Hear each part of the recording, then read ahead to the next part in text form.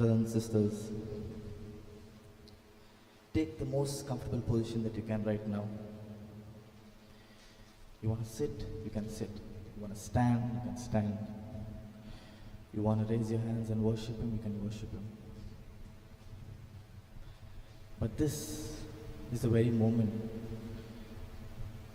that we look into our lives to see that every single thing that we have in our life right now, for every single thing that God has been blessing us,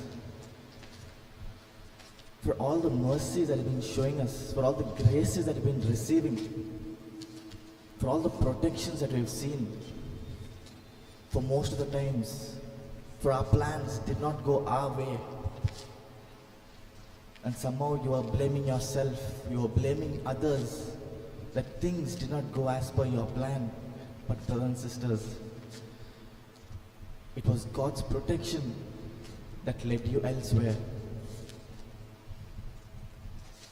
God always wants to see you happy. God always wants to see that smile on your face. Let us continue to be in this amazing presence of the Lord and give thanks to Him.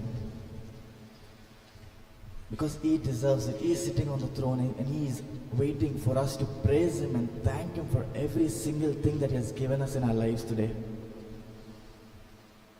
For our parents, for our elders, for our well-wishers, for the priests around us, for the shelter that He has given us, for the clothing that He has given us, for He has given us the oxygen in our lungs to breathe. And all we have to say is, thank you, Lord. Thank you, Lord.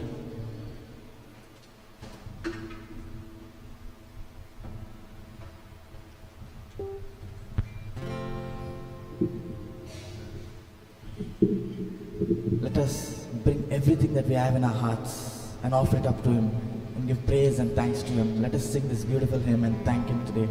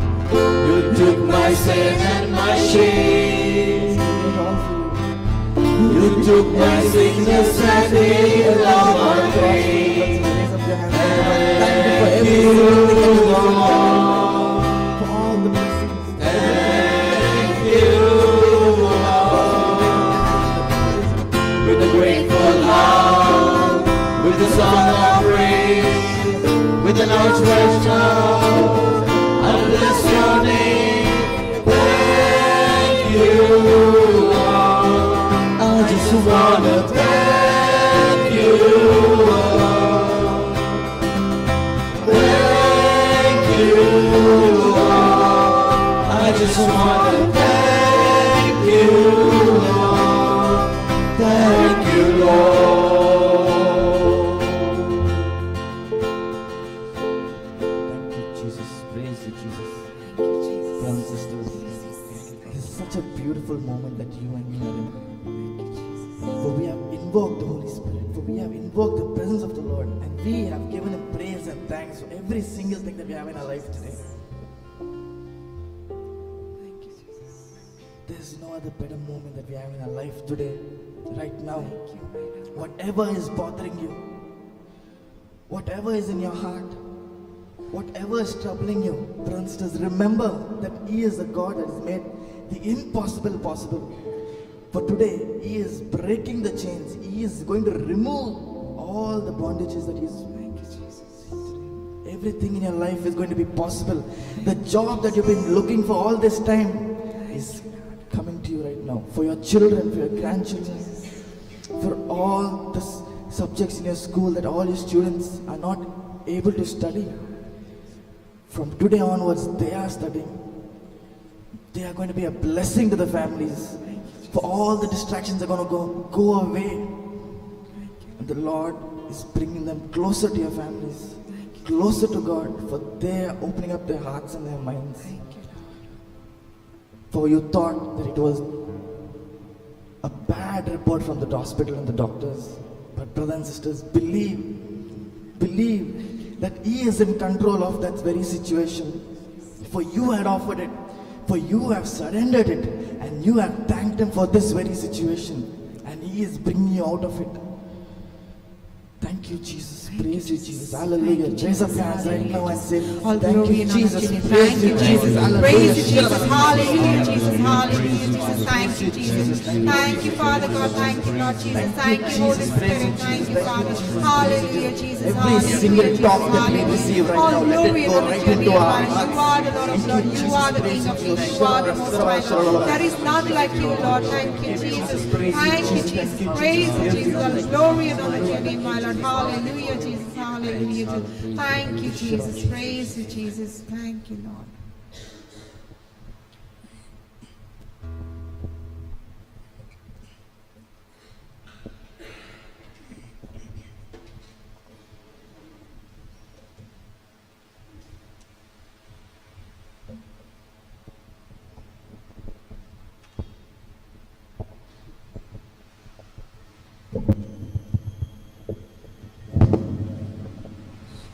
So Lord, even as we come into your presence to listen to your word, we pray that you'll open our ears to listen to you, open our hearts to receive you.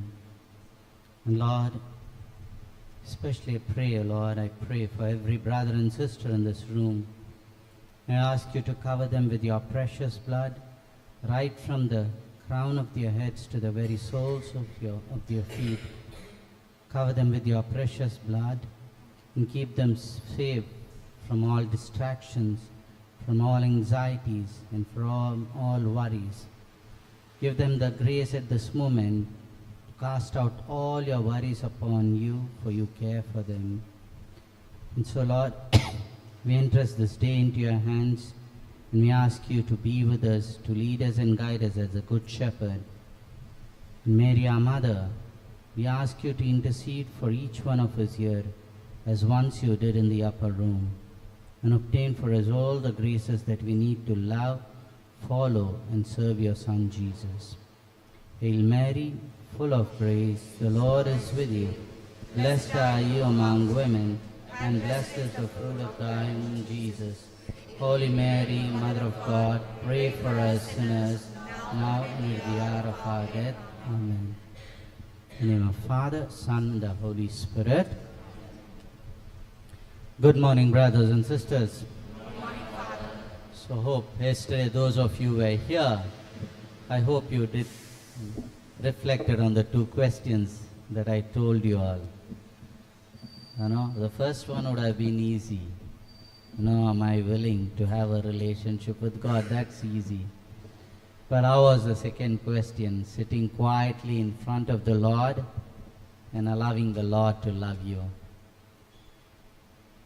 How many of you did it? Or how many of you were able to go through that exercise? Now, if you have not done, it's okay. But you can still try. Now, Lent, as I said, is a time to mend our relationship with God and with one another. And Lent is also a time to deal with the root issues in our lives. Lent is a time of confronting the roots of sin in our hearts. The Apostle John says, we say we are not sinners, that means we are liars. All have sinned and fallen short of the glory of God. And moreover, today we are living in a world, of crisis, especially the identity crisis, gender crisis. 20, 30 years ago, there was nothing such as called as unisex. Now men are so comfortable wearing women's clothing, want to grow long hair, have nails. The women opposite. No, I'm not against this, but there is a crisis in the identity there. It's called the gender identity. People are not happy with themselves, how they look, how they are there. Men go for training to build muscle, to have those six packs, to show off I'm manly. Only have those six packs, I'm manly. If not, women spend so much of money, in the beauty parlor, in cosmetics. Not saying that you shouldn't use, you need. But overdoing those things to prove so that I am accepted.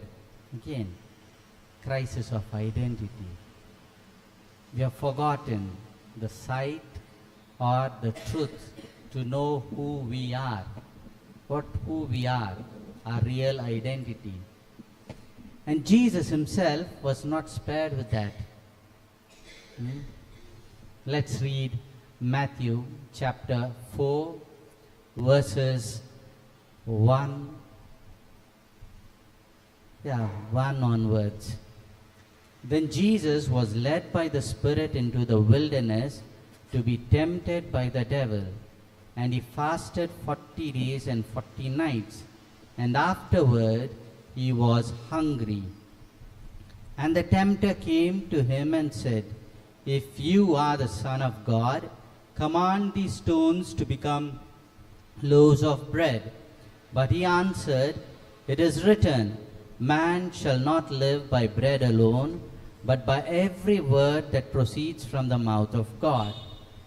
Then the devil took him to the holy city and set him on the pinnacle of the temple and said to him, If you are the Son of God, throw yourself down, for it is written, He will give His angels charge of you, and on their hands they will bear you up, lest you strike your foot against a stone. Jesus said to him, Again it is written, You shall not tempt the Lord your God. Again the devil took him to a high mountain and showed him all the kingdoms of the world and the glory of them, and he said to him, All these I will give to you, if you fall down and worship me. Then Jesus said to him, Begone, Satan, for it is written, You shall worship the Lord your God, and him only shall you serve. The devil left him, and behold, the angels came and ministered to him. Now this is the famous episode on the temptation of Jesus. The three main temptations of Jesus. And if you notice, each time before the devil tempted Jesus, it started with the question, if you are the Son of God. And the scripture ended saying that, then the devil left him, and behold, the angel came to him. But if you see in the Gospel of Mark, it's a bit of a different, when it comes to the temptation of Jesus.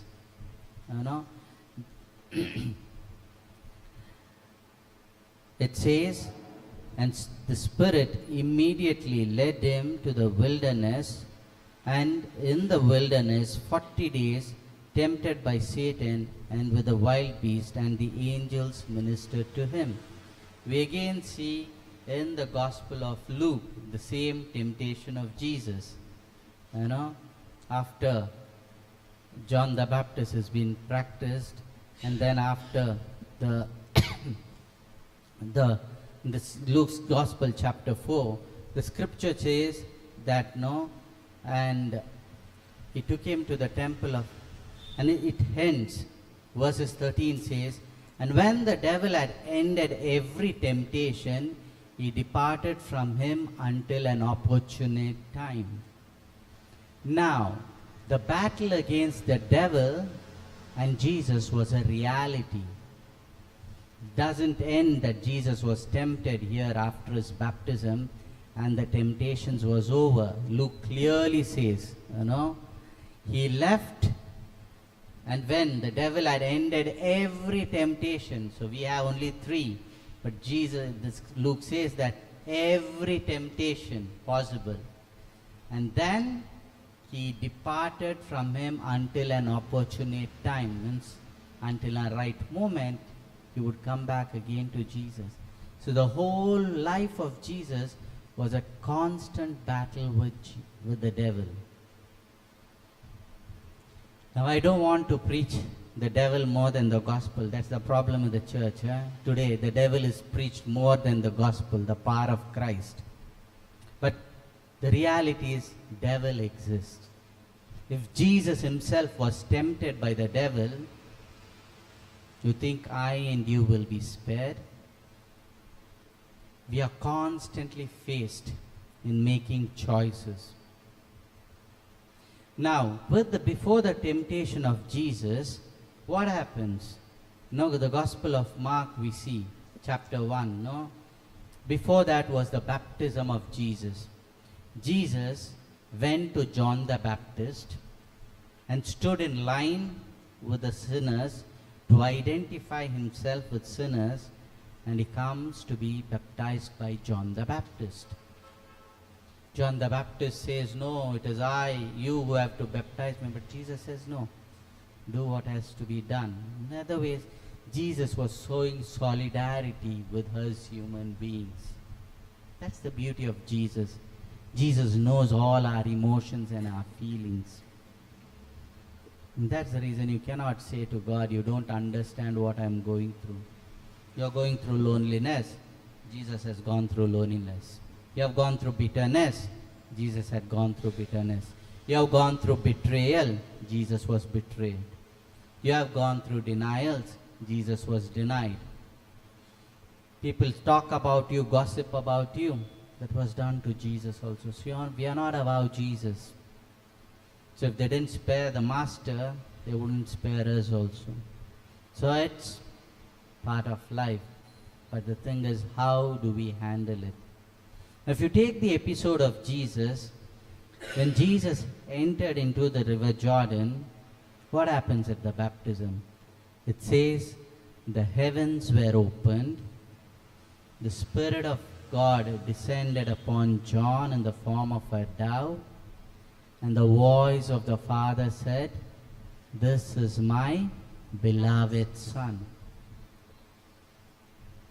Brothers and sisters, this is the same thing that happened to you and me on the day of our baptism, when the priest baptized you and me.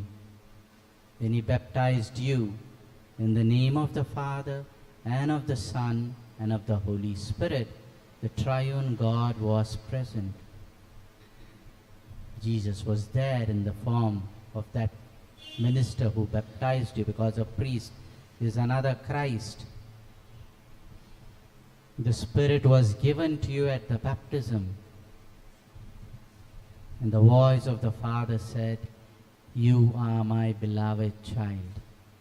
You are my beloved son. You are my beloved daughter." The first thing that the devil did with Jesus was challenging his identity. No, we heard that the voice of the Father said, "This is my beloved son." Now, if you notice the three temptations of Jesus, it all starts with, "If you are the Son of God," challenging the identity of Jesus. Jesus was firm and rooted in his identity. He knew who he was. He knew, and not only knew, he was convinced that he was the Son of the Father. Now, we all seated here, we all know that we are the sons and daughters of God. The problem is not that. The problem is, are we convinced that we are the sons and daughters of God? Knowing is different from being convinced. Am I convinced that I am the Son of God? So the first thing that the devil always tries to attack is our identity. You don't belong to God.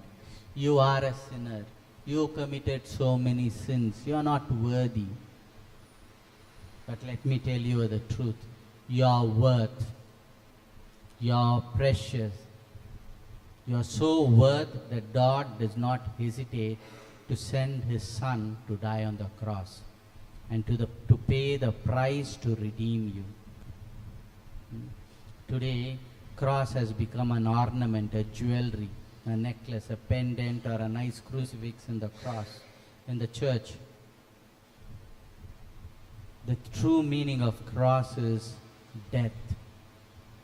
Anyone who embraced the cross, including our Lord Jesus Christ, had to die. That's the meaning of cross. Now, coming to the temptation of Jesus, I said the devil did not spare him, and he tempted him with three things. St. John gives us the diagnosis for these three temptations. If you read 1 John chapter 2:16, it says, "For all that is in the world, the lust of the flesh, the lust of the eyes, and the pride of life is not of the Father, but of the world." So the lust of the eyes, the lust of the flesh, and the pride of life. These three are called as the concupiscence of sin. What's this concupiscence? It's a big word, no? It's nothing but an innate nature. It's an inborn nature to disobey God. Why is that? Because of the sin of our first parents, Adam and Eve. And this is the consequence of the original sin. When Adam and Eve disobeyed God and ate the forbidden fruit, something inside happened to humanity.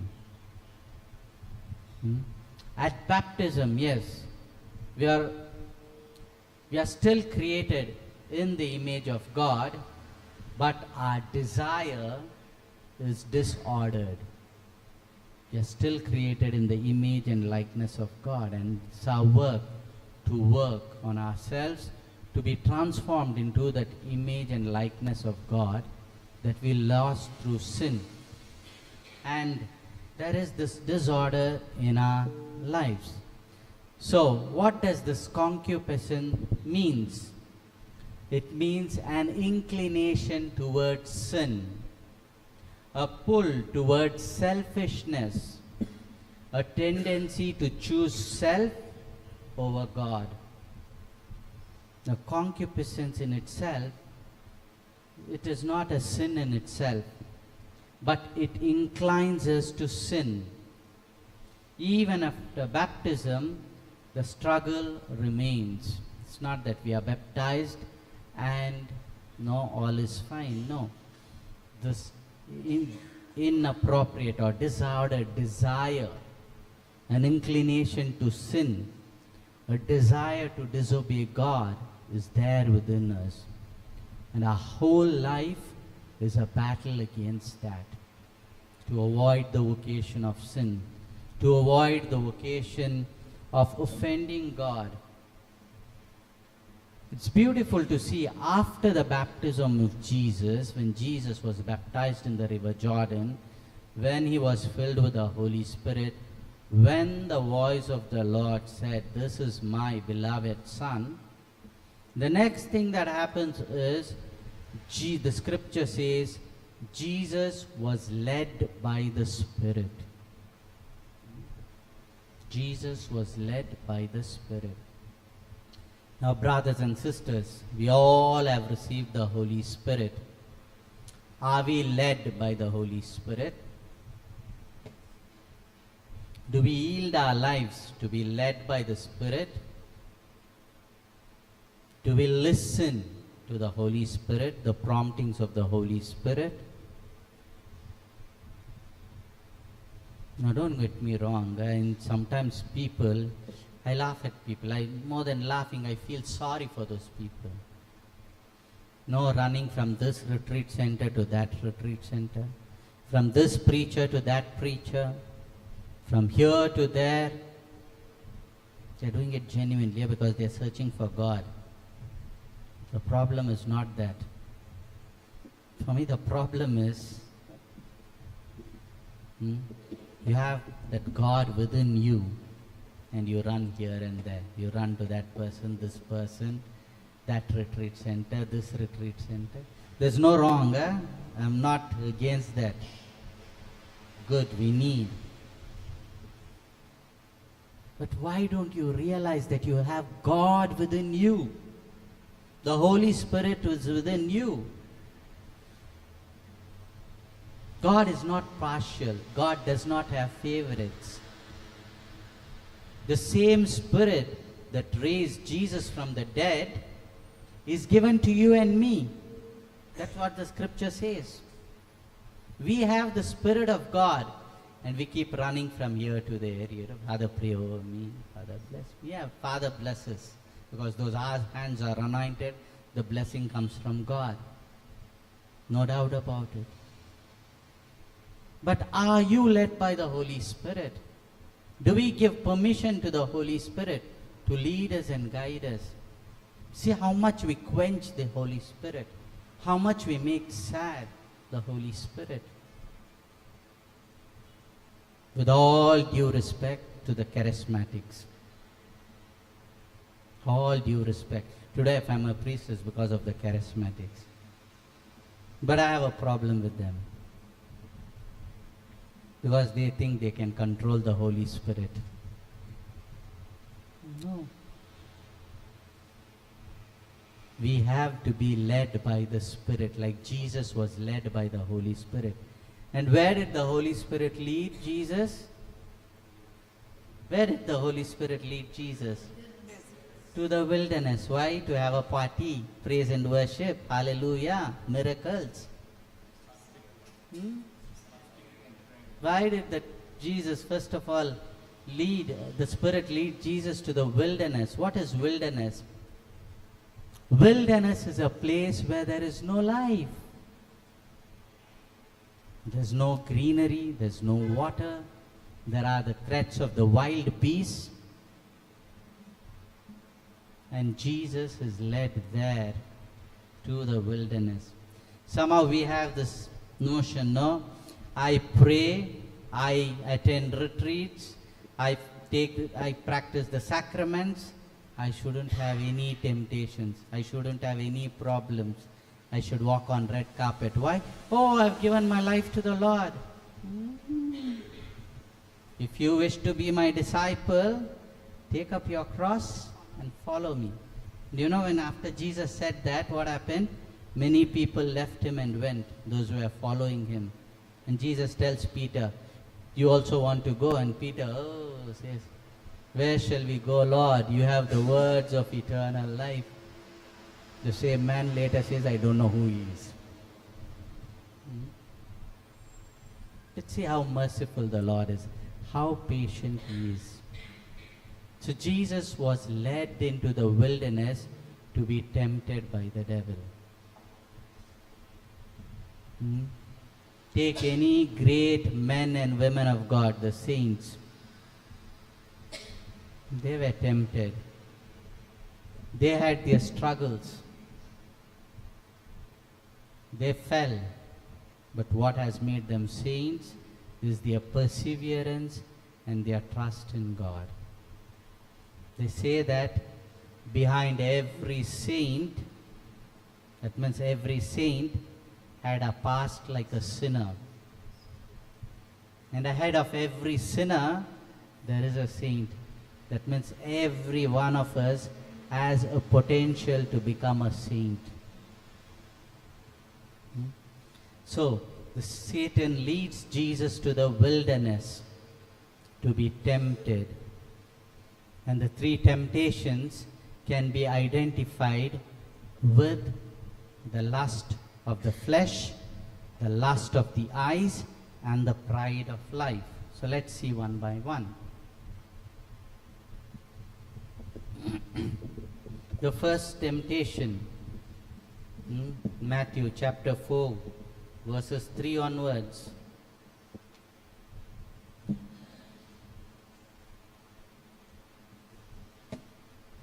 It says, the tempter came and said to him, if you are the Son of God, command these stones to become loaves of bread.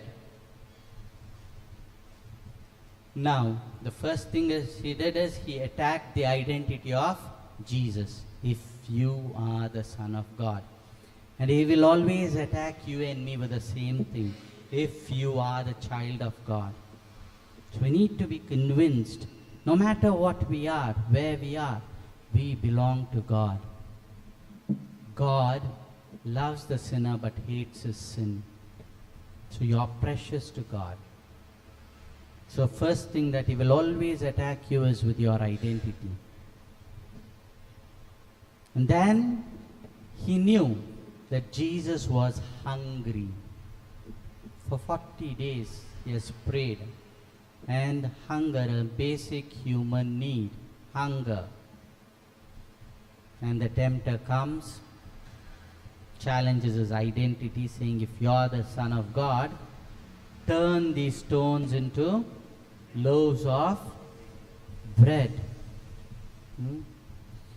Jesus was truly hungry. Now we see here the devil is attacking the physical need of Jesus. This corresponds to the lust of the flesh, the physical need, basic need. Lust of the flesh means disordered desires for bodily pleasures or comfort. Disordered desires for bodily pleasures or comfort. What are they? Gluttony. Eating. Some of us substitute food for other things. Craving for food. The second area of the lust of flesh could be sexual immorality. What is sexual immorality? Anything to do outside marriage is sexual immorality. Today, the world portrays sexuality is just in the means of pleasure. A few years ago, I was involved in a family, they had some crisis, so I had gone. This girl was in a relationship with another boy, they had even physical relationship. So I was there, this crisis was going on. And I was quite surprised. The mother told the daughter, go to a confession and everything is all right. Confession is not a washing machine. You put clothes, it clean and comes out. Some washing machine even don't do a good job. No. Confession is fruitful only when you truly repent. Without repentance, there's no conversion. And the devil is afraid of repentance. You know why? One good confession can undo all the hard works of his for past 10 years. If you have led a sinful life, 15 minutes humble and contrite confession can undo all the work of the enemy. That's the reason now if you see confession, sacrament of confession is also in crisis. People don't want to go for confession. Why? I confess directly to God. Why should I go to a priest? The priests have received the authority from Christ himself. They don't forgive from their pocket. They forgive you in the name of the Father and of the Son and the Holy Spirit. They absolve your sins in the name of the triune God, not by their merits or not by the fasting penance that they do. No. So what is sexuality? Brothers and sisters, sexuality is a beautiful gift from God. Now when I talk about this in the seminary or with young people, they look at me with wide eyes as if I'm speaking some heresy. But truly, sexuality is a beautiful gift ordained by God, and we are ashamed to talk about it. And the devil is playing an havoc in this area. How many stories I've heard, how many people are struggling with sexuality. Now, sexuality is the ultimate expression of love between a man and woman. It's the ultimate expression of love between a man and a woman. When a man says to the woman, I love you so much that I give myself completely to you. The woman says in turn, I love you so much, I open myself completely to receive that love. And in that beautiful exchange of love, and that physical act of total giving of each other, they partake in the creative work of God, bringing forth for another life. That was the purpose of sexuality, not pleasure. Not pleasure. It was meant, or it is still meant, to express the ultimate love between a man and a woman. And today what the world is saying, no, it's all pleasure. Look at the advertisements. Look at the clothes men and women wear.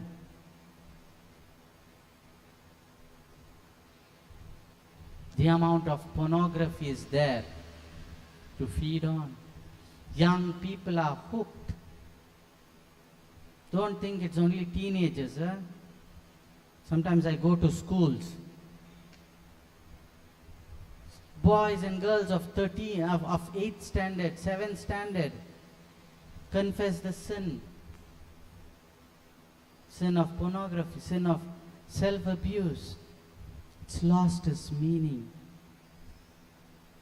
When you watch those videos, what happens? People are treated as objects, not as persons. There's no ultimate expression of love between each other. They're treated like an object. No, I use this microphone as long as I want, and I throw it. No. That's the reason marriage is sacred. It's holy. That's the reason when a married man and woman, when they make love, after that they are not ashamed. They don't carry guilt. But talk to an person who has an extramarital relationship. They carry guilt, they carry shame, they carry pain.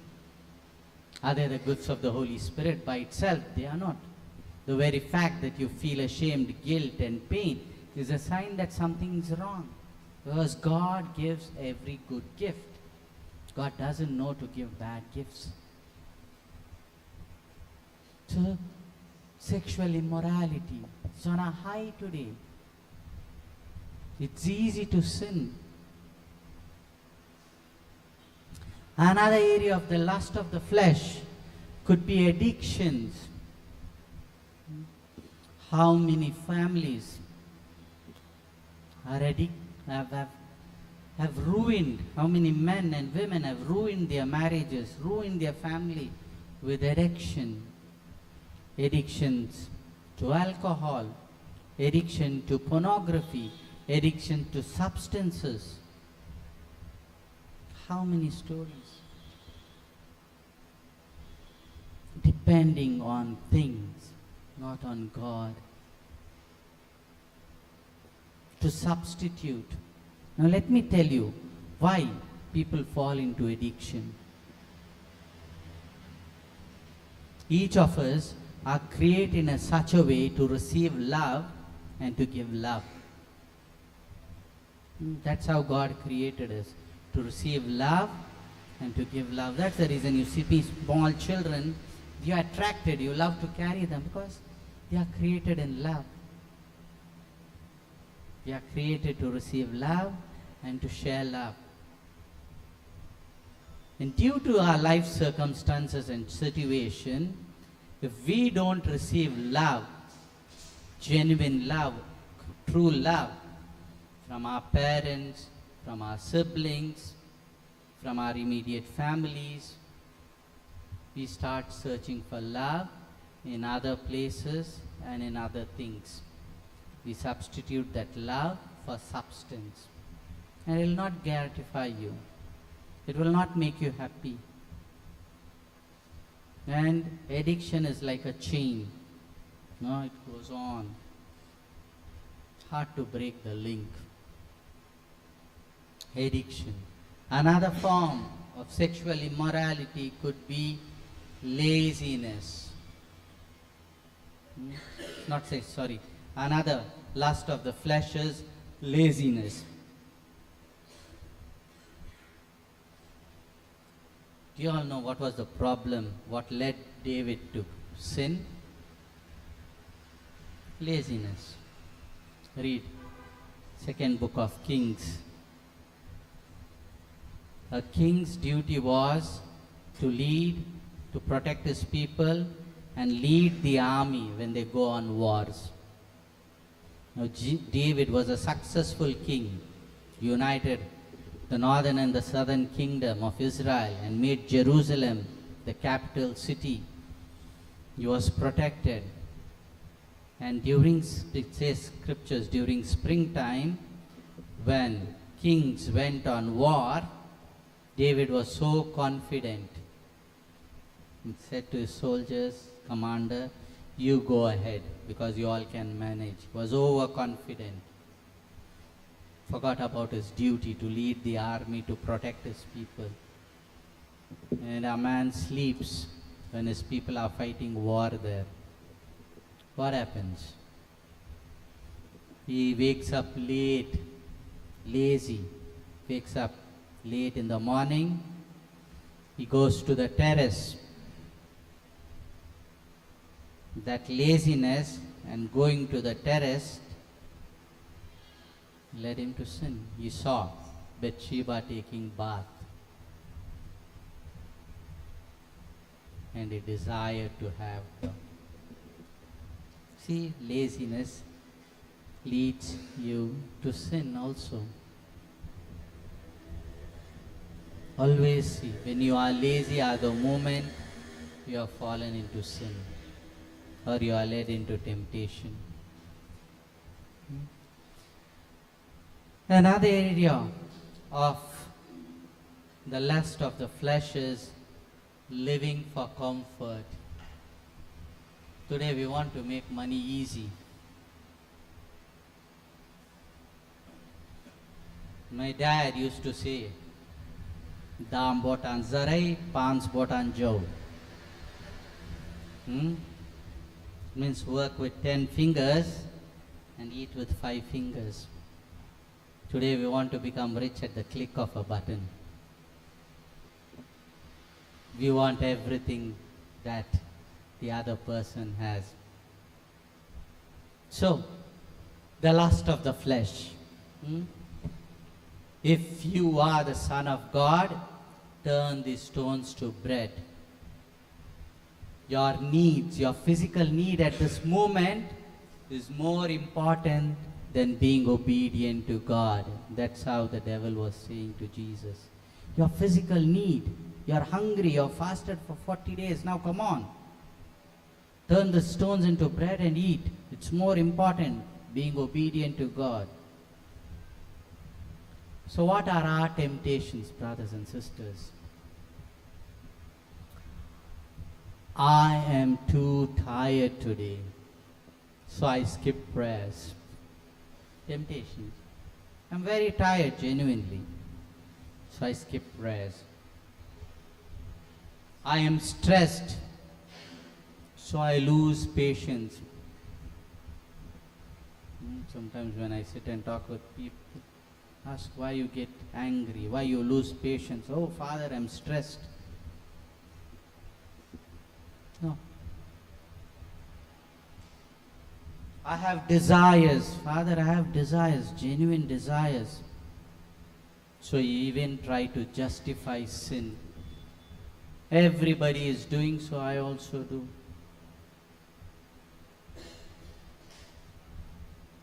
In the Garden of Eden, it says Eve saw the fruit first. It was good for food. That's what she said. It was good for food. It's good looking for the eyes. So she ate. And not only she ate, she gave it to Adam. This happened in the Garden of Gethsemane. Disobedience. But we see what Jesus does in the desert. He refuses to listen to the devil. The first Adam listened and yielded to sin. The second Adam, Jesus, refused to listen to evil. And he says, man shall not live by bread alone, but by every word that comes from the mouth of God. Now Jesus reordered the reality. That was the reality. Imagine before the fall, Adam and Eve had a relationship with God. The scripture says they would go for a walk together at the evenings. That was the relationship that they had with God. And when they sinned, what happened? There was a rupture in that relationship. There was a rupture in that relationship. Moreover, they felt naked. Until then, they were beautiful. They were comfortable with their nakedness. John Paul II, in his Catechism on the Theology of the Body, speaks about it. The original nakedness. They were not ashamed. But as soon as they disobeyed God, they realized they were naked. And what happened? They hid from God. And what's the first question that God asks when He comes? In fact, that's the first question in the whole scripture. If you want to see what is the first question that God asked humanity is what?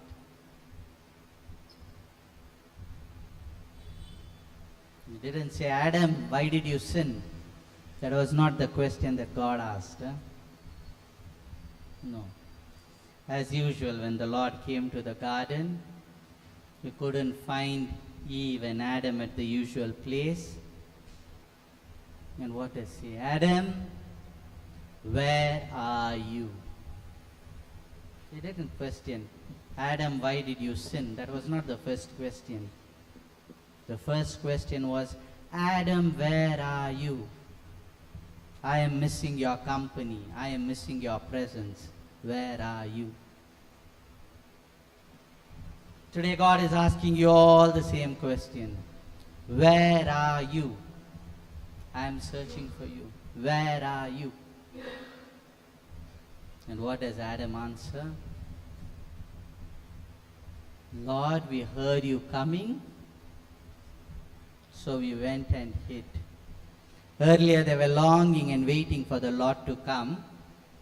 Now they heard the Lord coming, they went and hid. See what sin does. A rupture in relationship, a break in relationship. And what they do? They realize they are naked and they take fig leaves and cover themselves. Now they were taking matter into their hands. First of all they disobeyed. Now to cover their shame, they sew fig leaves. Okay? That's what at least the biblical scholar says. No, they sewed fig leaves to cover their nakedness. But there is a problem again there. I don't know if anyone have seen fig tree or touched a fig leaf, the trees of a fig leaf. The trees of the leaves of the fig tree are itchy. You touch them, you feel like scratching. Imagine tying those leaves around to cover your nakedness. How much more problem they invented for themselves. Then God notices. And what did God say? He gives them clothes made out of flesh. And now, where did that flesh come from? An innocent animal had to die to cover their nakedness. This is already a prefiguration of what Christ is going to do. Going to die for our sin. To cover their nakedness. We see the second issue in the same book of Genesis, Cain and Abel. Why did Cain kill Abel? Because he felt God preferred Abel's offering more than his. Cain thought that God loved Abel more than him. And he kills him. And what's the question that God asks Cain? Cain, where is your brother? Where is your brother? And look at the response. Am I my brother's keeper? Today we say it in different way. So we see the first two, the greatest commandment. Love of God, the communion with God is broken, and the love of neighbor is broken. So Jesus in the wilderness refused Satan's temptation, saying, convert these stones into bread. He refuses it, and he says, man shall not live by bread alone, but by every word that comes from the mouth of God. Now can you see the importance of the Word of God? That's the reason I say spend some time with the Word of God every day. Read the Word of God. The Word of God always does good to people. The Word of God is alive and active. The Word of God has power. My words doesn't have power. God says, let there be light, and there was light. God's words say, be healed, and you are healed. God's words have power. God's words gives us comfort when we go through the valley of darkness. So how much place that the Word of God has in our lives. So in the garden, Jesus reorders the reality. The Word of God is greater than our bodily craving. When you are fasting, you are telling your body, you are not my master, but God is. That's what we say. Without discipline of body, the soul becomes weak. That's the reason the Mother Church in her wisdom asks us to practice fasting, deprive our body of some physical need so that our bodies are in control. We control our body, not our body controls us. So the first temptation, the lust of the flesh.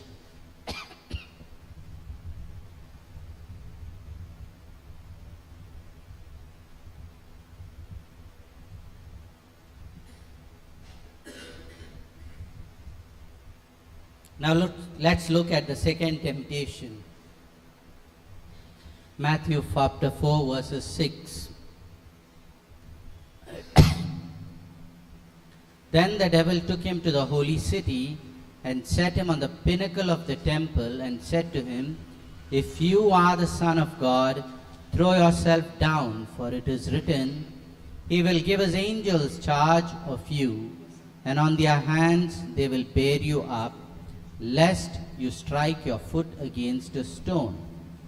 Jesus said to him, Again it is written, You shall not tempt the Lord your God. The second temptation, where does Satan lead Jesus to? The top of the temple. And what's the temple? Where's the temple?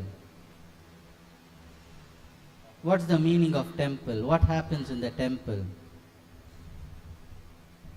Templum, no? Comes from the Latin word templum.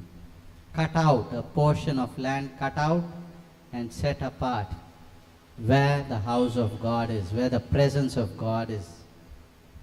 That's the reason you see in the olden times cities were built around the temples, around the churches. God comes first, and around it the city was built. And the devil takes him on top of the temple. So there's no guarantee that you are in the church and you are safe. We all know how the story of how the prayer to Saint Michael the Archangel came. You all say that, no? It's a very powerful prayer. I encourage you all to learn and say it. Prayer to Vatican II, at every Mass, at the end of every Mass, the prayer to Saint Michael the Archangel was recited. When Pope Leo XIII, one day in his private chapel, he finished celebrating Mass and he was kneeling in front of the tabernacle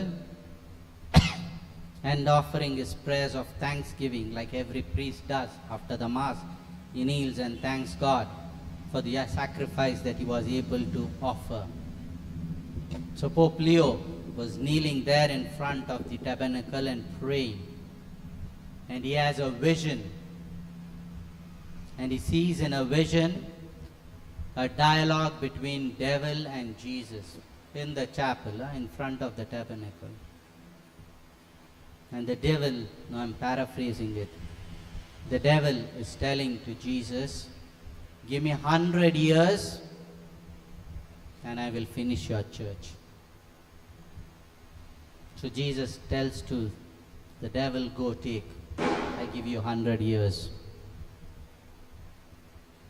And Pope, after seeing this, his personal secretary says, the Pope was in a trance, and then he looked scared, he was sweating. The Pope goes straight to his room and doesn't come out for quite a long time. And then we came out of his room, he came with his prayer to Saint Michael the Archangel. And he asked that everywhere around the world this prayer be repeated after Mass. That's the story of Saint Michael the Archangel prayer. Saint Michael the Archangel, defend us in this day of battle, be our safeguard against the wickedness and snares of the devil, May God rebuke him, we humbly pray. And do thou, Prince of the heavenly host, by the power of God, cast into hell Satan and all evil spirits prowl round the world, seeking the ruin of souls. Amen. So, devil can be very much present even in the temple, the church. So he takes him up to the top of the temple, and what does he do? Again challenges his identity, no? Saying, if you are the Son of God, throw yourself down, for it is written, he will give his angels charge over you, and on their hands they will bear you up, lest you strike a foot against a stone. Now where did this devil get this? What scripture is devil quoting Jesus? The devil is quoting Jesus, Psalm 91. Because in the Jewish tradition, for the prayer of exorcism, the Jewish rabbis were using Psalm 91. So somewhere during one of the exorcisms he is heard, and he is quoting Jesus. Throw yourself, it's written, no? You are the Son of God. He will send his angels to protect you so that you don't hurt your foot. And how does Jesus say? Thou shalt not tempt the Lord your God. So the second temptation corresponds to the pride of life. What is pride? Self-exaltation. As I said yesterday, I like to play with words. Pride. How many alphabets are there? Huh? How many alphabets are there in the word pride? Pride. How do we spell it? P-R-I-D-E. Which is the center alphabet of pride? Huh? I. You see? I, me, my world. My way is the highway, otherwise no other way. Me. Oh, I did this. Because of me it happened. I was the reason. I. Self-centered. It's equivalent to spiritual arrogance. Being arrogant. A desire to be admired. A desire even to control God. Know what is one of the things that devil hates the most? The opposite of pride. Humility. Why you think when you perform prayers of deliverance or exorcism, when Mary is invoked or Hail Mary is said, the devil reacts, agitates, he cannot take. Why? Because of Mary's humility. He couldn't take a human being humble and obedient to God. Because the downfall of Satan was pride. Pride is what brought him and the 1/3 of angels along with him, because he wanted to be like God. Mary, in other words, humbled herself, obedient. She undid the work Eve did. Eve listened to the voice of Satan and fell into sin. Mary listened to the voice of the angel and said yes to the will of God. Humility. So pride is opposite of humility. So it is the pride of life. Satan says, prove yourself publicly. Force God to rescue you.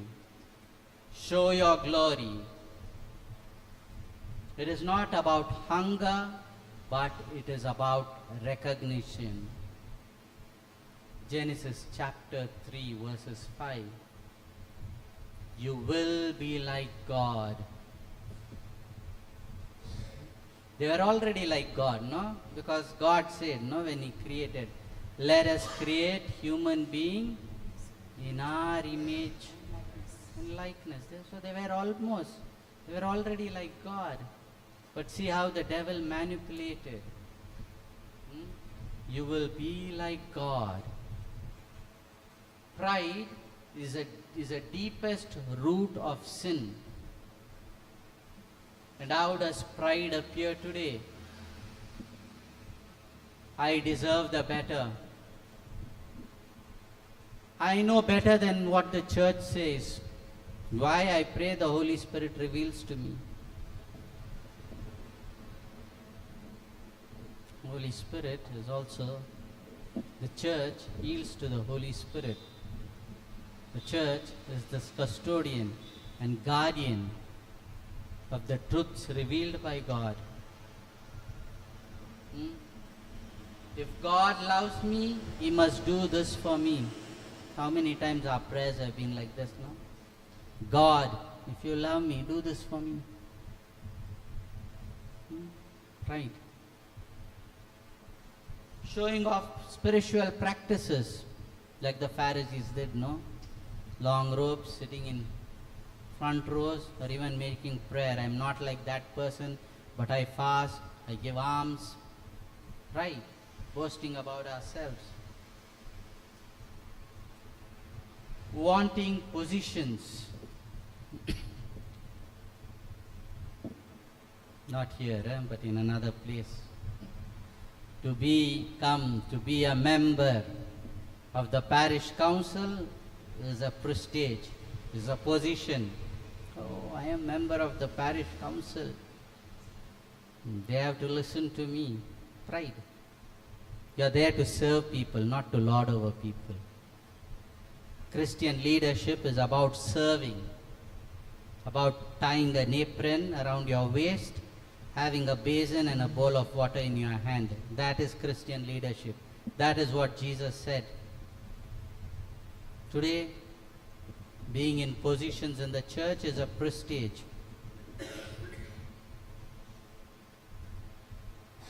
Serve. Christian leadership is about serving people. Serving as Jesus served. Positions. Another pride is comparing yourself with others. He can do that, I cannot do that.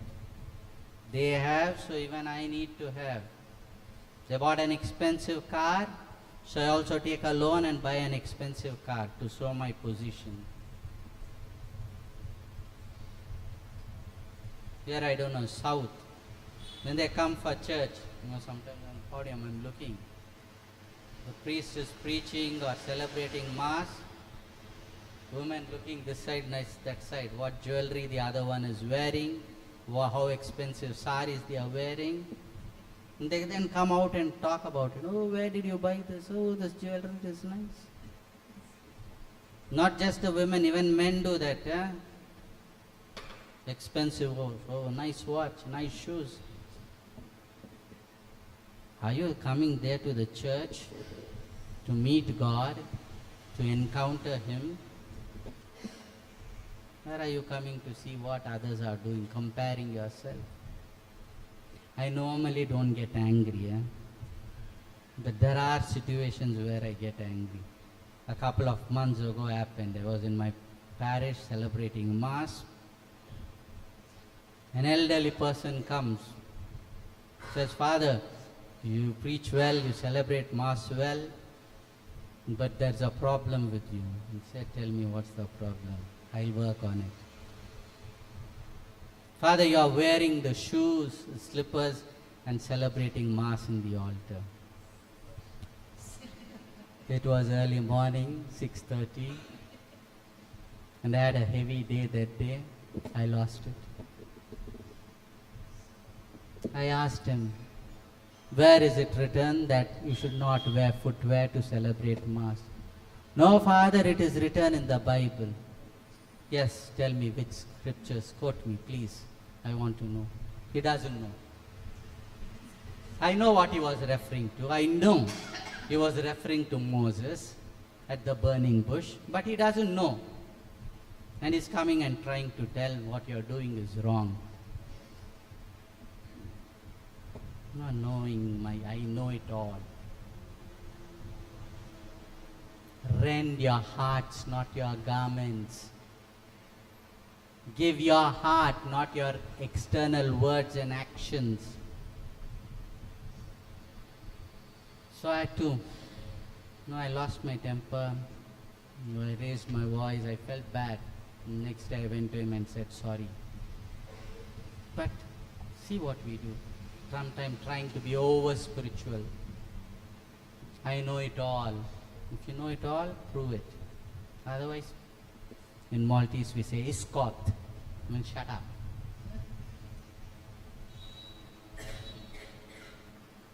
No? So, pride.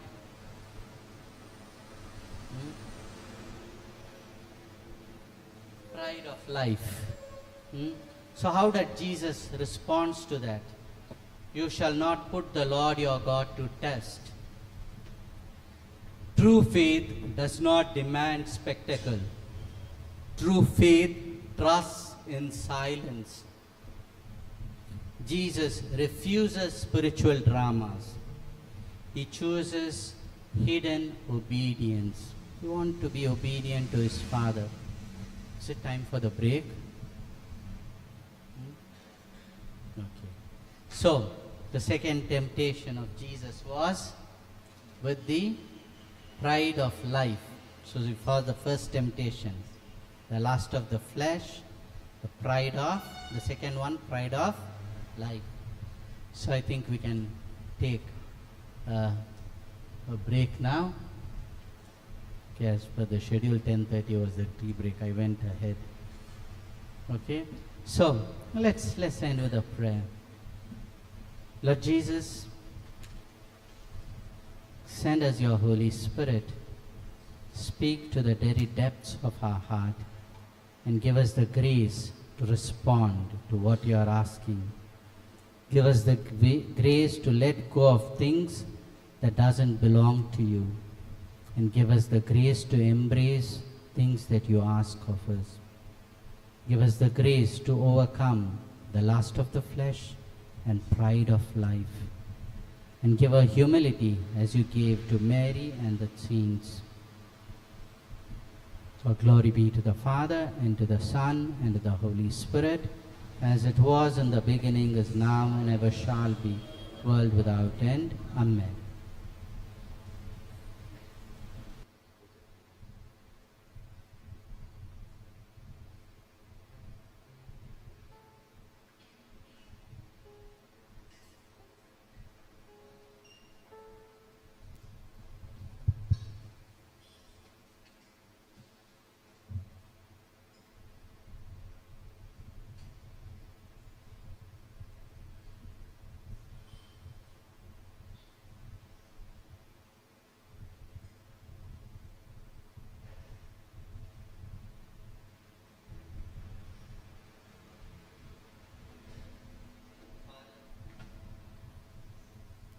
In the name of the Father, and of the Son, and of the Holy Spirit. Amen. So Lord, we once again come before you, and we give ourselves to you, and we ask you to open our hearts and our minds to receive your word. We pray that that word that has been sowed will bear fruit in accordance with your will. And Mary, our Mother, we ask you to pray for us and obtain for us all the graces that we need. Hail Mary, full of grace. Blessed is the fruit of your womb, Jesus. Holy Mary, Mother of God, pray for us sinners, now and at the hour of our death. Amen. So dear brothers and sisters, after seeing the first two temptations of Jesus, that's the lust of the flesh and pride of the life, we see the third temptation, Gospel of Matthew, chapter 8 onwards. And again the devil took him to a very high mountain and showed him all the kingdoms of the world and the glory of them. And he said to him, all these I will give you if you fall down and worship me. And Jesus said to him, be gone, Satan, for it is written, you shall worship the Lord your God, and him alone shall you serve. Now, the devil, shows Jesus all the kingdoms, all the glory, and all the power. And he says, all these things I will give you. Today we are living in a world where man wants power. Man wants things to be in control, under control.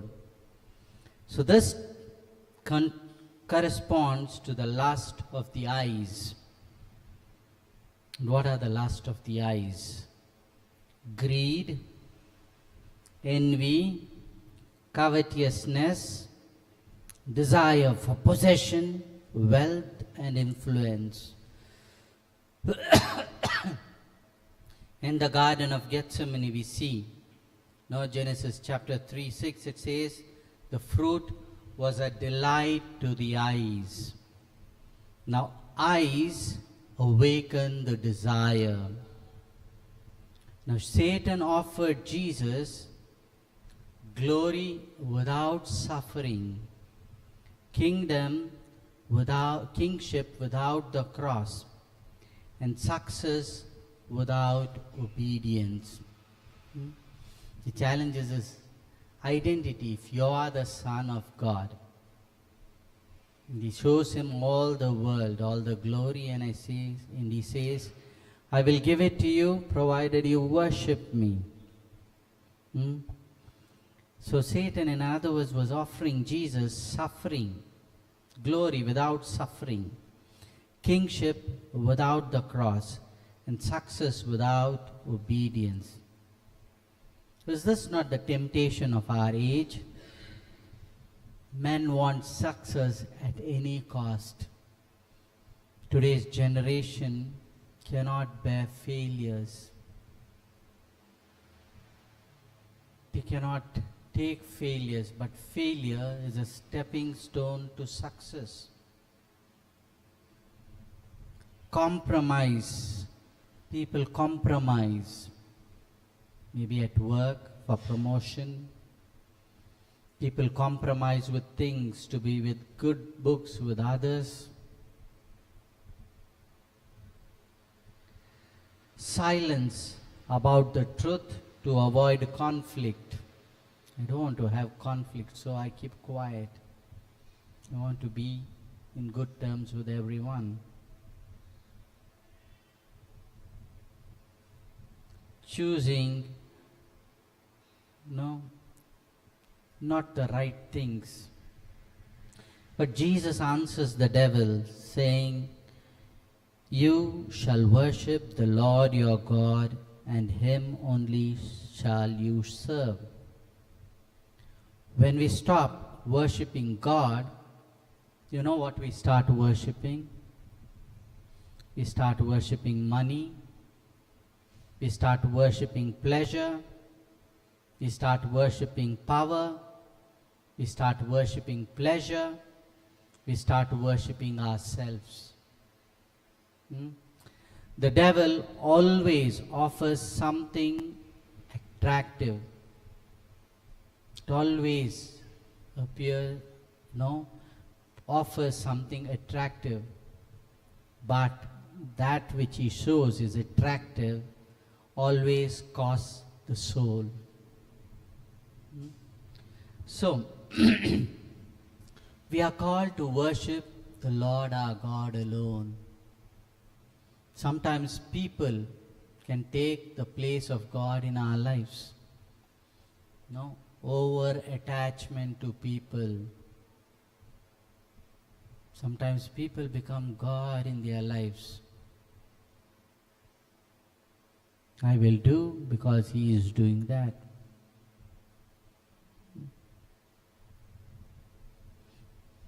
We have to allow God to be God in our lives. So who is this God? Again, God is our loving Father. We need to be convinced. That's how Jesus overcame. He was convinced of his identity, knowing that he is the Son of God. He is loved by the Father.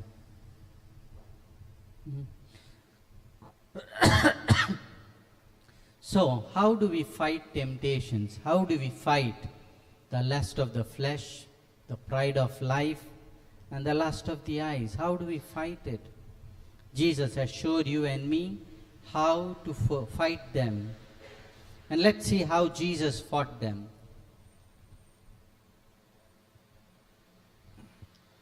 First and foremost, Jesus did not dialogue with the serpent, with the devil. But he knew his scriptures well. Jesus knew his scriptures well.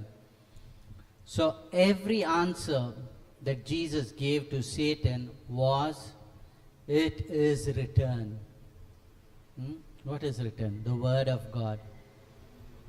If you do not know the word, you cannot fight the devil. If you do not know the word of God, if you are not familiar with the word of God, you cannot fight you cannot fight the devil.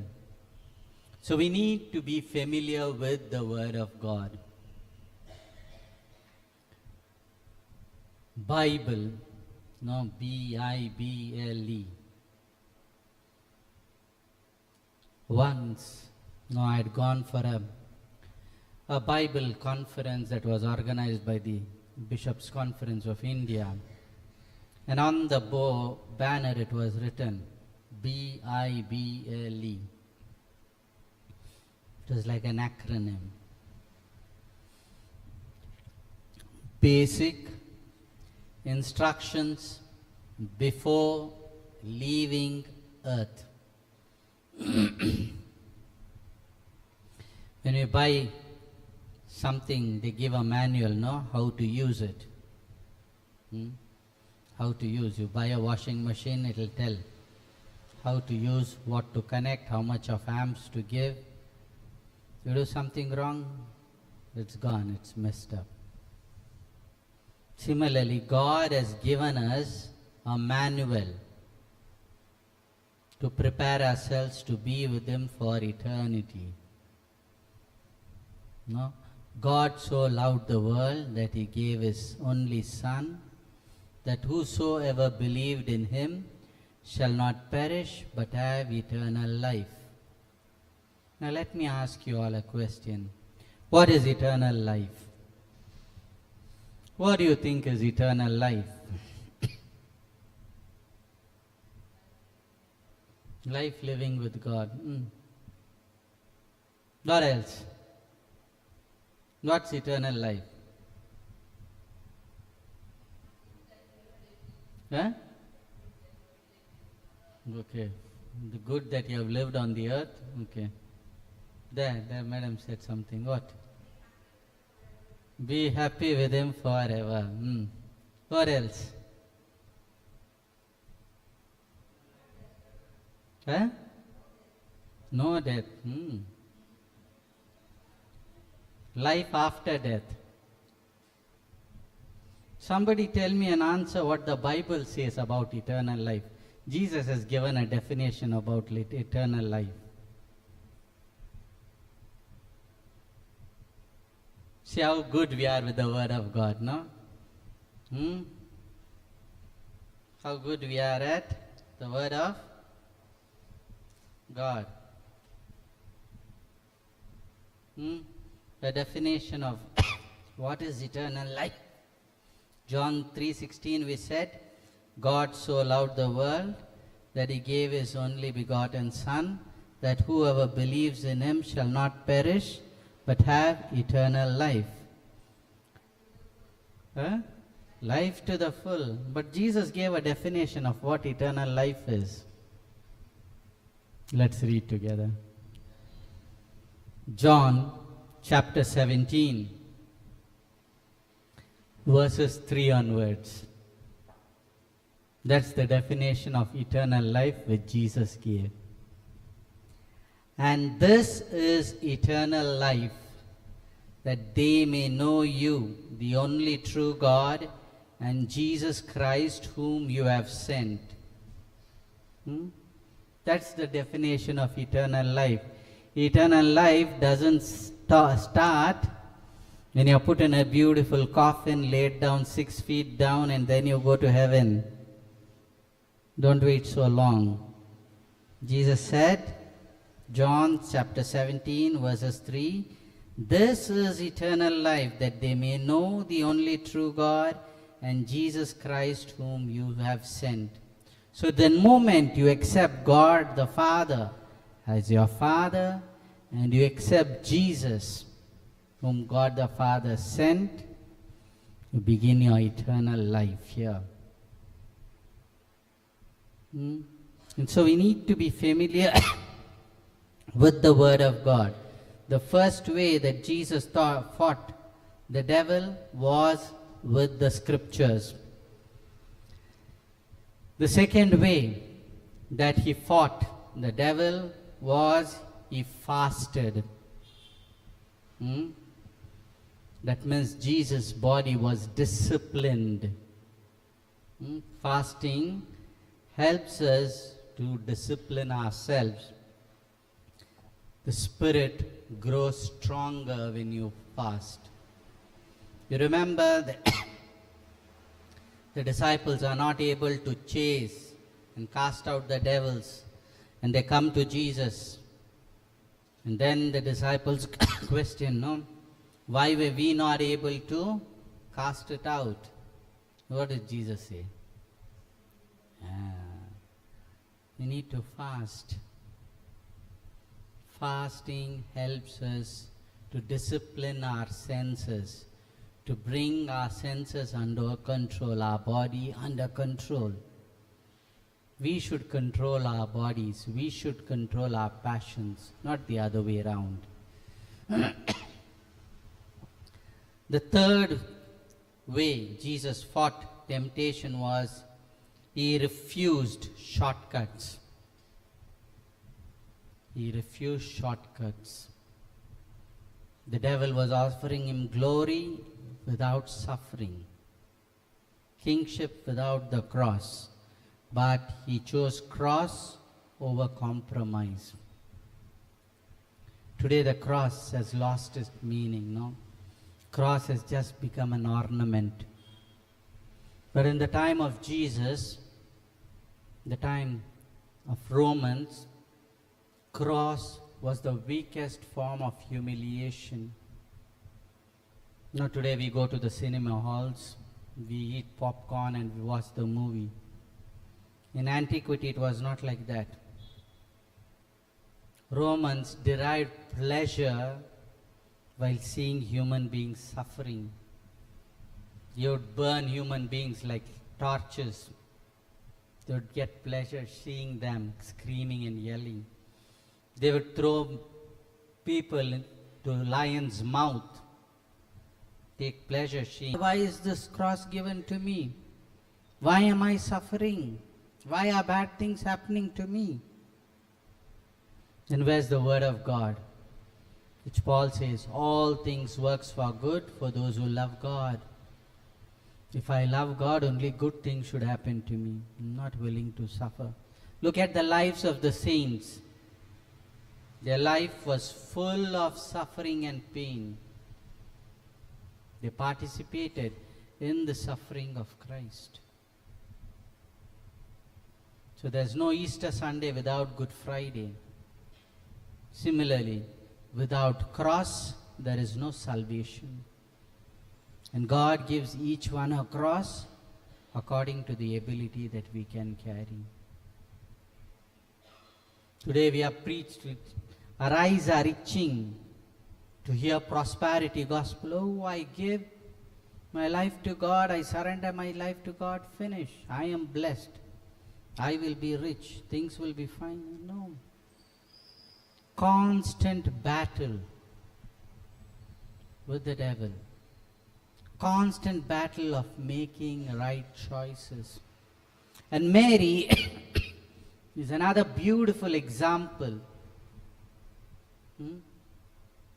The fourth way to fight temptation is Jesus stood firm. He did not negotiate with the evil. We too often negotiate. You know how many young people I have heard. One last time, Father. One last time this sin. One last time. Just this once time. Or the other way that we can say is, oh, God understands. He understands I am weak. He understands my needs. Yes, God does understand you. But He doesn't want you to be stuck there. He wants you to come up to Him. Excuses that we make. God understands. God knows my need. Oh, it's just a small thing. What's a big deal? White lies, it's okay. A lie is a lie, whether it is white or black or grey. Now, small compromises often opens doors to big sins. I said Mary was a perfect example. She was a human being just like you and me. Today somehow we are so used to look at Mary in glory. Here, when I was abroad, I lived majority of my time in Malta. During summers we have feasts. Every village has a feast. And Mary's statue is brought out in processions, Big earrings, gold rings, big necklaces. So sometimes I used to go, I would have seminarians with me. And I would say, poor lady, during her lifetime, she didn't even have a golden wedding ring. Because she came, scripture says, they were not rich, they couldn't even afford a sacrifice. That's the reason they gave a turtle dove. Today, we are used to see her with a crown, with big chain, necklace, rings, votive offerings. But why is Mary so honored and glorified? We think Mary said on that March 25th, when angel appeared, at the Annunciation, she said, "Here I am, Lord," and finished. It was done. Red carpet was rolled for her. She was the Mother of God. Have you reflected on the life of Mary? A life packed with pain and suffering. And yet she never compromised. She never took back her yes. Her yes was yes for all eternity. So let's look some of the challenges that Mary went through in her life. The first challenge, the angel appears to her and says, "You are going to be the Mother of God." She doesn't jump and say, "Praise the Lord, hallelujah." No, that's not what she did.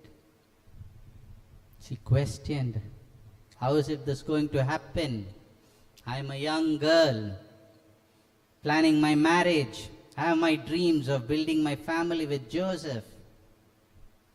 And yesterday, as I said, according to the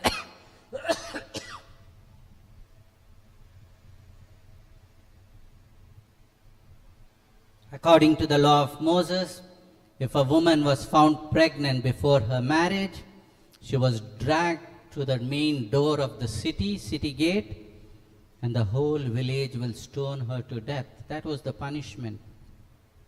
And Mary knew that. And she questions, how does it happen? If I say yes to God, it's going to cost my life. I may have to lose my life. See what it costed Mary to say yes. A marriage could be broken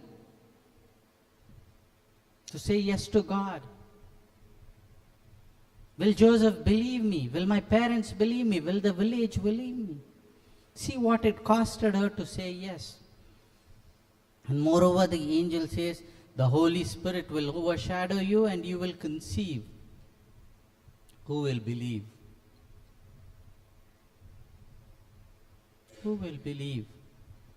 It's impossible for a woman to conceive without having a relationship with man, or sleeping with man, having intimacy with man.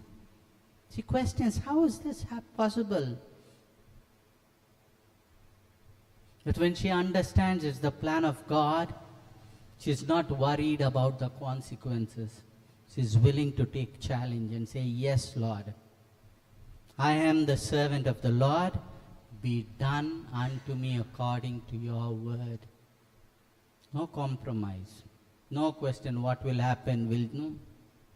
And see how God works out things for her.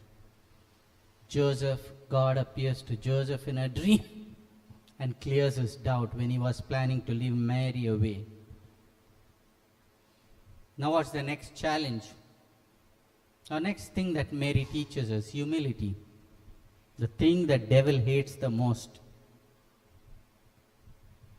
Now the angel said, you're going to be the mother of God. And he also says, your king's woman, your cousin, Elizabeth, is also in her 6th month. Today, and with young women are pregnant, what does the doctor say? Oh, don't carry weight. Don't do this, don't do that. Yes or no? In your olden times, people were working in the kitchen, doing household things till the day before they delivered the child. Today, doctor says, no, don't go by car, don't go by rickshaw, don't carry this, don't do this. Look, Mary, what she did. From Nazareth, she had come to Jerusalem. Today in a bus we sit, zooming. Within 2 hours we are down from there to here. Those days, it was a desert region, it's still a desert region. She had the maximum luxury for a normal person was sitting on a donkey's back and coming. Probably she traveled on a donkey's back, but a young woman who herself is carrying. There could have been dangers on the way that robbers could have come, attacked her or raped her. She makes that long journey to visit her king's woman Elizabeth, to serve her. That's the reason Elizabeth says, why had the mother of my Lord had to come to me? Wherever Mary goes, she brings Jesus. If you noticed, there's something interesting there also. As soon as Mary's greetings reached Elizabeth's ears, what happened? The child in the womb of Elizabeth leapt with joy. That means the child in the womb could hear, could feel. This is written 2000 years ago, not now, 2000 years ago. Science only found out in the last century. The child in the womb feels. But 2000 years ago it is written in our scriptures. And that's the reason abortion is sin. Because life begins at the moment of conception. Only God has the authority to give life and to take life. So Mary comes to Elizabeth and she serves Elizabeth, and then she goes back again to the long journey back to Nazareth. She doesn't bother about the hardship she has to go through. She puts the other in front of her. What about us? First we think of ourselves, then we think of giving things to others. Look at Mary, does the opposite. Then comes this another great trial or challenge in her life. The ruler of that time decides to count people. Joseph came from Bethlehem again. Mary and Joseph have to travel from north to south. Because Joseph was from Bethlehem. They come to Bethlehem, what happens? They find a nice 5-star hotel to stay. Mary finds a nice nursing home to give birth to Jesus, no? Where did she give birth to Jesus? In a stable, most hygienic place. Right? Have you been to a stable? I know exactly how it smells because my grandparents had cows and then my child would have grazed cows also. So I exactly know. You be in the stable for 1 hour, your clothes will start stinking. It will start smelling with the cow smell. It's the most unhygienic place.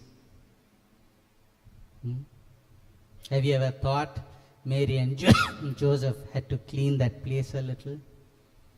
Prepare a decent place for God to be born there? You put up cribs at home, no? You purposely create that crib messy, right? Have you ever thought why you're putting that hay, that dirt there? It was a messy place. It was a messy place. Mary could have said, Lord, I said yes to you. Is this how God is going to be born? In the stable? In a messy place? Do we find Mary questioning that? How many times we question, oh Lord, I give my life to you. Why this suffering? Why am I going through this? Mary doesn't question that. She gives birth to the Savior of the world in a messy place. My friend, dear friend, Rob Galia, he always says this. Give your mess to the Lord and He will create a message out of it. That messy place in Bethlehem today is the center of worship. Jesus gave a message there, being born in that mess. Have come to take that mess from your life. Mary doesn't grumble or question. Next, and yes, she continues to say yes to the will of God. Next, what happens? Jesus is the Savior of the world. That's what the angel says. No, He came. He will save His people. Herod, the mighty king, is so shaken hearing the news of a newborn king, a small infant. His life is under a threat. Mary could have questioned, no, God could have doubted, this is God, who can kill him? But no, she obeys. She takes the baby Jesus, goes again from Bethlehem to the north, up there to Egypt. Stay as a refugee. Have you thought about it? New culture, new place, new people. You don't hear Mary grumbling there. Embracing God's plan, God's will. You can go on reflecting the life of Mary. Not all glory. You see, when Jesus is preaching, people are saying he's out of mind. Or even when she comes to see, Jesus says, who are my mother and brother, the ones who do the will of God? He was not rude to Mary, but he was showing the importance of doing the will of God. And Mary was doing the will of God. Now we are in the season of Lent, meditating on the passion, the price that God paid for salvation. 2 weeks ago, now I was with a family. They lost their little girl out of brain cancer. She was just she was 36 years old. And the girl who died, her mother, and a grandmother both happened to teach me. They were my teachers. So I was not in touch with them. And somehow she saw my video, she got the number from somewhere and she called me. He said, "Can you come? My daughter is," no, she explained to me, "in the last stages of her cancer, given up. Doctor have given up." So I went, and for one reason, because I wanted to thank them because they taught me, her mother and her grandmother. So I went. The girl was on her deathbed. There were many people who had come and prayed and said she is going to be healed, she is going to be.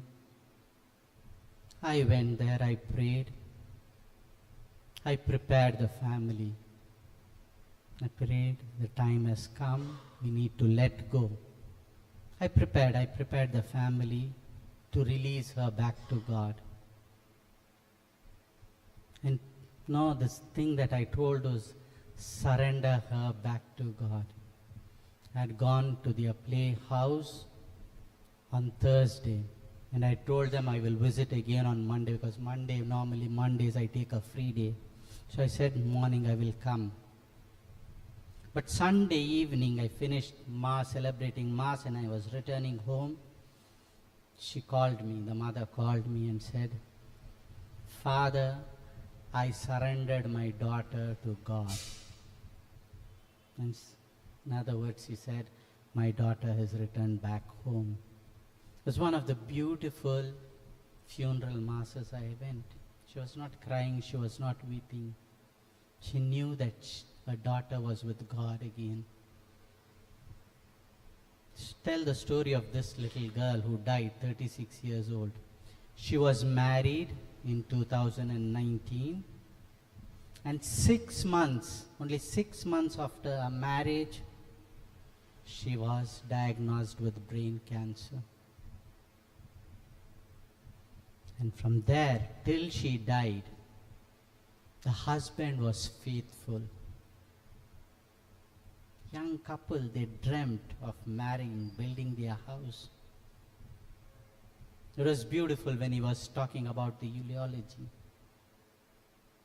But he said, "This my wife taught me to surrender my life to the will of God." This little girl never complained.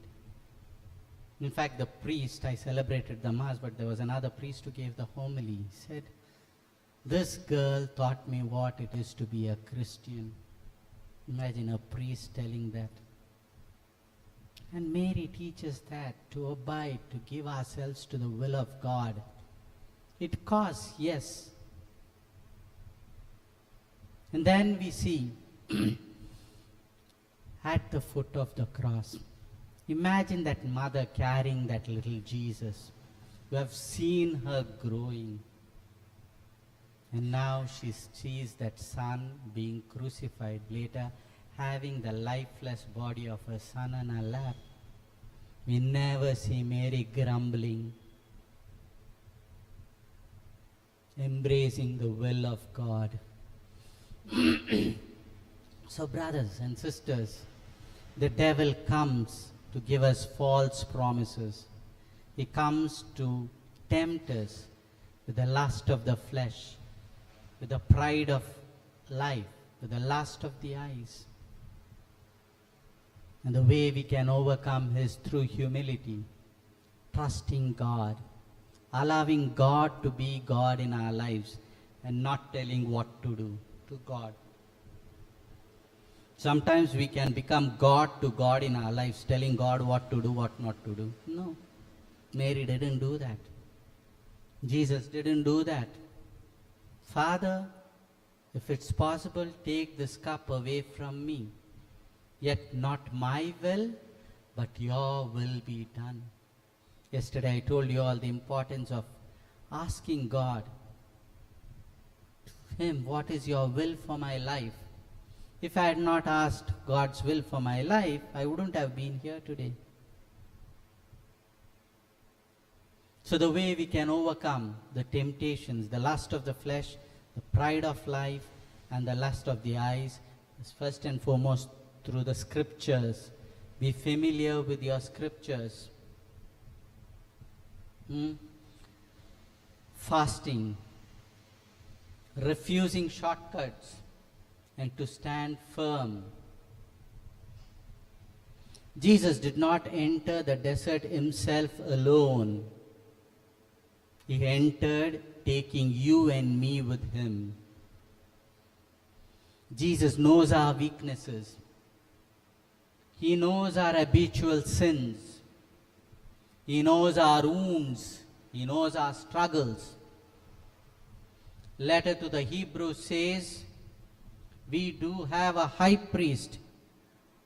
We do not have a high priest unable to sympathize with our weaknesses, but he was tempted in every way and yet without sin. So Jesus, as much as he was God, he was human being also. That's what we say in the Creed also.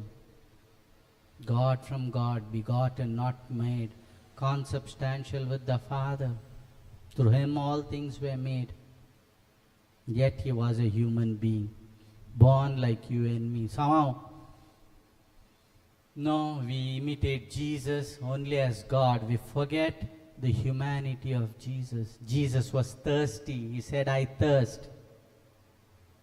Jesus was tired. That's the reason we see he slept with the boat, no? With a cushion. We need to sometime reflect on the humanity of Jesus. Probably Jesus also had headaches, stomach pain, once or twice in his earthly life, fever. He was a human being. He too was tempted like you and me in every way possible. But yet, he lived without sin. So he taught you and me that it is possible to overcome sin. So don't say God can understand, God knows. Yes, he knows. But he also taught you and me how to overcome it. Resist the evil and the evil will flee from you. So brothers and sisters, we are called to surrender our life to God. Not partially, but fully, like Jesus did, like Mary did, giving our lives fully to God. So brothers and sisters, now put your books aside. Those of you are taking points. Close your eyes. What are those areas in your life that you are struggling?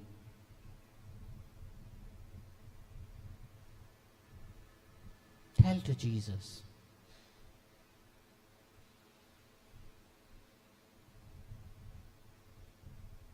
And on your own, you cannot overcome that struggle.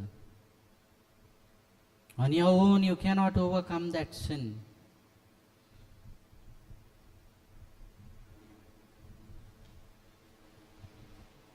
God has a plan and a purpose for your life.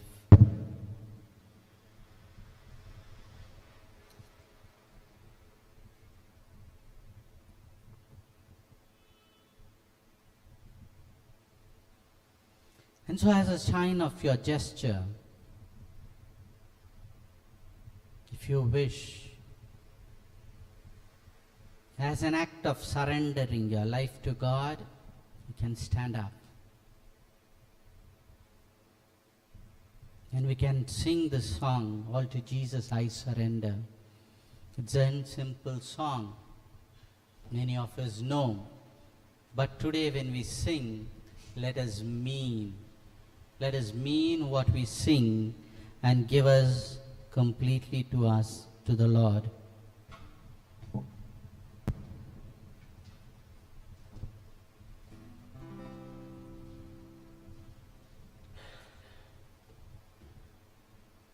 All to Jesus I surrender.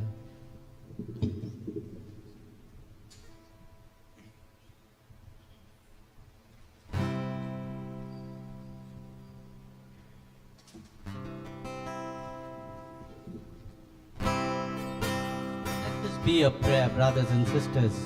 Offer it. Now is a time for you and Jesus. And when you make sincere prayers from your heart, Jesus hears. whatever the situation may be, your family problems, whatever it is, financial, give it to Jesus.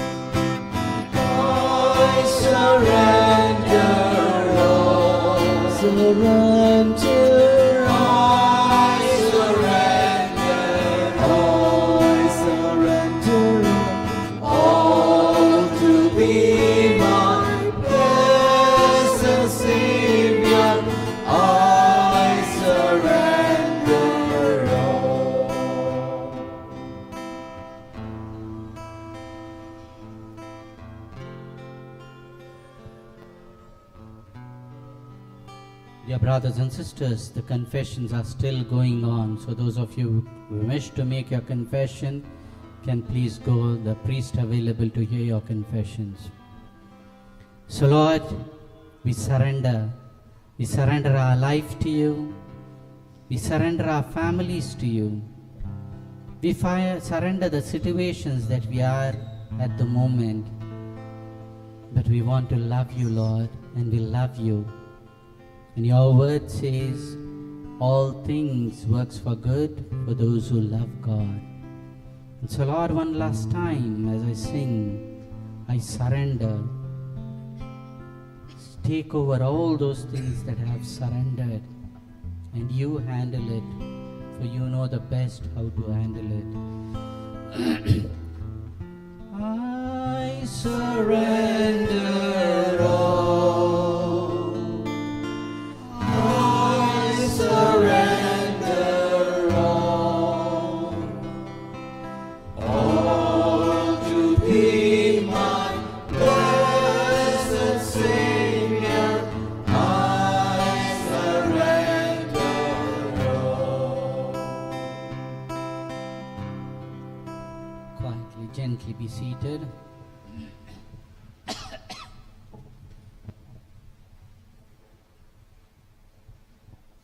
One of the greatest lies that the devil whispers into human heart is, you know what?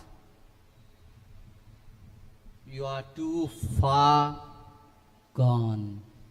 You've gone too far from God. You're beyond redemption. God is tired of you. You have sinned too much. Your sins are too big. God cannot forgive you. Before sinning, the devil advocates. Look good, gives pleasure, gives wisdom. And then he starts accusing. He starts accusing you. So don't give in to the devil's word saying that you're too far gone. God is tired of you. In fact, it's the opposite. God is never tired of forgiving our sins. It is we who are tired of Him. Like Pope Francis says, God is never tired of our sins. He's ever willing to forgive us. There is no sin that God cannot forgive.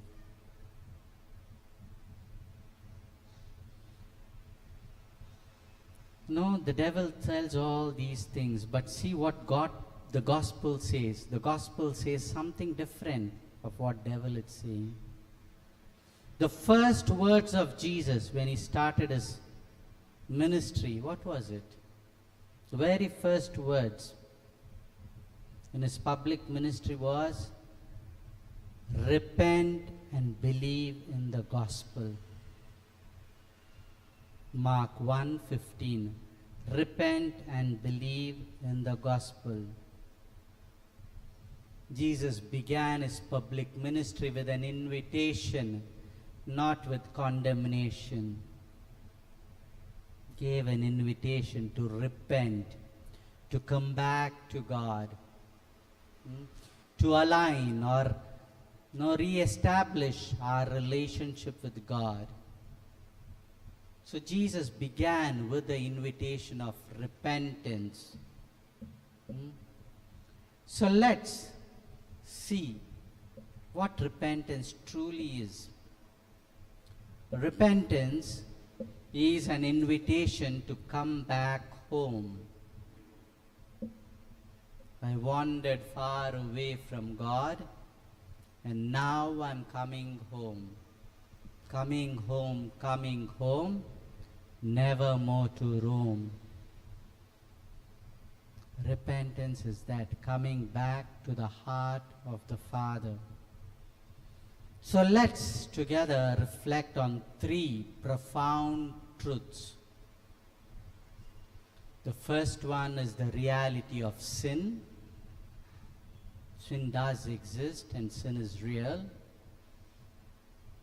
Second is the beauty of repentance.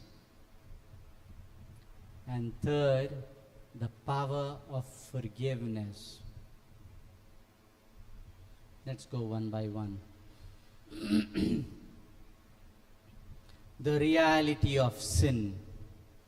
We cannot understand repentance and forgiveness unless we understand what sin is. Catechism of the Catholic Church, paragraph 1849 says, sin is an offense against reason, truth, and right conscience. It is a failure in genuine love for God and neighbor. See what the Catechism of the Catechism of the Catholic Church defines sin as. Sin is an offense against reason, against truth, and right conscience. Each of us, brothers and sisters, are born with these three things. We are called human beings. What's the difference between animals and us? We have the capacity to reason. Animals don't have that. Human beings have the capacity to reason. In every human heart, the truth is written. It's called as natural law. Every human being knows what is right and what is wrong. Reason, truth, and a right conscience. Each of us, each human being has a conscience. That's the reason we say, no, did not your conscience prick?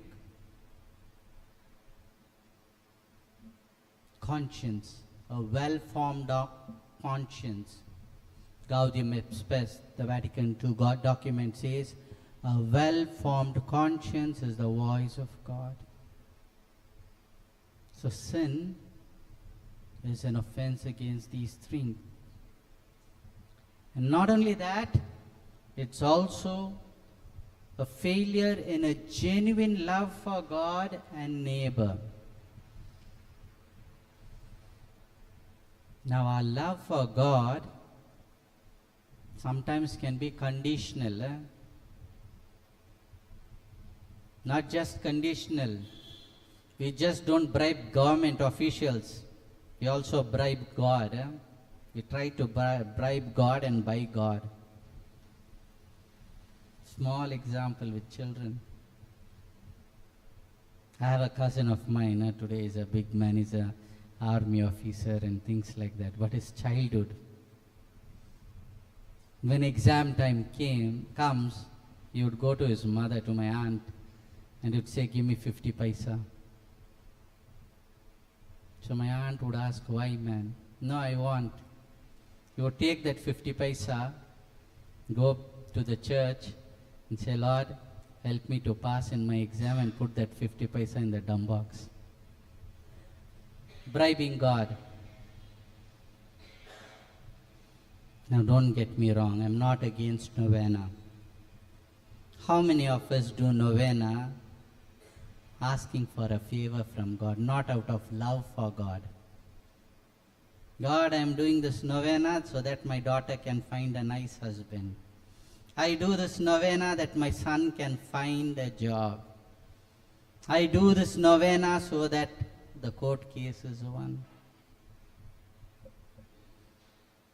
Do you love God for just because He is God? Or do you love God because He is providing things for you? Sometimes we make prayers, no, God, where are you? Are you blind? Are you deaf? Can't you see me? Not even for a moment He winks His eyes. His eyes are constantly upon you.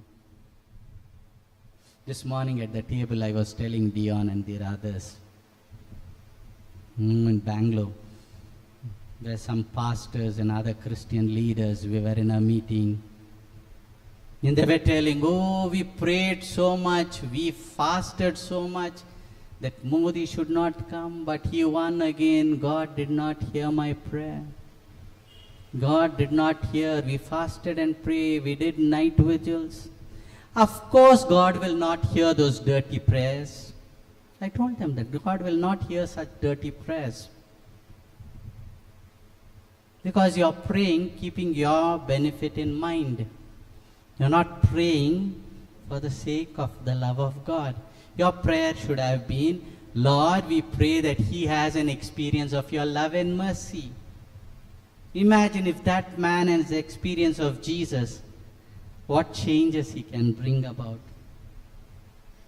Story of Mahatma Gandhi. He read the Beatitudes. That was his dictum.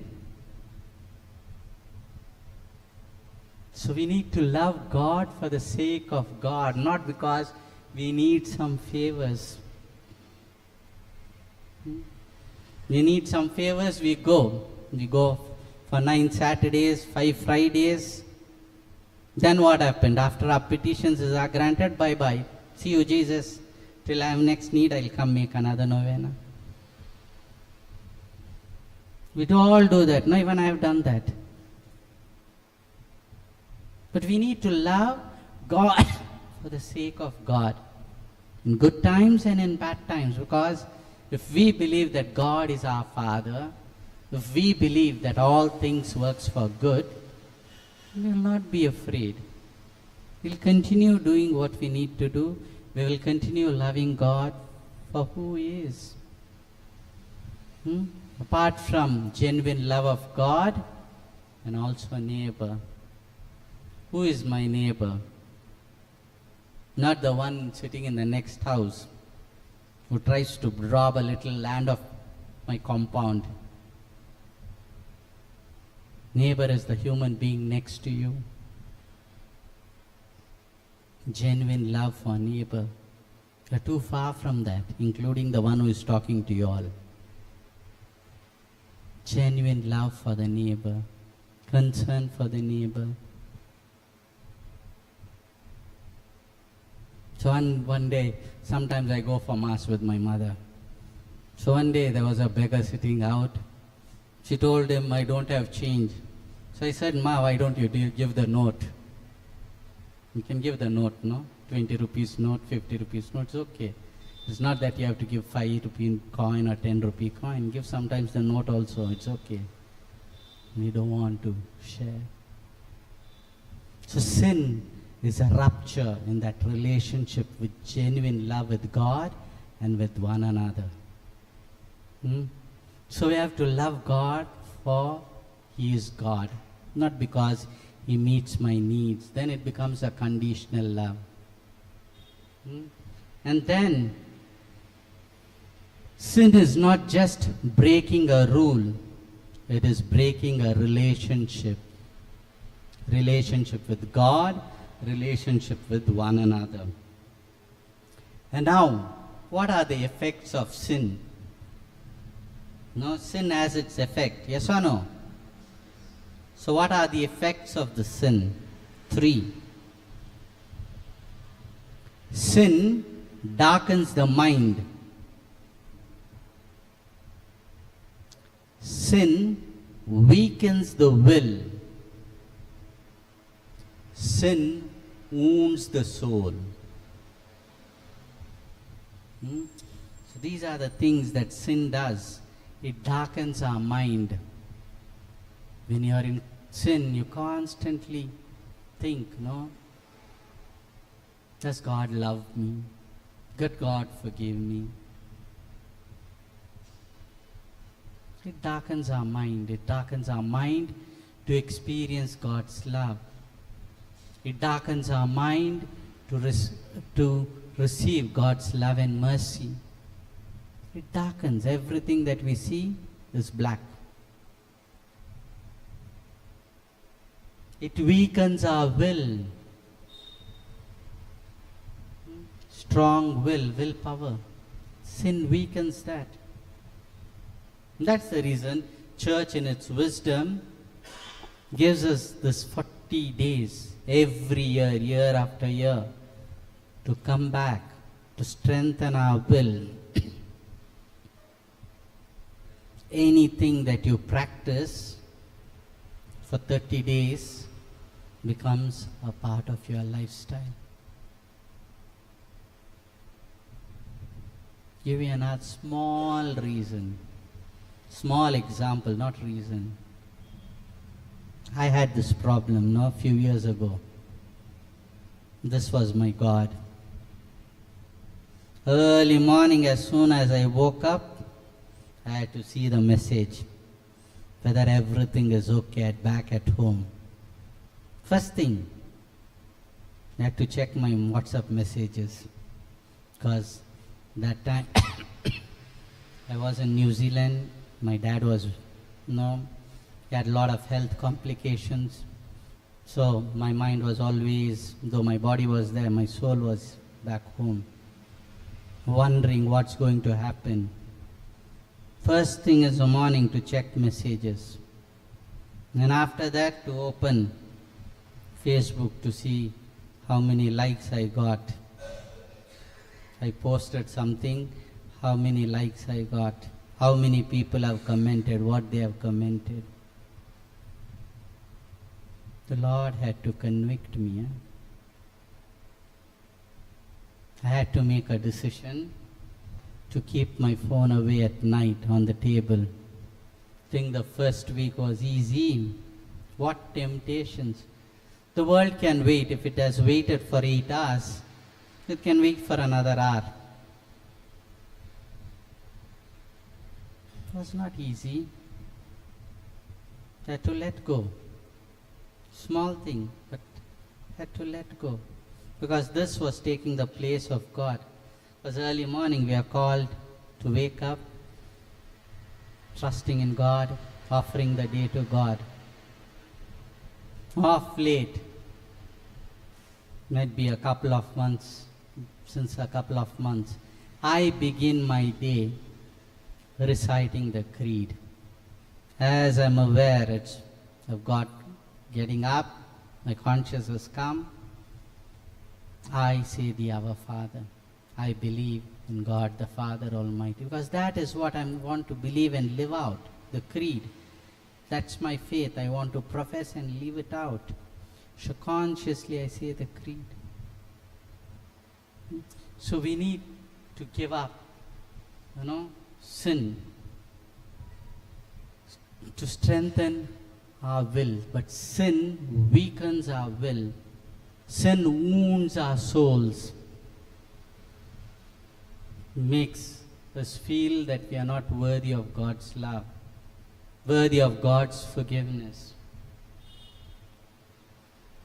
And gradually, sin makes us spiritually numb.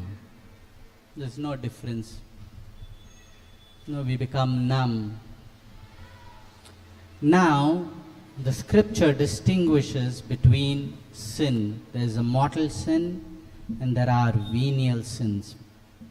Venial sins are small sins, but mortal sin are grave in matter.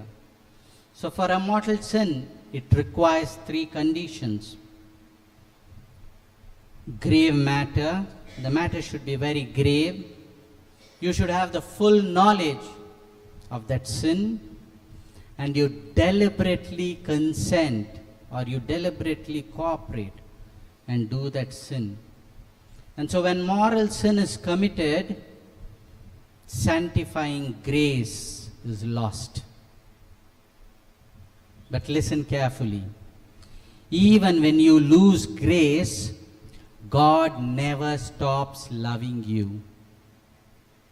He hates the sin, but He never hates the sinner. He hates the sin, but He never hates the sinner. If you go through the Gospel of Luke, especially chapter 15, which is the heart of the Gospel of Luke, chapter 15 has 3 parables. What are the 3 parables? The parable of the lost sheep, the parable of the lost coin, and the parable of the prodigal son. Today's reading, Father gave a beautiful homily this Mass morning in Konkani on the prodigal son. 3 stories that Jesus tells to say that God's mercy and God's love is richer than our sins. God's love is bigger and greater than our sin. The lost sheep. The sheep was in the fold. There were 100 sheep. One sheep decides to go astray. It goes astray. But what does the shepherd do? He leaves the 99 sheep behind and he goes in search of that lost sheep. And then when he finds, what he does? He beats the sheep nicely. But he puts it on the shoulder. Why does he put it on the shoulder? The year of mercy, we had the Jubilee of Mercy, the icon was of the Good Shepherd, having the sheep. Why did the shepherd put the sheep on his shoulder? That we see at the hands also. Now, if you see at the icons, we see that Jesus, the shepherd, is holding the feet of the sheep and is on the shoulder, because shoulder is the most safest place for the sheep. The sheep knew it has lost its way. The sheep was in fear and turmoil, and the shepherd finds it and puts it on a secure place, holding its feet, assuring his protection, assuring his love. That's what God does to each of us. The lost coin. The old lady could have said, no, it's just a coin. But no. She puts light, searches till she finds the coin. The first instance, the sheep loses its way. Second, it was the sheep's fault. Second, it's not the fault of the coin. The whole lady lost it, but she finds it. And in both the parables, when it ends, it says, just so I tell you, there will be more joy in heaven over one sinner who repents than over 99 righteous persons who have no need for repentance. Again, when he talks about the lost coin, he says, just so I tell you, there is joy before the angels of God over one sinner who repents. See the beauty of repentance. When you repent and come back to God, there is joy in heaven. Heaven rejoices when we come back to Him. I've been reading a book written by a Coptic bishop, Shenouda, no? It's called as The Life of Repentance. And there, in one of the places, it's a nice book, for the last 4 years I've been reading that book every Lent. And each time I read it, it's something new comes out of it. In one place he says, repentance undoes the life of sin that was committed for nearly 10 years.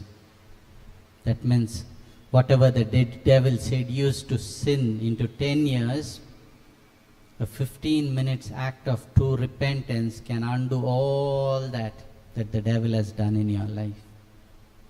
And another beautiful quote that he says is, repentance can produce virgins out of prostitutes.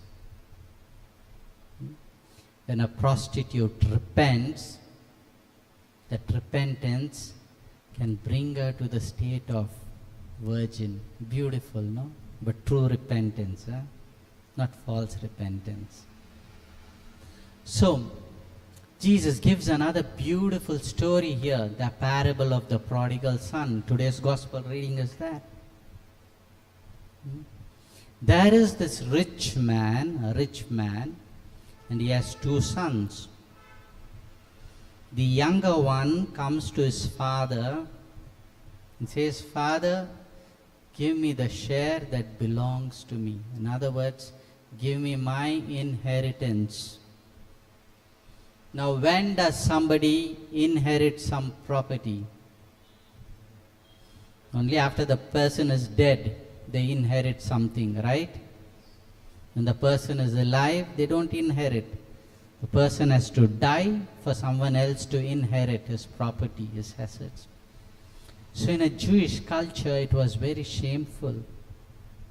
It was like the son going to his father and spitting on the face of his father and saying, Father, I'm waiting for you to die and you're not dying. For me, it's like you're dead now. Enough, I can't wait anymore. Give me what belongs to me. And what does the father do?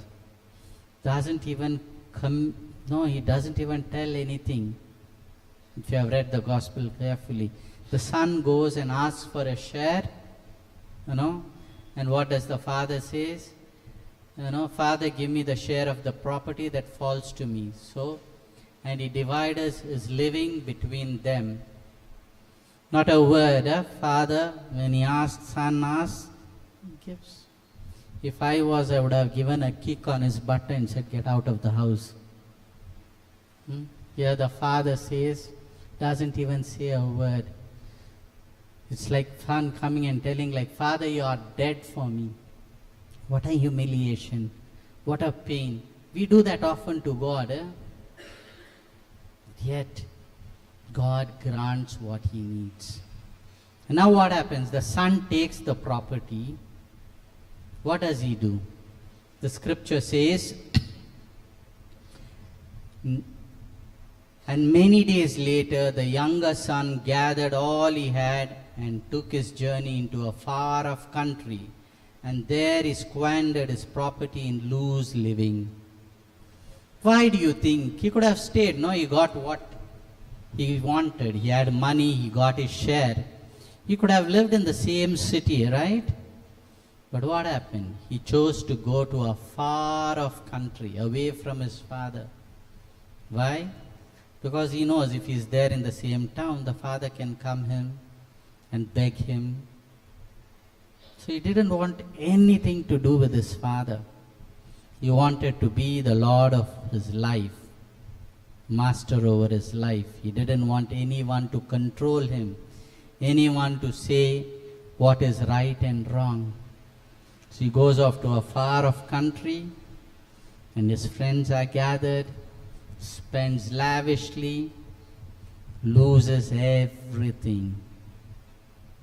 And then what happens? Once he lost everything, the famine broke.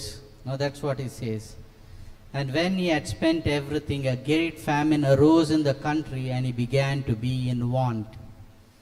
A son of a rich man, now being in want. He is in need. And the scripture doesn't stop there. What it says? So he went and joined himself to one of the citizens of that country, who sent him to feed the swines, pigs. Now this is the greatest humiliation for a Jewish person, because pigs were considered unclean animal.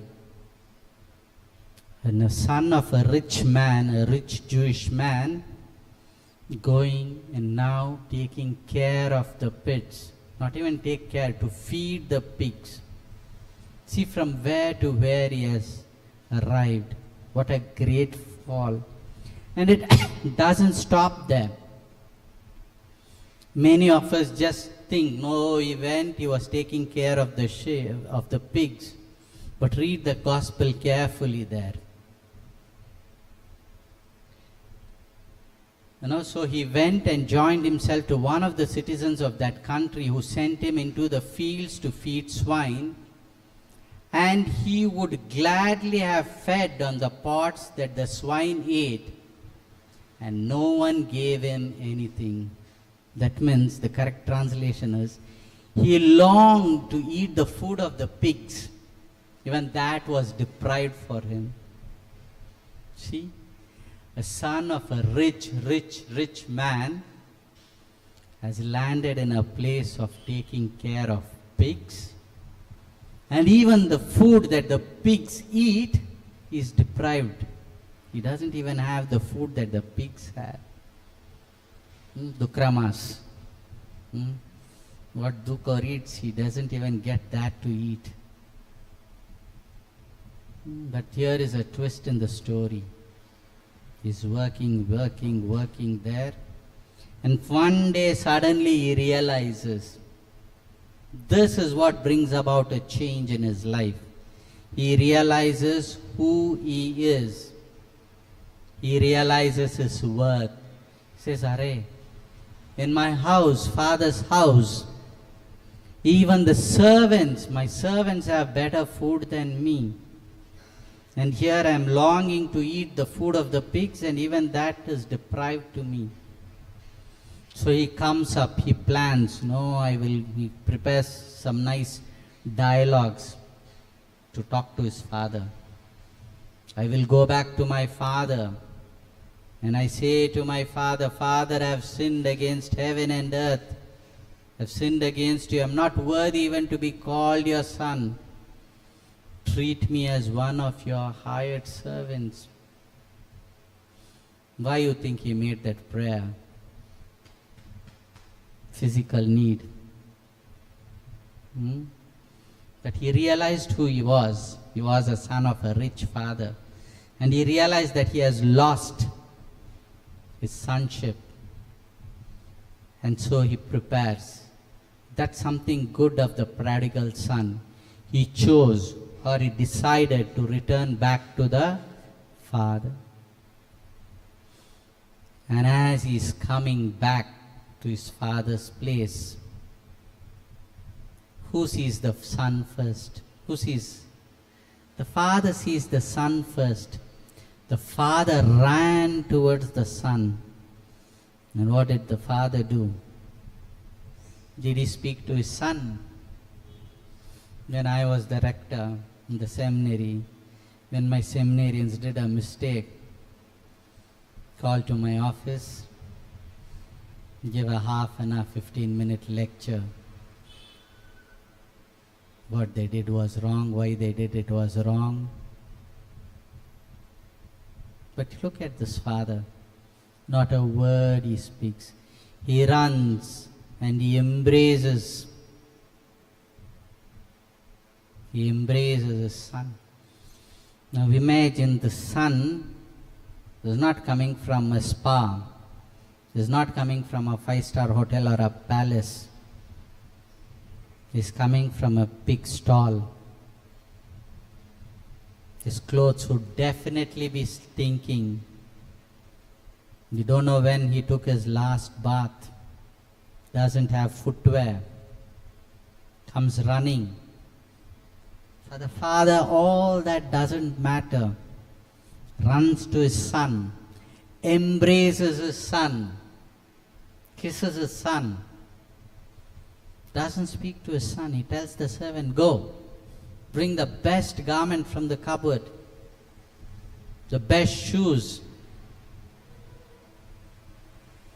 Slaughter a calf. We are going to have a party tonight. Son came thinking that he will go back to his father to be a servant to his father. But the father surprises him. The father restores to him all that he had lost. The ring is a sign of his kingship, the sign that he will inherit again. Best clothes, shoes, a sign of protection. And the party starts. Now there is the elder son coming home. Listen to music, party, sound. Ask the son, the servant, what's happening at home? So the servant says, your brother has returned back home.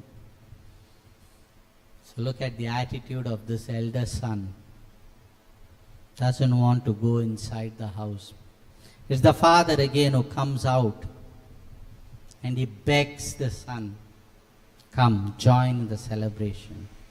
Why? Because the son was dead, now he's alive. Because he has realized his mistake, he has come back.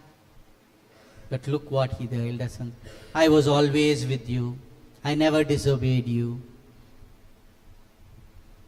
And you didn't even give me one sheep, one small calf to have a party with my friends. And look what the father says, all that I have is yours. The younger son at least had the courage to go and ask his father and went straight. The elder son lived with the father, but he didn't live like a son. He lived with his father as a slave out of fear. He didn't live in the freedom as Son of God. So brothers and sisters, this can happen to you and me. We go to the church, we receive the sacrament. But are we willing to forgive? Do we rejoice when we see one person changes his way of life? Or how do we talk? Stories. The book of Proverbs says, a righteous man falls 7 times a day. A holy man offends God 7 times a day. But he raises up and walks back to God. The problem is not sinning. The problem is your unwillingness to give up that sin and return back to God. Because God is waiting for you to forgive you, to embrace you, to restore to you what you have lost.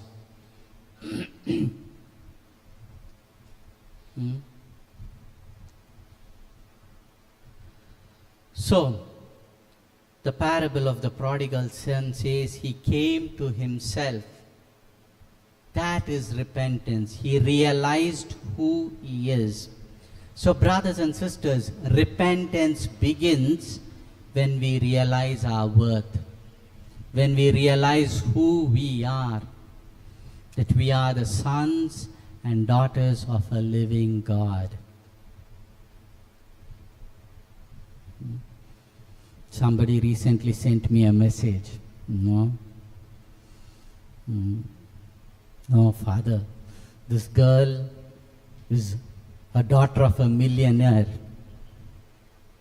Then I replied, you are the son of the richest man in the world. That's who God is. The most richest man in the world.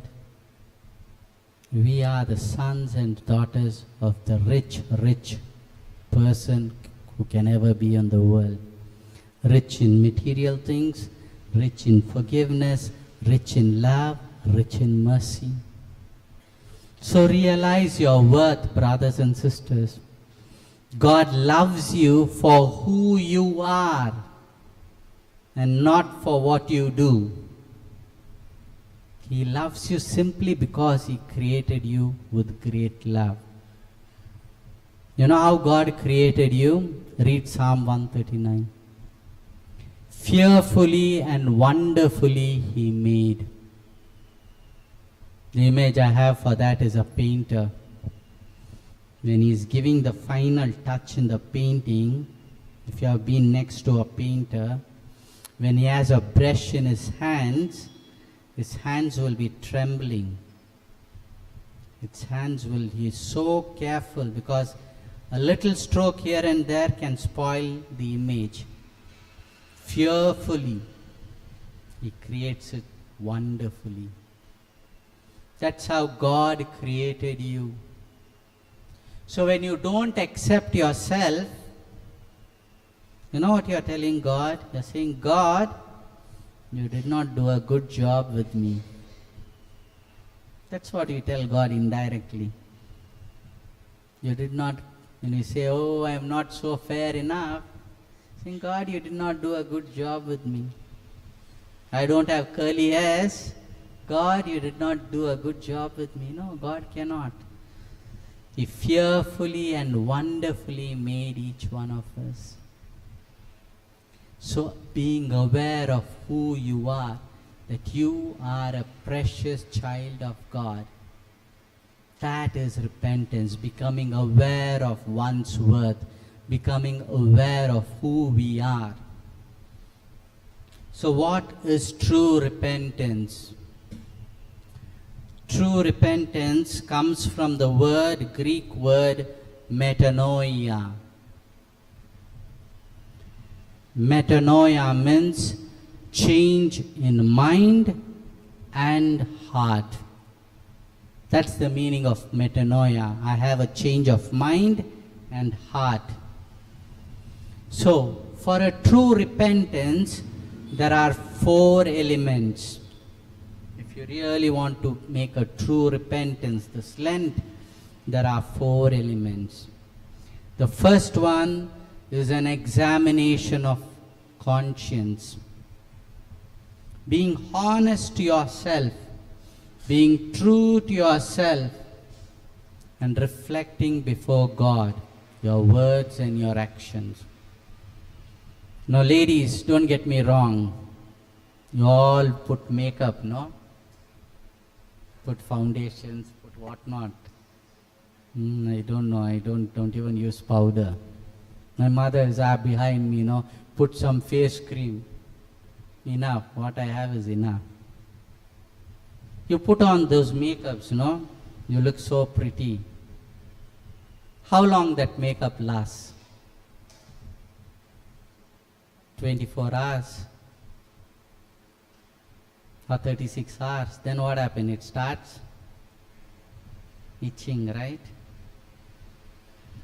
Can you keep the same makeup for long time? It's not only women, in men also. When I went to South Korea, I was shocked to see men in the beauty parlors there, in the cosmetic shops there. Now there are creams and lotions coming even for men. But how long does that makeup stand? Only for a few minutes. You look beautiful, you look charming, and after the makeup is gone, the original self is come. That's what we do with God. We go up with makeup. We try to pretend we are holy. God knows. God has done a nice MRI of us. He knows. There's no need to be afraid to go to God with our sins. God accepts us as we are. So being honest with ourselves. You know what's the toughest job? Being a rector in a seminary for almost 6 years, I can say this. To work on ourselves is the most difficult thing. It's the most toughest thing, because I don't want to be corrected. I don't want to be told this is wrong. I don't want. Taking responsibility for our actions and working on them is the most difficult thing. But that is what Christianity is about, to work on ourselves. So being honest before God without giving excuses. I have sinned. I have fallen short. I have offended you this way. Because Jesus did not come to condemn and judge. He came to heal and sanctify you. The confession that you all went, it's not a torturing place. It's a welcoming place where mercy and misery meets. There is no sin that God cannot forgive when you come back to Him. If He could forgive a murderer, an adulterer, a drunkard, He can forgive anyone. So first thing is to make a good examination of the conscience. The second thing is to have a true contrition. That means sorrow for our sin. A true contrition means, a perfect contrition is, I have offended God. Now when we do contrition, there are two types of contritions. One is perfect contrition, true contrition, and another is imperfect contrition. True contrition is, Lord, I have sinned against you, I have offended you, I have caused you pain, I have made you sad with my words and actions. That is true contrition. Imperfect contrition is, you know what? You are afraid of the consequences of sin. Oh, I've did this, so I'm going to be punished, so I go for confession. That's imperfect contrition. We go for confession with the fear of the consequence. So second step is true contrition, sorrow for our sin. The third element for a true repentance is firm purpose or amendment. It's not, I will try not to sin. No, it's not that. But, Lord, I want to change. It's not, I will try, but, Lord, I will change. Help me. And the fourth element, after having an examination of conscience, contrition, and a firm purpose or amendment, I make a good confession. A good confession. Then the sacrament of confession is called as the anchor of baptism. You know what an anchor is, right? The one that holds. So each time you go for confession, you are restored to the same original state as you were on the day of your baptism. That's the power of confession. And God is eagerly waiting there to reconcile himself back to you.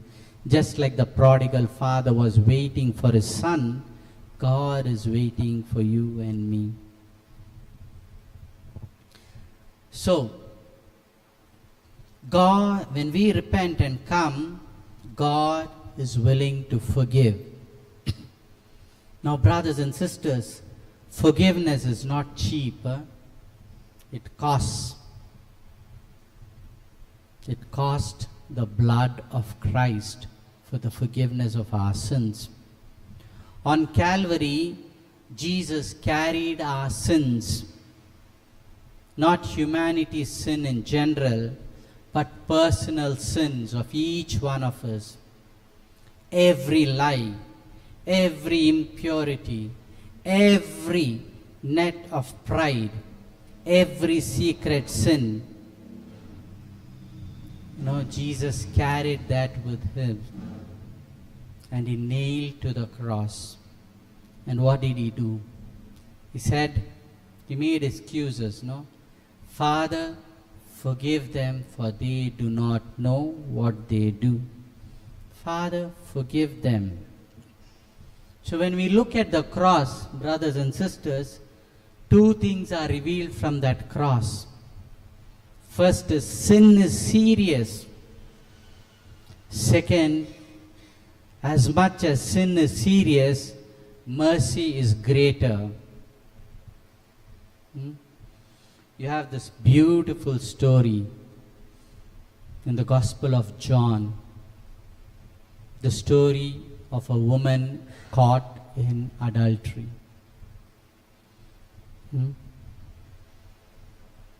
The woman, the scripture says, was caught in the very act of committing adultery.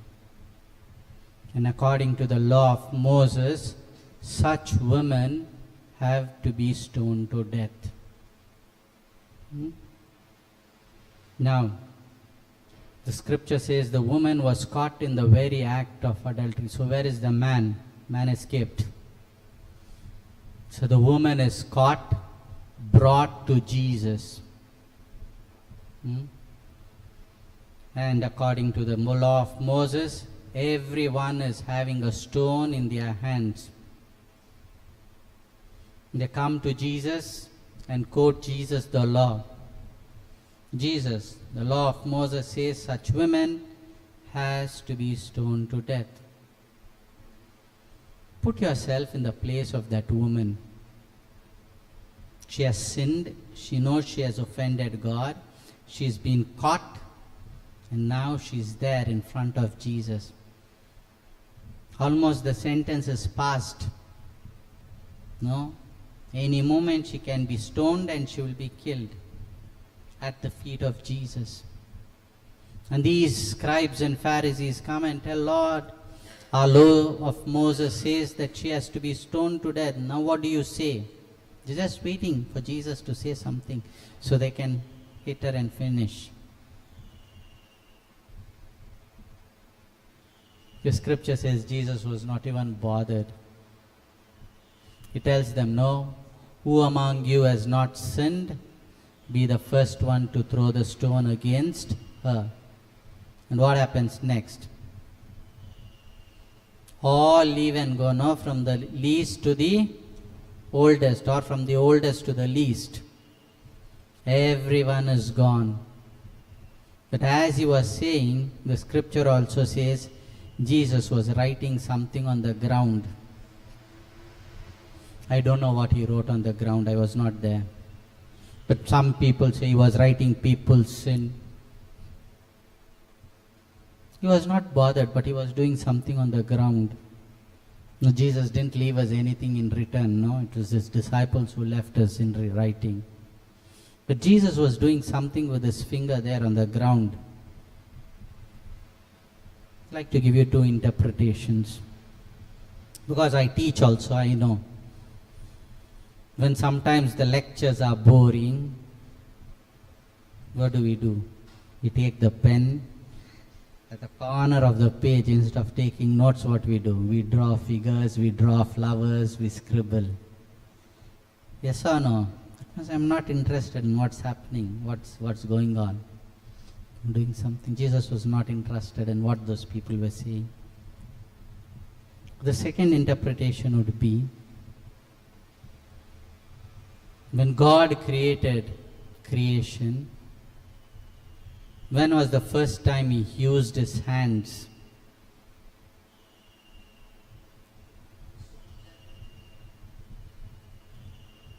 When did God use his hands the first time?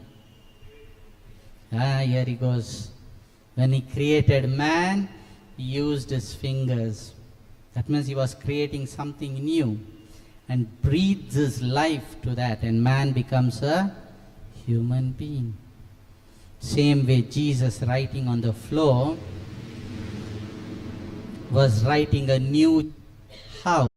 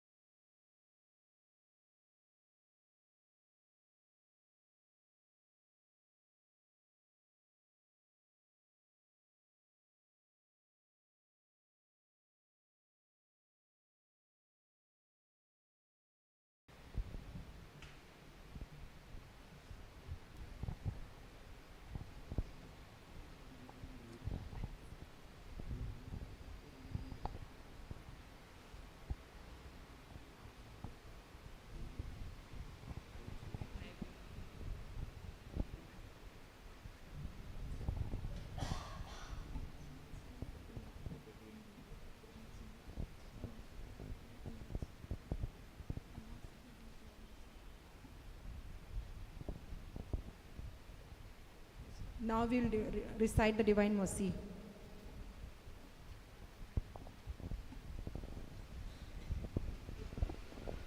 In the name of the Father, and of the Son, and of the Holy Spirit.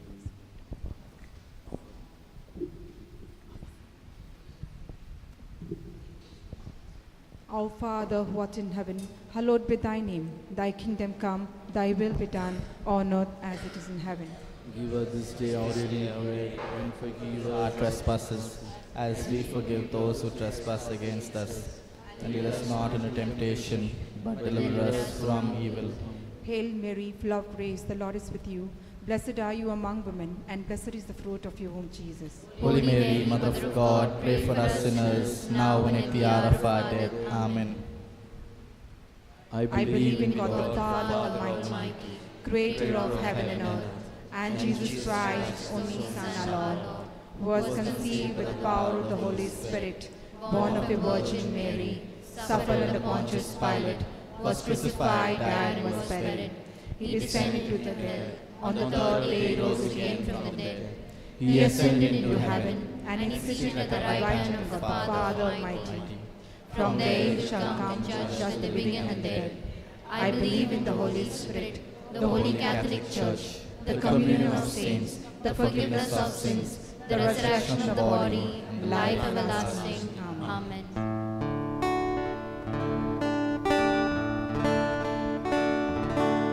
Eternal Father, I offer you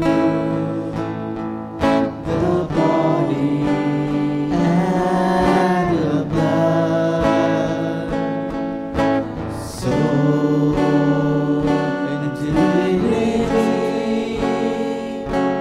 of your dearly beloved Son, oh Lord Jesus Christ, in atonement for our sins and those of the whole world, for the sake of His sorrowful passion, have mercy on us and on the whole world. For the sake of His sorrowful passion, have mercy on us and on the whole world. For the sake of His sorrowful passion, have mercy on us and on the whole world. For the sake of His sorrowful passion, have mercy on us and on the whole world. For the sake of His sorrowful passion, have mercy on us and on the whole world. For the sake of His sorrowful passion, have mercy on us and on the whole world. For the sake of His sorrowful passion, have mercy on us and on the whole world. For the sake of His sorrowful passion, have mercy on us and on the whole world. For the sake of His sorrowful passion, have mercy on us and on the whole world. For the sake of His sorrowful passion, have mercy on us and on the whole world.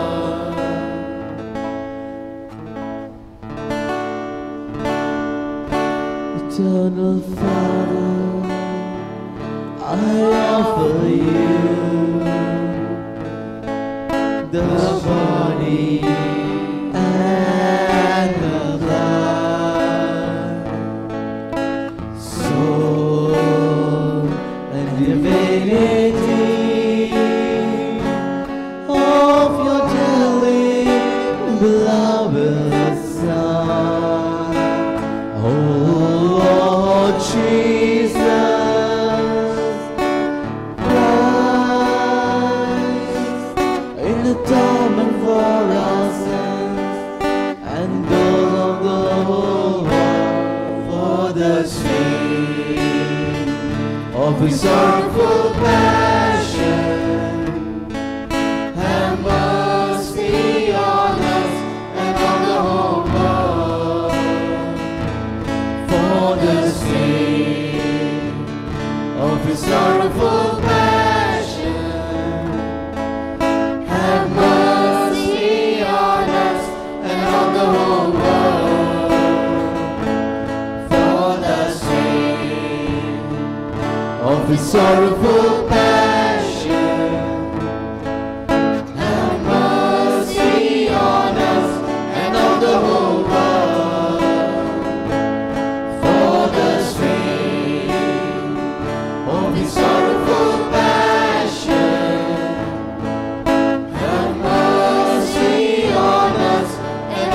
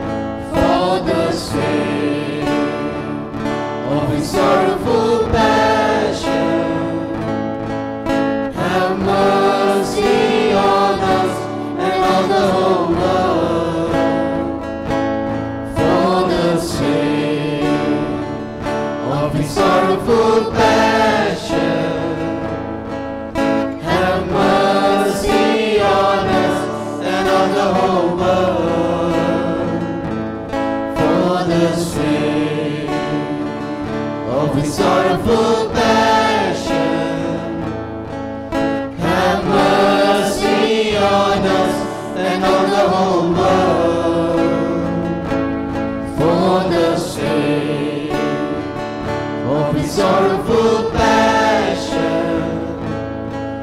Have mercy on us and on the whole world. Eternal Father, I offer you the body and the blood, soul and divinity of your dearly beloved Son. Oh, Jesus Christ,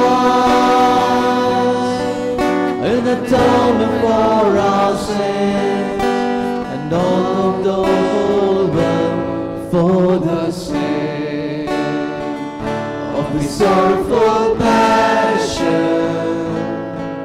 Have mercy on us and on the whole world, for the sake of his sorrowful passion.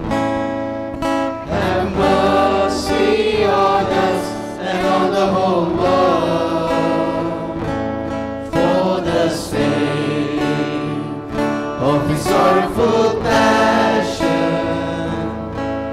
Have mercy on us and on the whole world, for the sake of his sorrowful passion. Have mercy on us and on the whole world, for the sake of his sorrowful passion. Have mercy on us and on the whole world, for the sake of his sorrowful passion. Have mercy on us and on the whole world, for the sake of his sorrowful passion. Have mercy on us and on the whole world, for the sake of his sorrowful passion. Have mercy on us and on the whole world, for the sake of his sorrowful passion.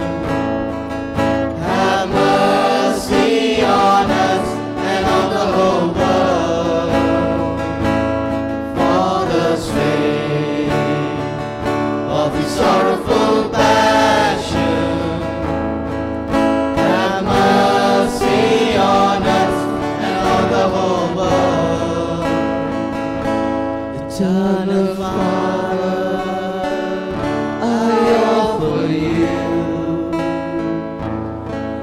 the body and the blood, soul and divinity of your dearly beloved Son. Oh Lord Jesus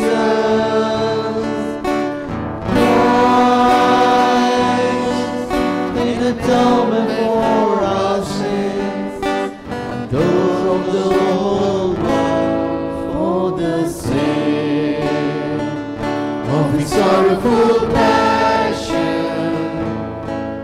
Have mercy on us and on the whole world, for the sake of his sorrowful passion. Have mercy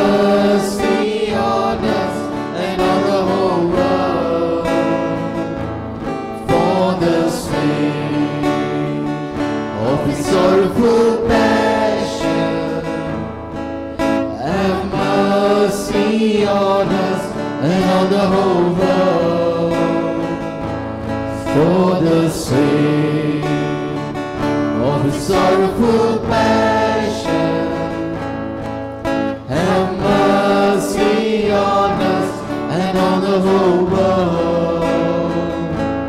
For the sake of his sorrowful passion, have mercy on us and on the whole world. For the sake of his sorrowful passion, have mercy on us and on the whole world. For the sake of his sorrowful passion, have mercy on us and on the whole world. For the sake of his sorrowful passion, have mercy on us and on the whole world. For the sake of his sorrowful passion, have mercy on us and on the whole world. For the sake of his sorrowful passion, have mercy on us and on the whole world. Eternal Father, I offer you the body and blood, soul and very of your dearly beloved Son. Oh Lord Jesus Christ, in the atonement for our sins and those of the whole world, for the sake of his sorrowful passion, have mercy on us and on the whole world. For the sake of his sorrowful passion, have mercy on us and on the whole world. For the sake of his sorrowful passion,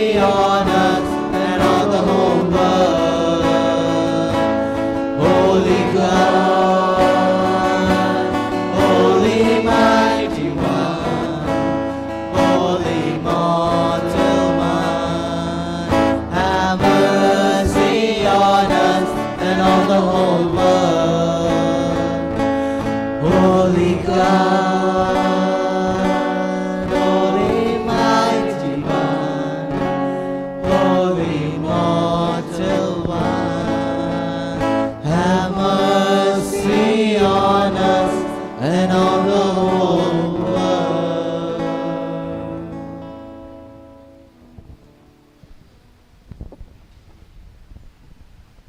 In the name of the Father, the Son, and the Holy Spirit.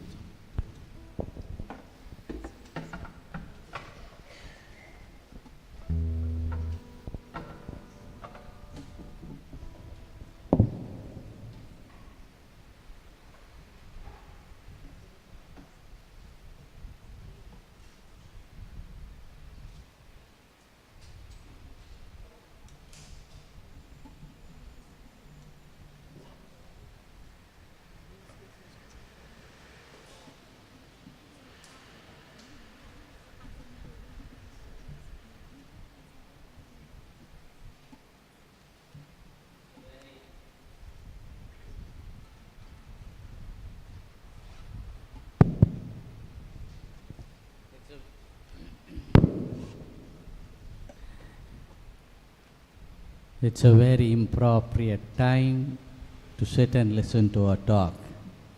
No, it's a time to rest, to sleep. No, but nevertheless, we will rest in the Lord.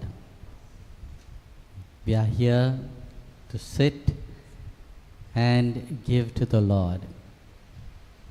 And with the Lord there is something beautiful.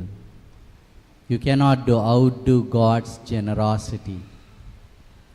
The amount you give will be the measure that will be shaken, pressed, and poured on your lap. So God will bless. Bless the soft offering of ours, the sacrifice of ours. And now, brothers and sisters, we have been making a journey. We have made a journey. Yesterday, the first talk, we saw about the importance of prayer, importance of knowing the will of God, how to pray to the triune God. And this morning, we saw on the 3 temptations of Jesus. If Jesus, being the Son of God, was not spared, you think God will spare you and me? You think the devil will spare you and me?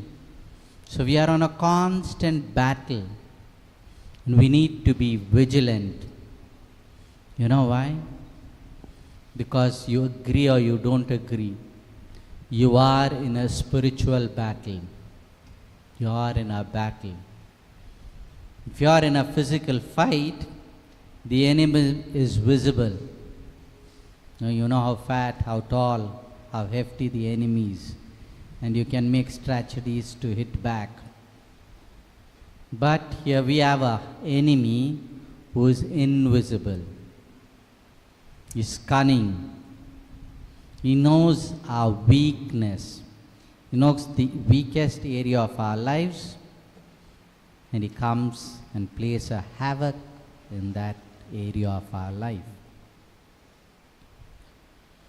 And so Jesus came to set us free. And we saw how Jesus overcame the 3 temptations, the lust of the eyes, the pride of life, and the lust of the flesh. You see how we overcome it. And then we saw what repentance is. Repentance is a change in mind and heart. We also saw how God is rich in mercy. Yet after all this we have heard this in the past, we have gone to so many retreats, and yet we see many people struggling with the same sin, struggling with the same weaknesses. No? So Lent is a season of grace. It is not merely a season of sacrifice. It's a season of freedom. No, don't think, Lent is giving up meat, Lent is giving up of alcohol. I have an uncle of mine. my mother's youngest brother.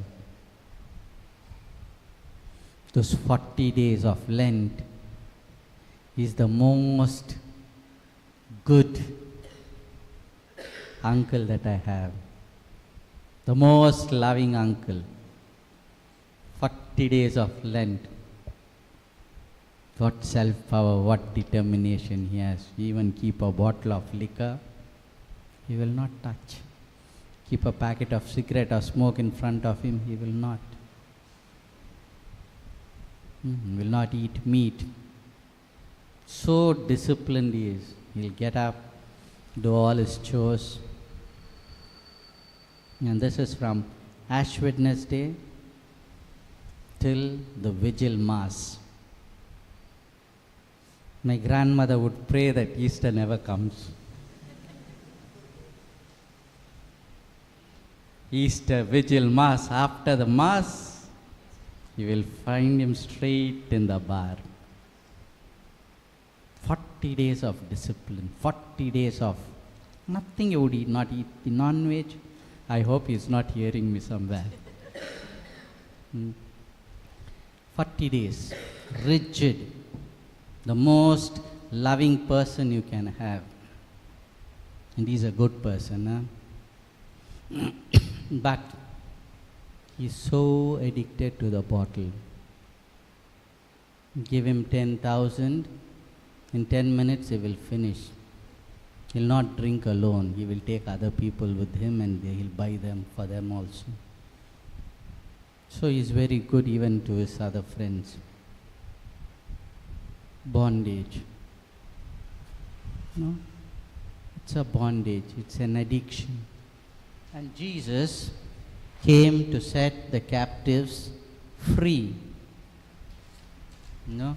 And this was the mandate of Jesus. No? So season of Lent is not merely a season of sacrifice, not eating meat, not drinking, not smoking. By the way, let me tell you one thing. The money that you save by not eating meat, by not drinking, by not smoking, that money doesn't belong to you. It belongs to the poor people. Lent, you fast not to shape your bodies, to become slim. Lent is a time, as I said, to mend our relationship with God and mend our relationship with one another. And the money that you save from abstaining from meat or alcohol or cigarettes, that doesn't belong to you. Lent is not a time to build up your bank balance, but that money has to be given in charity to the poor and needy. So, it's not about the external things, but it is a season to gain freedom. Jesus did not come simply to forgive our sins. No, that was not his motive. He came to set us free so that I and you can live in liberty, so that I and you can live as God's sons and daughters in the freedom, not as slaves, but as sons and daughters of God. And that is what he precisely proclaimed. If you take the Gospel of Luke, chapter 4, now when he comes to the synagogue on a Sabbath day, a scroll is given to him and he reads, "The Spirit of the Lord is upon me. He has anointed me to preach good news to the poor. He has sent me to proclaim release to the captives and recovering of sight to the blind, to set at liberty those who are oppressed, and proclaim the acceptable year of the Lord." This was not some poetry that he recited or some words that he pronounced, like the politicians they give the manifesto. If we are elected, this is what we are going to do. No, but here Jesus was giving his mission. He told why he precisely came, why the Spirit of the Lord is given to him, anointed. What's the meaning of anointed? Anointed means you are set apart. Are we all anointed? Yes. Yes. We are all set apart from God, for God. So we are a chosen priest, a royal priesthood.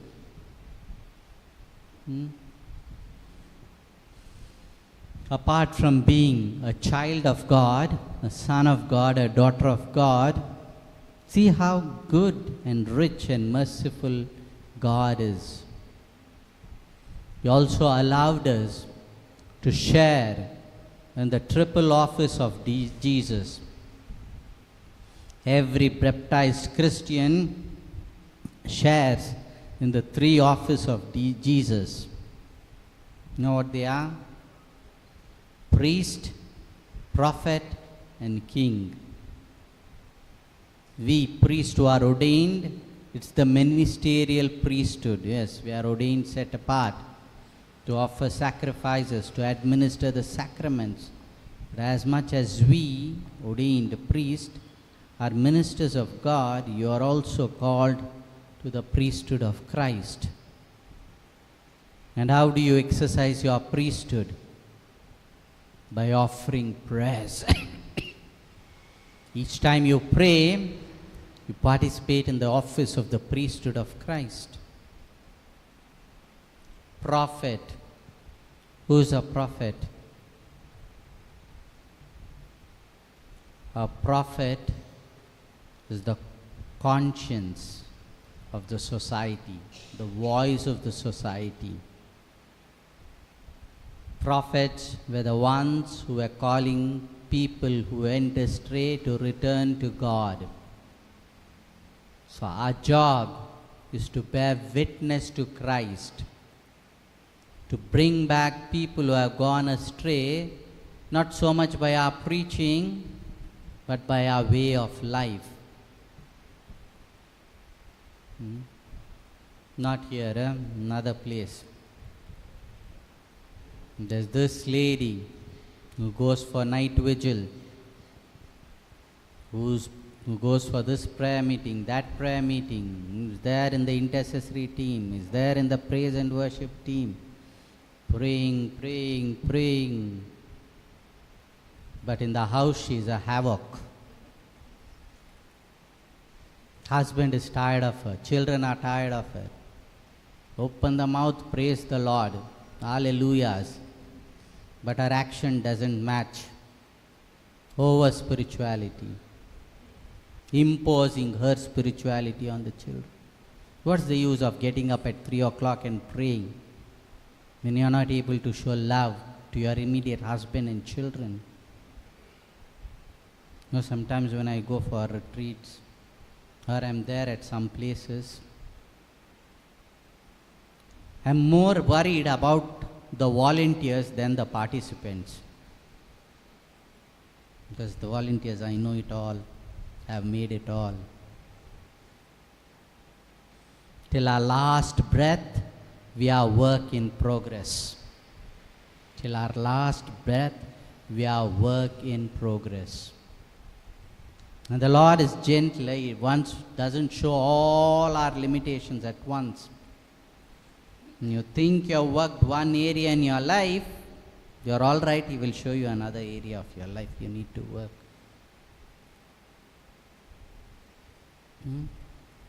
So don't say, saying rosaries, going for church, being part of this prayer group, leader of that, I am saved.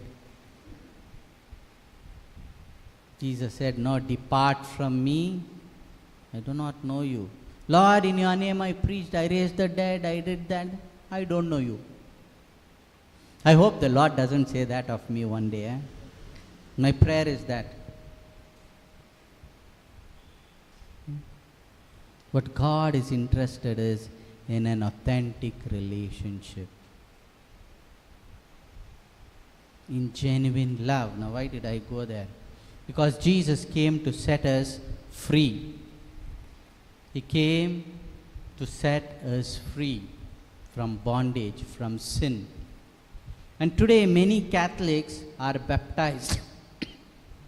They attend Mass, they receive the sacraments, but still they struggle with sin.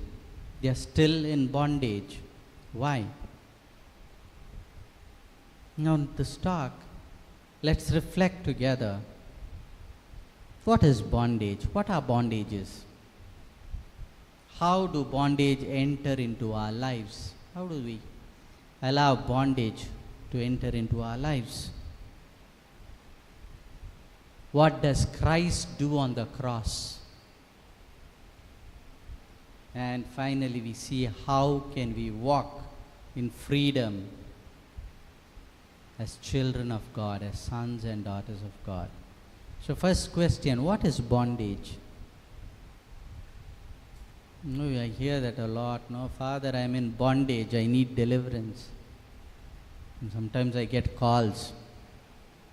Father, you have to pray a prayer of exorcism over me. Father, I am in severe bondage. So I ask them, who told you you are in bondage? No, we sometimes decide and diagnose ourselves.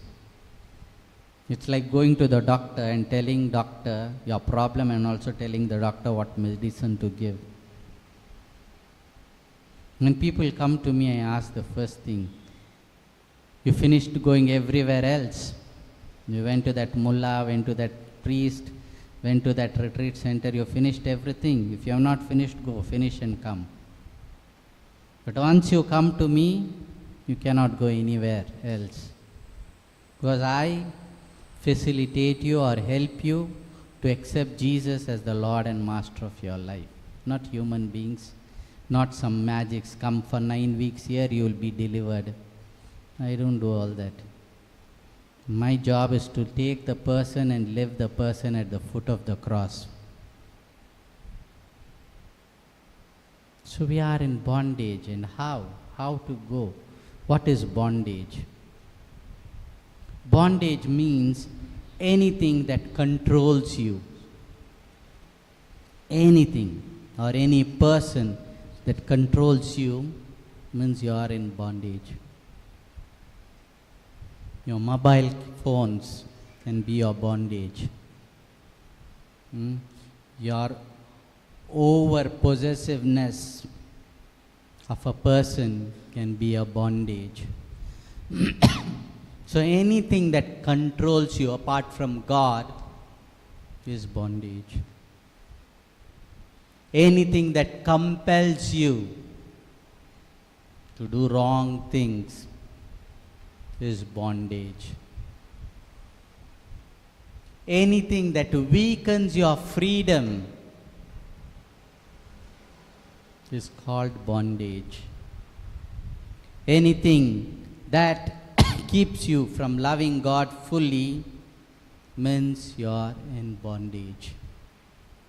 So Jesus in the Gospel of John chapter 8 verse 34 says, everyone who commits sin is a slave to sin. Everyone who commits sin is a slave to sin. So bondage is the slavery of heart. Our hearts are meant to be given only to the Lord. Hear, O Israel, love the Lord with half of your heart, half of your mind and half of your strength. Is that what the Lord said?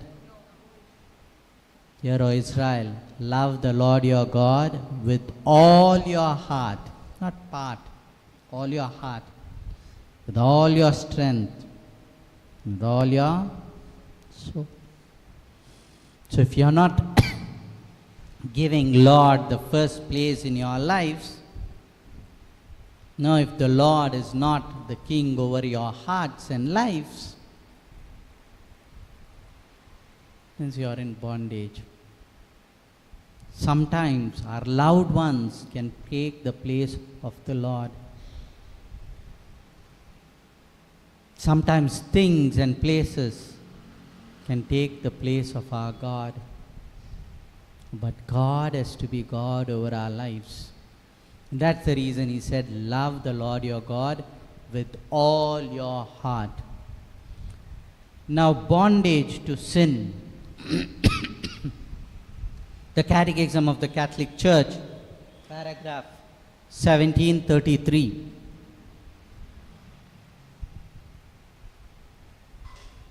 Says, the more one does what is good, the freer one becomes.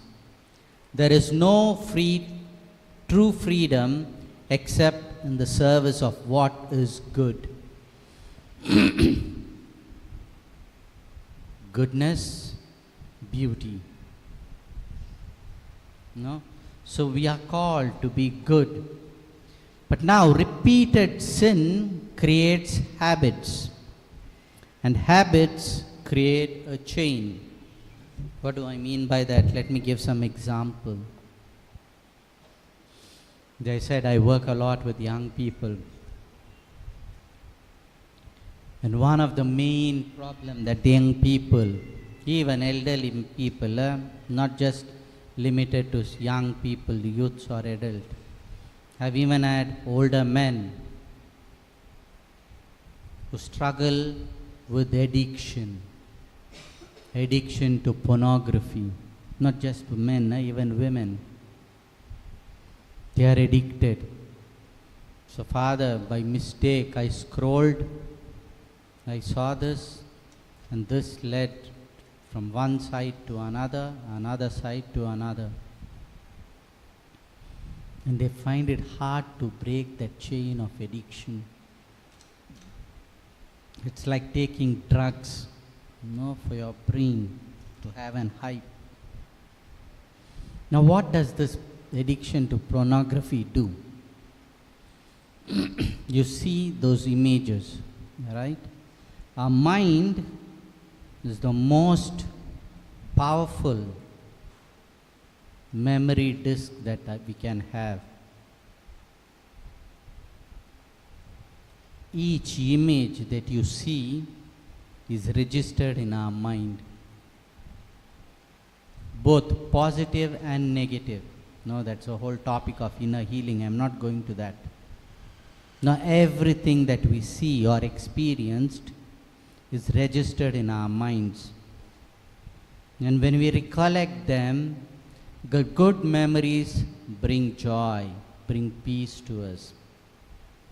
But bad memories make us uncomfortable. We lose our peace. When it comes to pornography, all those negative things that you have seen is registered. Even after 20 years, you just have to close your eyes and think of that particular scene. It appears like a movie in front of you. How many young people are struggling with that? I tell young people, to commit a sexual sin, there are 3 stages. First, the thought comes. A thought comes, a desire comes. You don't do anything about it, but a thought comes. I want to see it. But you resist there, you have overcome the sin. But if you allow that desire or that thought to enter your heart, then you meditate on it and ponder on that desire. That desire leads you to action. Sin doesn't just start like that.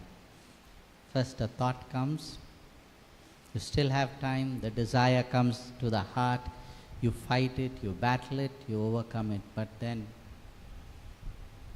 if you are not strong enough, you succumb to it. And after that sin, what do you feel? You feel guilty, you feel ashamed. Are those the gifts of the Holy Spirit? I'll tell you another thing today. Learn to name your emotions. Learn to name your emotions, whatever you are going. If you are happy, okay, I'm happy, I'm joyful, I'm peaceful, I'm serene. Now those are the gifts of the Holy Spirit. I am angry, I am jealous, I am envious, I am covetous. What are those? Fruits of the evil spirit. See how easy to distinguish whether I bear fruits of the Holy Spirit or the fruits of the evil spirit. No, we are called to bear the fruits of the Holy Spirit. So addiction, what it does? No, pornography. Those images that are there in your minds, in your memory, leads you to other sins. How many marriages have broken because of this addiction of pornography?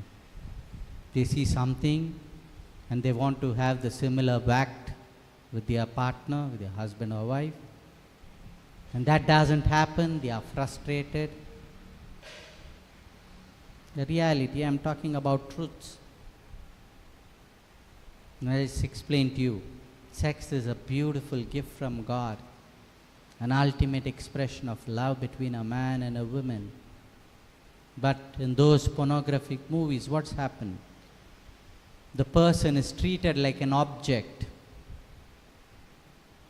Sexuality was not meant for that. Sexuality was meant to express your love for another. So addiction to pornography means you are in bondage. You cannot. I try for a month, try for 2 months, then I fall again. Work on it. A righteous man falls 7 times a day but doesn't stick, gets up and goes. No, I had this young man with whom I used to come to me for spiritual direction. A very holy boy, very good, kind-hearted person. Once a month, once a week, wherever he is, he would come to me, to the seminary. He would have coffee with me, joke with me a bit and go. Very nice boy. Goes for Mass every day. No, receives the sacrament faithfully. But this person had a challenge, a difficulty. He was struggling with his sexuality. He used to do all the fasting, all the penance that he could do. So he used to talk about it to me. And one day I said, brother, now you have tried your effort. You have done your best. But tell me something. Have you invited Jesus to be your partner to work in that area of your life? Have you told Jesus, Jesus, it's our problem. Can we work this out together? And I tell you, after he started praying and inviting Jesus to be a partner, he overcame that. He overcame that area of sin in his life which he struggled for almost 25 years. So don't be afraid to invite Jesus into the darkest area of your lives, because he says he came to set the captives free. He didn't come to judge us or condemn us, but he came rather to set us free. Addiction to pornography means you are in bondage. Alcohol dependency. If I don't drink a peg, I cannot work. My mind doesn't work. Again, you are under bondage. Why? You are not dependent on God, but dependent on that alcohol. Gambling. Today, how many families have been broken due to this evil of gambling? easy way of making money, easy way of becoming rich. You are in the bondage. Anger, the very powerful emotion. People come and tell me, no, Jesus also was angry. He made a whip and hit people. Yes, but that was a righteous anger. Is your angry righteous? You had a tough day of the office. You come home. Your child asks for something, and what do? Shout at it. You're angry. You're upset. Upset, angry with your husband. Anger is a very powerful emotion. And it's okay to be angry. If the anger is controlling you, then there is something wrong. Every silly little thing that you get angry and upset, that means the anger is controlling you.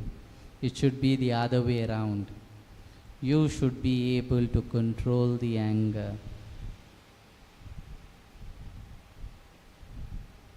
When I'm in the seminary, for the seminarians it's easy to know when I'm angry.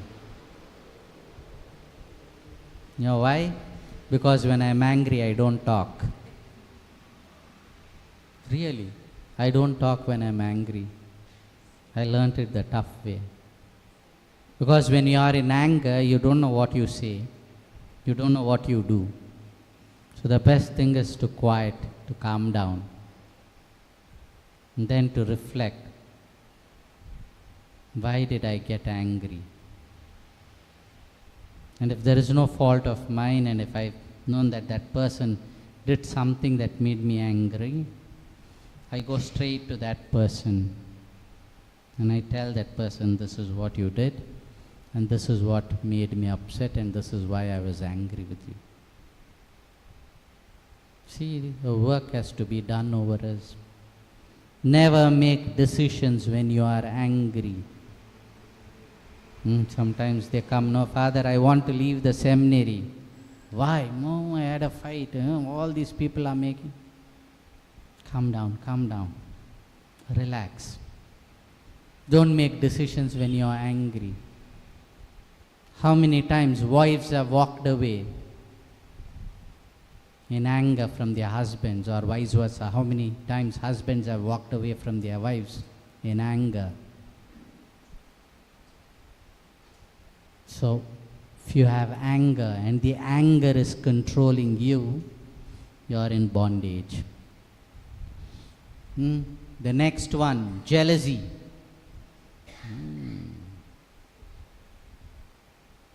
That person has, I don't have.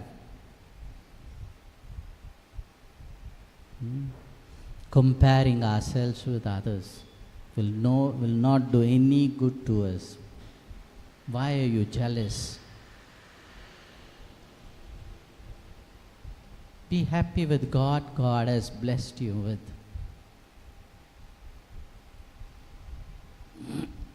Jealousy. The root cause sometimes for jealousy is when you don't accept yourself. You want to become someone else, or you want to have something that the other person has. That's the root cause why you are jealous. I don't have what he has. So if you have jealousy, that means you are in bondage. Another area is unforgiveness. I gave you the example, no? Previous session. Unforgiveness leads to bitterness. That bitterness leads to revenge. It's a chain. So, you may confess all these things, but if you do not fight the root cause of the chain, of these situations, this chain remains. So what does bondage do to us? When we are under these bondages, First and foremost, it wounds us. It leaves us hurt. Many people are not living in sin.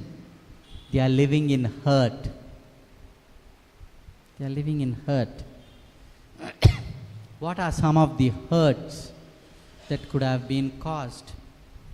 Rejection from childhood. The child, if a person found himself rejected in childhood, this person will never be able to appreciate himself or herself, because the child was rejected. It felt rejection. Why? Again, as I said, we are created to receive love and to give love. What pressure that we go through, or what pressure we give to our children. In my childhood, my aunts and my mom would say, you just pass the exams, it's enough. Out of 100, if you get 35, it was enough for them. You pass the exam, that's enough for us. We don't want first class, second class. You pass the exam. Why? Because mischievous. You pass the, today, even if the child brings 95, you could have got more marks, 3 more marks. What pressure we put on children. Sending them morning 8 to 4, they are in the school. Then they come back, oh, go to tuition. Why? You have to get more marks. Otherwise you cannot become an engineer. In fact, we are ruining the childhood. The child has to learn, to play. Not saying that they shouldn't. You need to put pressure, but not all 5 fingers are same, no? When the child is compared, oh, look at that neighbor's child, how good she's won, how good marks she scores, how good mark he scores, comparing. Again, rejection in childhood, pressure. All these shape our personality. The first 7 years are the most important years of a human life. The way those 7 years you live out forms you who you are, makes you who you are. So we go through comparison, through pressure, through conditions. You score 98%, I will buy you a bicycle. So you think the child will study because to get educated, just to get the bicycle. After the exam, he will forget what he has studied. Need to study for life. I did my engineering, my father pressured. Today I don't remember anything of that. Don't remember. I look at myself and say, how did I pass my mechanical engineering? I don't remember anything. Did I pass? Yes. But I don't remember. Why? Because I didn't study for life. No, thank God. My father was a smart man. He had preserved all my marks cards from 1st till 10th. You show those marks card, you can stop a running train. So good I was at studies. Pressure. But when after my experience of God, after I went for studies, from Rome, because I did my studies in Rome, when I had to come back, I sent 5 boxes of books. My mother looked at this and said, did you really study all this? She couldn't believe that I passed in first rank my theology. She couldn't. Did you pass? Because now I studied for life. Not to pass my exams, not to get grades. See the amount of pressure we put. Rather than telling students why to study, putting pressure on, tell them why it is important to study. My late father was a wise man. I wish I listened to him earlier. He told me two things which I'll never forget. He said, son, if you have knowledge, nobody can rob that from you. Nobody can rob knowledge from you. So acquire knowledge, because nobody can rob that from you. Even you lose everything, if you have knowledge, you can restart. The second thing that he said is, if you have faith, you can overcome any challenge in life. In other words, if you have God, you can do anything. People will come into our life, people will walk out of our life. But there's one person who will never walk out of your life if you invite him to be with you. And that person is Jesus. So, rejection from childhood. Harsh fathers or mothers. Why? Father and mother. No, harsh father, unloved mother. Because they are the first ones to give us love. They are the first ones who represent God to us. And if a child has not received love from its father or mother in the childhood, growing into teens, the child starts for searching for that love in wrong places and in wrong things. Not because the child is bad. It didn't receive, as I said, we are created to receive love and give love, and we have not received that love in the right way, and so we start searching for love in things and in wrong people. And what does that do? That leaves us more hurt and wounded.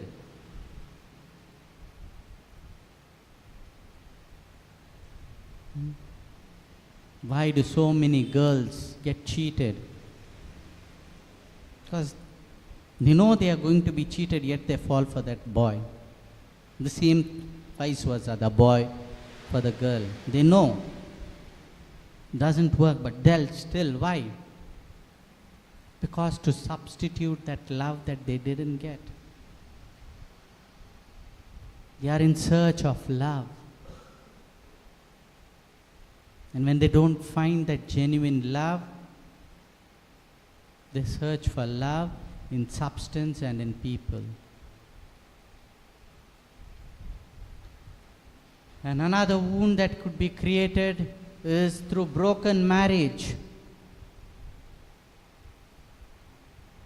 How many children suffer? In Europe, it's too much. It used to pain my heart when I used to hear children. This weekend I am with my father. Next weekend I am with my mother.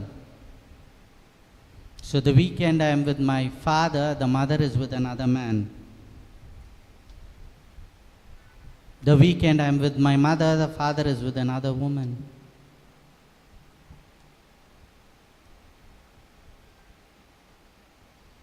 Wounded and broken families. Today the problem in marriage is not that people don't love each other. The problem today is people are afraid to commit themselves, to commit for life. We are living in a use and throw culture. The previous generation, when things went wrong, they mended, they repaired and used it. They wanted to make things work out. Today, no. I use you as long as I want. I know you are not more of use. You are out of my life. Why? I also earn, you also earn. And who suffers? The children suffer.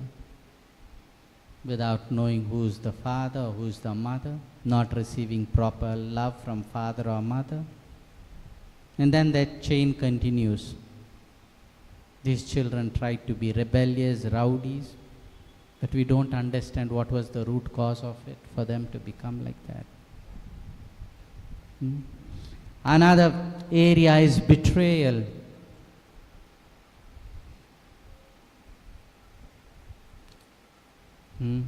Betrayal. So all these things wound us.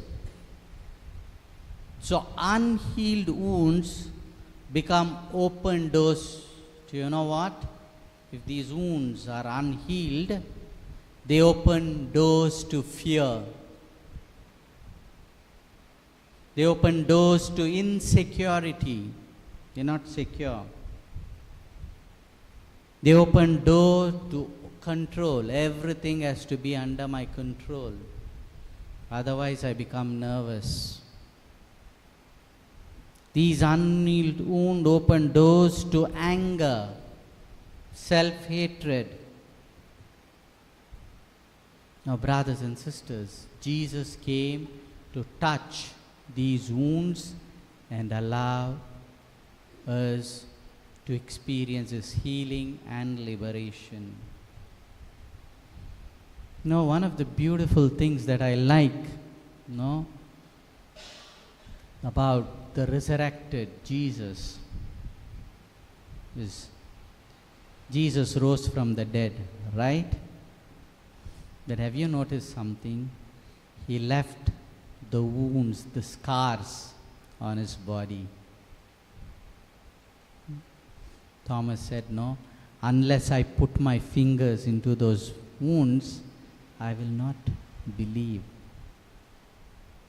There's something deeper I want to tell you. Jesus, who overcame death and sin, was not afraid to show His wounds to us. His 5 wounds, He was not scared to show those wounds. You know why? So that I and you can show our wounds to Him. But what we do? We put makeup and go before Him. God Himself left the marks of His crucifixion so that I and you can show our wounds to Him. And Jesus is not afraid to touch our wounds. He was not afraid to touch the leper. So Jesus is not scared of your sins. Are you willing to show your wounds to Jesus so that He can set you free? This Lent, this retreat, don't be afraid, brothers and sisters, to show your wounds to Jesus. Open your wounds and show to Jesus, saying, this is how I am hurt, how deep I am wounded. Because Jesus is interested to heal you, interested in your salvation. Bondage to lies. The devil's primary weapon is not possession, it's deception. Jesus in John chapter 8 verses 44 says, the devil is a liar and the father of lies. Devil is a liar and is the father of lies. What are some of the common lies that the devil tells you and me? The first one, you are not worthy. You are not worthy. No, the scripture says that the devil is our accuser, who accuses us day and night before the throne of God. But who is Jesus? Jesus is our advocate. Who is an advocate? An advocate who someone fights for you. So, his first thing is saying, you're not worthy. See how much you have sinned. You're not worthy. God cannot forgive your sins. Another lie. God cannot forgive your sins. No, when I was abroad, no, I'll never forget, this young girl came to me for confession. She was doing a retreat, a Life in the Spirit seminar, and she came for confession. She came, she sat, and she started crying. So I allowed her to cry. Nearly 5 minutes, the volunteers were looking at me. I said, leave. She was crying.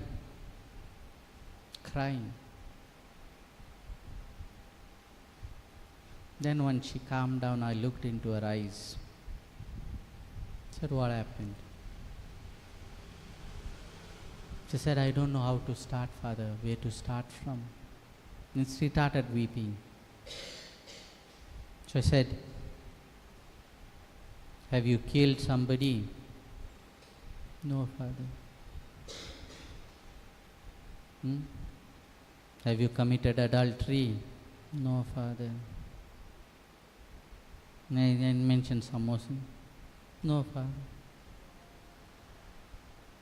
If God has forgiven a murderer, if God has forgiven an adulterer, He will forgive you, so come.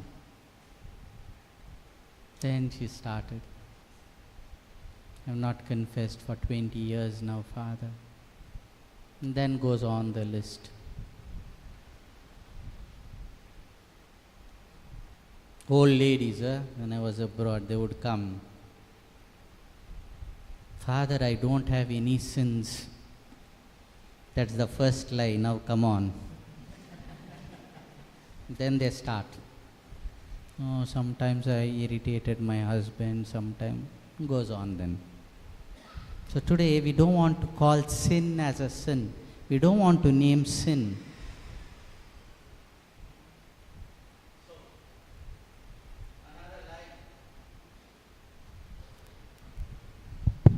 Another lie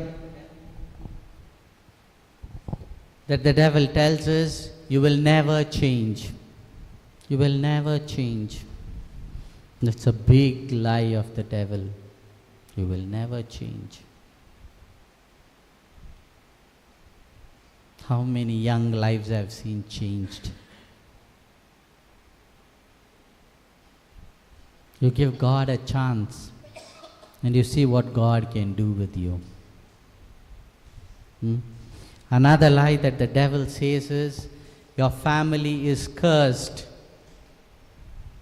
so you have to suffer. But Jesus in the Gospel of John chapter 8 verses 32 says, you will know the truth and the truth will set you free. Freedom comes when lies are exposed. Remember always, breakthroughs happen when you bring things to light and confess. Bondages are broken.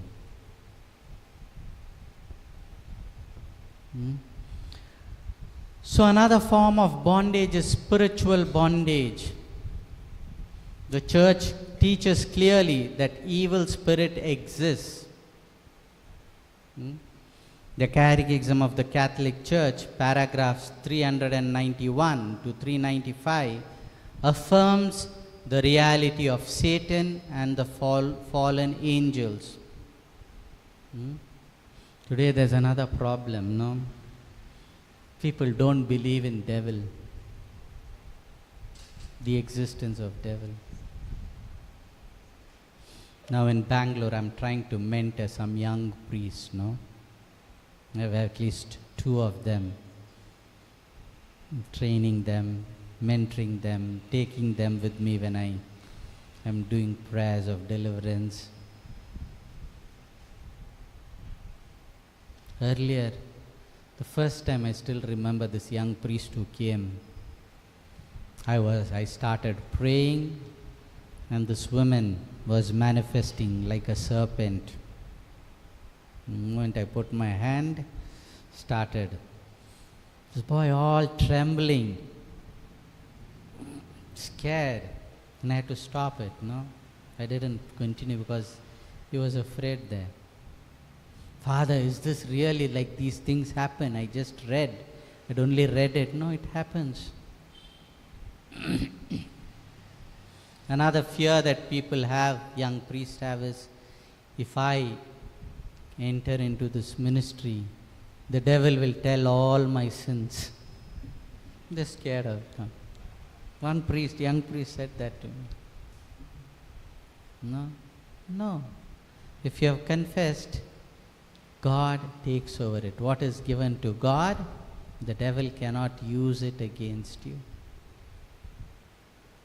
So today, people negate the existence of devil, but the devil is a real spiritual being who's prowling around the world to see whom he can devour. So, as much as Satan and fallen angels are there, again, not every problem is demonic. Not every struggle is possession. Today, as I said, in the church, unfortunately, the devil is preached more and proclaimed more than the gospel. Devil is finished. Sometimes they ask me, Father, you're so gentle. I hope I'm gentle. You're so soft. Are you not afraid of the devil? I tell them the devil should be afraid of me, not me of him. Not because I'm strong, because the one who protects me, the one to whom I've given my life, is watching over me. I'm just an instrument. He's a real being. And so, not every struggle is a possession. Few months ago, I had a lady. I don't know how I think she got my number from the bishop's house, kept calling me, kept telling me, I need exorcism. Listening to her over the phone, I was clear that she doesn't have. So she says, I'm going to this retreat center. I went to this father. I went there. If you are possessed, you will have an aversion towards religious objects. You will have aversion towards the sacraments. But this lady was going for church, a rosary on her neck. She could pronounce the name of Jesus. So anyways, to safeguard myself, I don't meet people alone. I always meet with a team. And so in Bangalore, on the 2nd and 4th Saturday, I meet with a team. From 4 till whatever time it takes. But 4 we start and we meet the last person who comes. Everybody is met. So I called this lady to come there. So Father, she came and started, heard. See, Father, evil spirit is going through my nose. It's here. I said, I cannot see anything. No, Father, you have to say the prayer of exorcism on me. Now, a priest just cannot go and pray a prayer of exorcism. He has to finish all. He has to diagnose properly. He has to exhaust all the means, natural means, to see, and be confirmed that these are supernatural activities, and only then a priest can perform the rite of exorcism. But this lady was compelling. I knew it was a psychological problem. Why? Because she was not in good terms with her family members, fighting with her brothers. There's unforgiveness there. And added to that, she was in depression. So I said, if you want me to make the prayer of exorcism, go to the doctor, get a medical certificate and come, that you are physically all right. No, I won't go. If I go there, who's going to take the responsibility? Will you? I said, no. You are the patient, I am the doctor. Don't tell the doctor what to do. Sometimes you have to be tough. So after that, she didn't come to me. She sent, after going back, she sent a big message, voice recorded. But it's okay for me. If something happens to me, you are responsible. Okay, I'll be responsible. So not everything that you see is devilish. Everything that you see is possession. So most bondages are what? Sin, they are sins, emotional wounds, wrong choices, lack of repentance. These are the most common bondages. But sometimes there can be oppressions. No, you are oppressed due to occult practices. When you are involved in occult practices, curses, when you have grave habitual sin. So these are the things that needs to be renounced. So the next question that you may ask me is, how do we enter? How do bondage enter us? First way we open the door to bondage is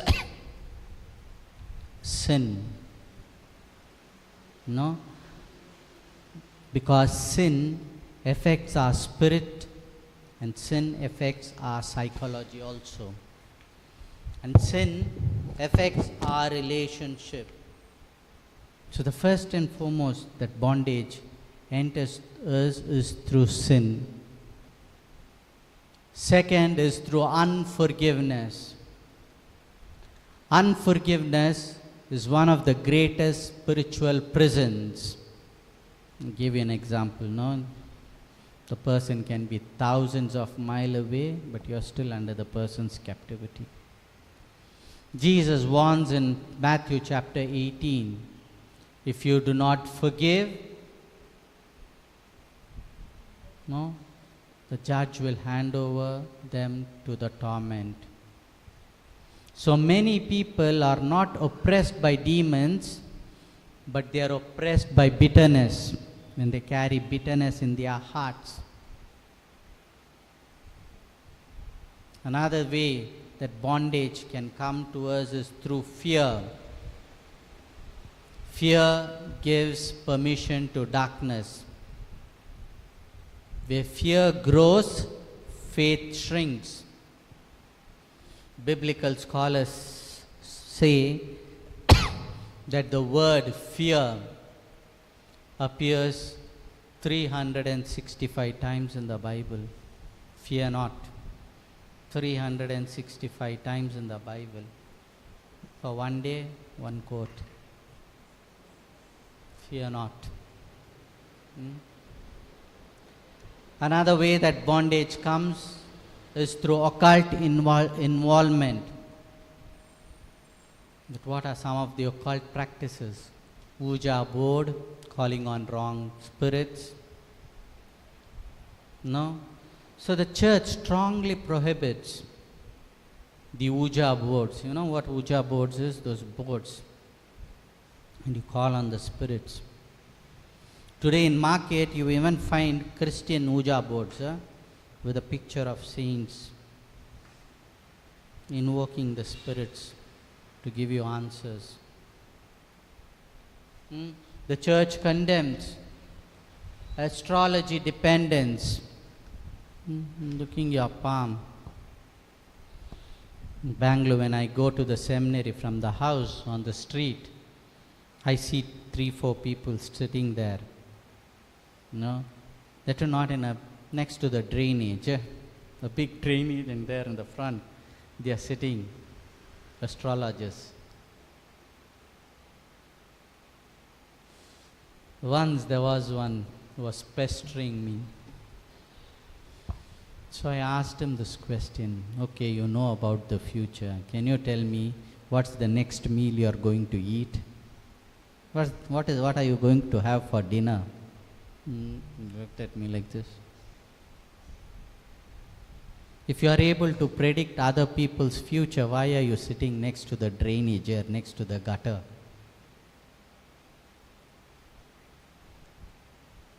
reading palms and saying this is going. No. Our life is in the hands of God. Saint Augustine puts it beautifully. Past, we cannot do anything about it. Can we go to the past and change something? No. We leave it to the mercy of God. We don't know about our future. Sometimes we worry, no? What's going to happen tomorrow? What's going to happen next year? Jesus said, today's problems are enough for today.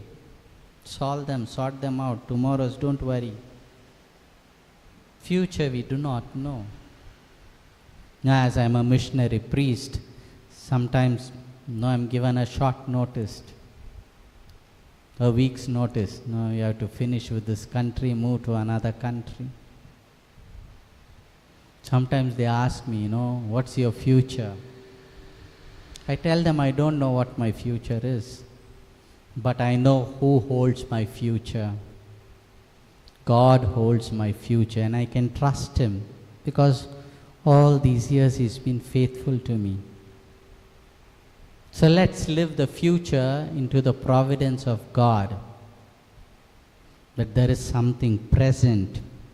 This is the day that the Lord has made. Let us rejoice and be glad in Him.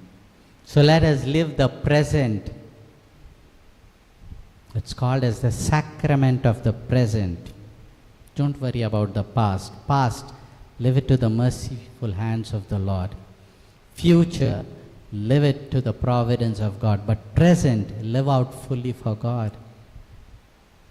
So don't worry, don't run to the astrology here and there. Witchcraft, seeking mediums. Catechism of the Catholic Church in paragraphs 21:16 to 21:17 says these practices open doors to the evil one.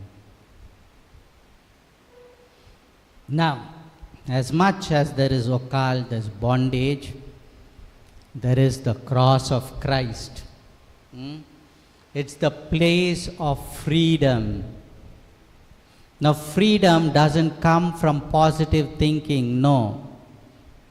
Freedom comes from the power of cross. Tomorrow we'll talk more about the cross. So at this cross, at Calvary, what happened? Sin was defeated, Satan was disarmed, curses were broken, shame was nailed. St. Paul, writing to Colossians in chapter 2, verses 15 says, He disarmed the principalities and powers. So the cross is not a symbol, it's the victory, it's the power of God. Catechism of the Catholic Church, paragraph 617 says, Christ's sacrifice is unique, it completes and surpasses all other sacrifices. When Jesus said, it is finished, He meant the price of your freedom was paid. Finished. The blood of Jesus, Revelation chapter 12, verses 11 says, they conquered Him by the blood of the Lamb. So what does the blood of Jesus do? The blood of Jesus cleanses us. The blood of Jesus protects us. The blood of Jesus restores us. The blood of Jesus breaks every chain. So when we receive the Holy Communion, brothers and sisters, it's not a symbol, but the living Christ, body and blood, soul and divinity. So every Mass that we attend, Christ is made present. So freedom comes from that ultimate sacrifice of Christ. Jesus once in Matthew chapter 12, once a house is swept, made clean, and if it is left empty, the spirit that you chased out comes back and sees the house is empty and comes back with 7 other spirits. So after you have received healing, what do you need to do? Fill your life with scriptures. Take your sacraments seriously. Avoid the occasions of sin and those places that lead you to sin. So freedom is not an event, but it's a lifestyle. So brothers and sisters, as we conclude the session, let's be assured that Jesus did not die so that we could remain half free. No. St. Paul declares in Galatians chapter 5 verses 1, "For freedom Christ has set us free. If the Son of God sets you free, you will be free indeed." And this is what God wants to do with you and me, that He wants to set you and me free. He wants you and me to live in the dignity of being His sons and daughters. So let's pray.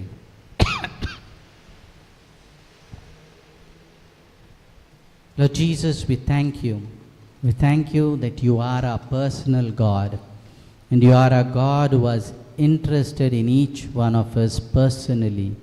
And you know each one of us by name, and you know each one of us personally. And you came to set us free. You died on the cross to set us free. And so, Lord, today, even as we look at the cross, we want to say, thank you, Jesus. That was my place, but you took it. You took all my sin, pain, and shame and died for me so that I could be restored and I could live in the dignity of being a child of God. And so let's say the words our Savior taught us. Our Father, who art in heaven, hallowed be thy name. Thy kingdom come, thy will be done, on earth as it is in heaven. This day our daily bread, and forgive us our trespasses, those who trespass against us, and lead us not in temptation, us from evil. Deliver us, Lord, we pray, from every evil, and graciously grant peace in our days, that by the help of your mercy we may be always free from sin and safe from all distress, as we await the blessed hope and the coming of our Savior, Jesus Christ, for the kingdom, the power, now and forever. In the name of the Father, Son, and the Holy Spirit. Amen. So we will have a tea break now, and I think we'll come back.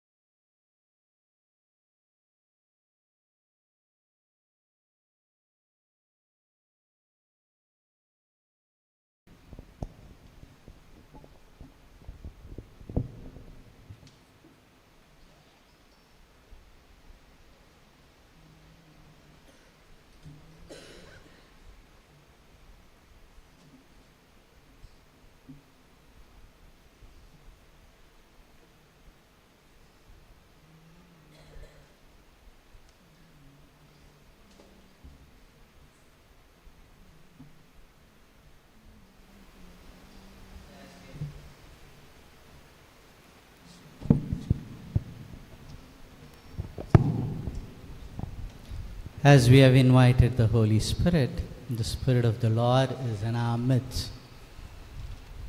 And so this session, we see something, how we deceive ourselves, how the devil deceives us, and how we can obtain freedom in Christ. John chapter 8, 32 says, "You will know the truth, and the truth will set you free." You will know the truth, and the truth will set you free. We live in a world that speaks much about freedom. Today, world, they speak about freedom. I am free to do what I am. I'm free to do whatever I like. But often, it is false freedom. Freedom without truth, without responsibility, without God. Many people fall into spiritual slavery, not because of external chains, but because of inner deception, the lies of the self and the evil one. So let's reflect today together the deception of self, the deception of evil, and the true freedom that we can find in Christ. The first one, the deception of self. The first point is the wounded human heart. Our hearts are wounded. Our hearts are broken. Now, after the fall of Adam and Eve, the human heart became wounded by sin. It was wounded by sin. And so what happened? Pride, selfishness, and disordered desires distort our self-understanding. Because of that, we have pride, we have selfishness, and we have disordered desires. Jeremiah chapter 17 verses 9 says, "The heart is deceitful above all things and desperately corrupt. Who can understand it?" The heart is deceitful above all things and desperately corrupt. Who can understand this? This means that sometimes we can deceive ourselves. We may call sin weakness, selfishness as self-care, and pride as confidence. So the greatest deception is when we believe we do not need God. I can handle things myself. I don't need God. So what are some of the forms of self-deception? The first and foremost is pride. Luke chapter 18 verses 9 to 14 says, He also told them this parable to some who trusted in themselves that they were righteous and regarded others with contempt. 2 men went up to the temple to pray, one a Pharisee and another tax collector. The Pharisee, standing by himself, was praying thus. A Pharisee, a man who knows the laws of the Lord, who prays. He prays. Look at his prayer. God, I thank you that I am not like that other person, thieves, rogues, adulterers, or even like tax collectors. I fast twice a week. I give 1/10 of all my income. Look at the prayer of the Pharisee, all I-centered. But the tax collector, standing far off, would not even look up to heaven, but was beating his breast and saying, God, be merciful to me, a sinner. I tell you, this man went down to his home justified rather than the other, for all who exalt themselves will be humbled, but all who humble themselves will be exalted. So pride means thinking I can manage without grace. I can handle things. I don't need God in my life because I follow things. I do things rightly. It's all I-centered, me and me. So we deceive ourselves. A simple question: when we want to make our decisions, do we consult God? Do we pray? Do we make decisions keeping the mind of God? Simple as that. Grace builds on nature. The second form we deceive ourselves is hypocrisy. Pretending to be holy externally while the heart remains divided. Matthew chapter 23 verses 27 to 28 says, "Woe to you, scribes and Pharisees, hypocrites, for you are all like whitewashed tombs, which on the outside look beautiful, but inside they are full of bones of the dead and of all kinds of filth. So you also on the outside look righteous to others, but inside you are full of hypocrisy and lawlessness." Externally, going to the sacraments, attending Mass daily, being part of this prayer group, being part of this, but internally, how messed up they are. The words and the action don't match. Their heart is divided. The word of God says, either be hot or be cold. If you are lukewarm, you know what? You spit out of the mouth of God. So they either be on God's side or don't be on God's side. Don't keep in between. You cannot serve two masters at the same time. You cannot keep legs on two boats and sail together. So hypocrisy.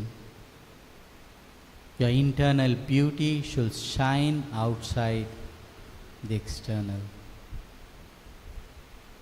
Denial, the third way that we deny ourselves or deceive ourselves is denial. Refusing to admit our sins or the area that need conversion. 1 John 1 chapter 1 verses 8 to 9 says, "If we say that we have no sin, we deceive ourselves, and the truth is not in us. If we confess our sins, He who is faithful and just will forgive us our sins and cleanse us from all unrighteousness." Each of us have one area or the other area of sin in our lives.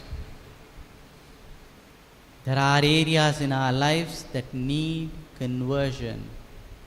As I said, we are work in progress till our last moment. We cannot deny. John says, if you say we have no sin, we deceive ourselves, because all have sinned and fallen short of the glory of God. He said, no, the old ladies would come and tell me, no, Father, I don't have any sins, but I have small sins. What are those small sins? Sometimes I gossip, Father. Sometimes quarrel with my daughter-in-law. Those are small sins. Denying, refusing to own up. The hardest thing is to work on oneself.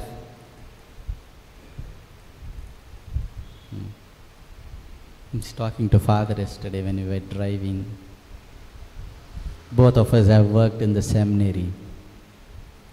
And being formators is the most difficult job. You know why? Because you have to constantly correct the seminarians. No, because you have to form them. And nobody likes when corrected. When I was the rector, at the end of the year I would meet the seminarians, and they were free to give feedback on me. Because I am not perfect, no? There are areas that I need to work in my life. Because this one seminarian, he had the courage. I was a bit tough on him, let's be honest. because I wanted the best out of him. He comes to me, looks at my face, and says, "You are the worst rector in the world I have seen."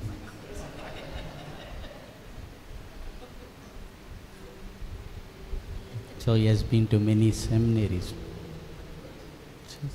Easy to react, no? I have the authority. I can say, "Pack your bags and go." But the challenge was to find out why he made that statement. It's easy saying that you're not fit, pack your bag, leave the seminary and go. But I had to give a listening ear. I said, I don't react immediately, no? After 2-3 days, I called him. And I said, "You made the statement. Can you help me to understand why you made that statement? How many seminaries you have stayed in? How many rectors? You have stayed only in one seminary. Then how do you know about other rectors? Help me to understand why you made that statement." When we went a little bit deeper, the issue was not that I was a bad rector. The issue was I was reflecting him, his father. Because the father used to correct him, not lovingly. And so when I corrected, it would trigger him. So he found hard to take corrections, deny. Anything I said, I didn't do, or immediately react. How do we do when somebody points out our mistakes? Do we accept? Majority of the time we try to justify or try to deny or try to put the blame on others. See how we deny ourselves?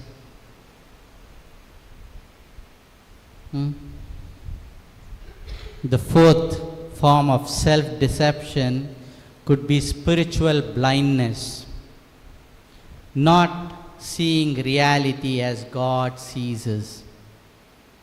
Revelation chapter 3 verses 17. "For you say, I am rich, I have prospered, and I need nothing. You do not realize that you are wretched, pitiable, poor, blind, and naked." This is who we are in front of God. That we are wretched, we are pitiable, we are poor, we are blind and naked. But God covers us with His love, doesn't condemn us, but gives us opportunity to work on ourselves.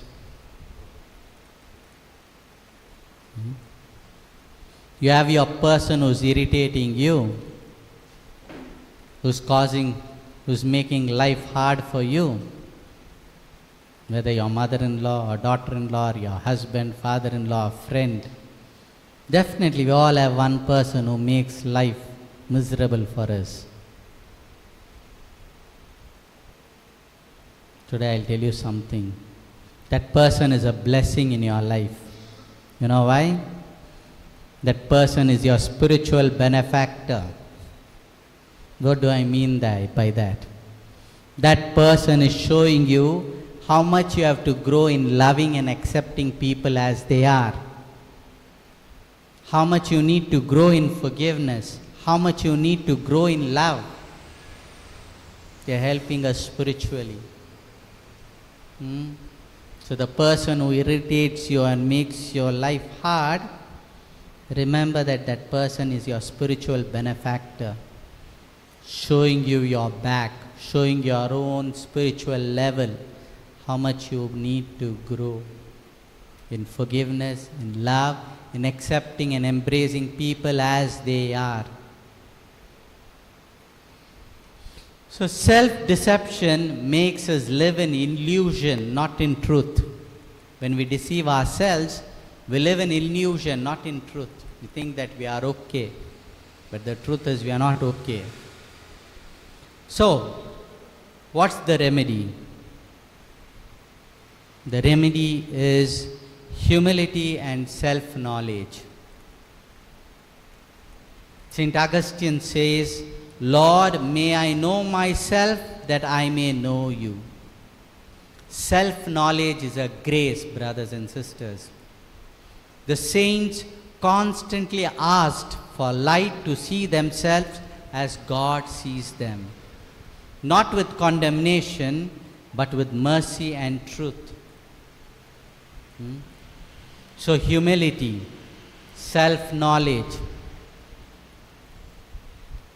These days we are coming to the end of the academic year now, and I'm meeting seminarians. And I ask them, what are your strengths, brother? What are your weaknesses, brother? Can you make a list and tell me? Some of the times we don't know ourselves too well. We don't know our strengths. We don't know our weaknesses. And so how do we get that?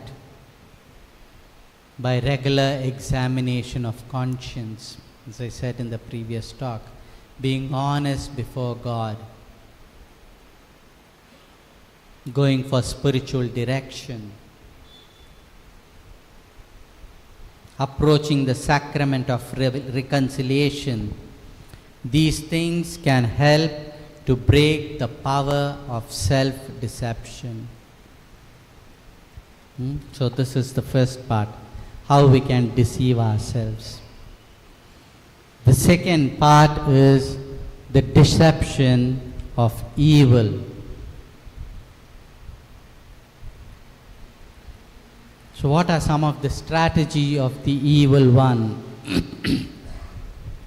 John chapter 8 verses 44. Jesus called Satan a liar and the father of lies. Devil is a liar and the father of lies. The devil cannot create anything. He only distorts what God made good. His greatest weapon is deception. So what does he do? What are the common lies that the enemy tells us?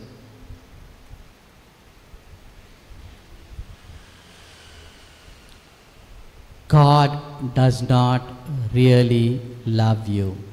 God doesn't really love you. And when we believe in this truth that God doesn't love me, this leads me to despair and isolation. Brothers and sisters, God created us for relationship. God created us for communion. When you isolate yourself, you are led to despair. That's what the enemy wants, that you remain in isolation. Romans chapter 8 verses 38 to 39 says the exact opposite. For I am convinced, Paul is convinced, neither death, nor life, nor angels, nor rulers, nor things present, nor things to come, nor powers, nor height, nor depth, nor anything else in all creation will be able to separate us from the love of God in Christ Jesus our Lord. So there is nothing in the world that can separate you and me from the love of God. The only person who can separate myself from the Lord is myself. The Lord who created you without your permission cannot save without your permission. So the Lord who created you without asking you cannot save you until you give him the permission. So God loves us, and nothing in this world can separate you and me from that love of God. The second way that the devil deceives is, you cannot change. And this lie keeps us enslaved to sin. Second letter to the Corinthians, chapter 5, verses 17 says, "So if anyone is in Christ, there is a new creation. Everything old has passed away. See, everything has become new." Jesus has the power to change us. Jesus can change you and me. If it could change Saint Augustine, if it could change Saul to Paul, he can change anyone. So don't believe in the lie of the enemy saying that this is my shortcoming, this is my weakness, I cannot change.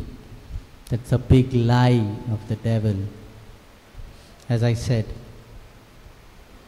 ahead of every sinner there is a saint. Behind every saint there is a sinner. So you can change. The third lie that the enemy tells, or the third way that the enemy deceives you and me, is your sin is not too serious. It's okay. Everyone does, you also do. Everyone cheats on paying the taxes, you also cheat. It's okay. This leads to moral compromise. See what Romans chapter 6 verses 23 says. "For the wages of sin is death, but the free gift of God is eternal life in Christ Jesus our Lord." So your sins are not serious is another lie. Sin is a sin, as I mentioned. Sin is nothing but a rupture in relationship with God and one another. A violation against reason, truth, and conscience. The fourth way that the enemy can deceive you and me is freedom means doing whatever I want. I can do whatever I want. It is my life. We hear that a lot, no? Especially the younger generation. I know what to do, don't tell me.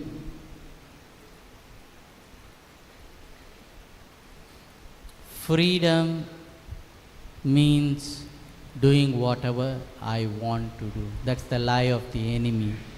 And this leads to bondage. Galatians chapter 5 verses 13 says, For you were all called to freedom, brothers and sisters. Only do not use your freedom as an opportunity for self-indulgence, but through love become slaves to one another. This is true freedom. When you have true freedom, you're not insecure, you're not upset.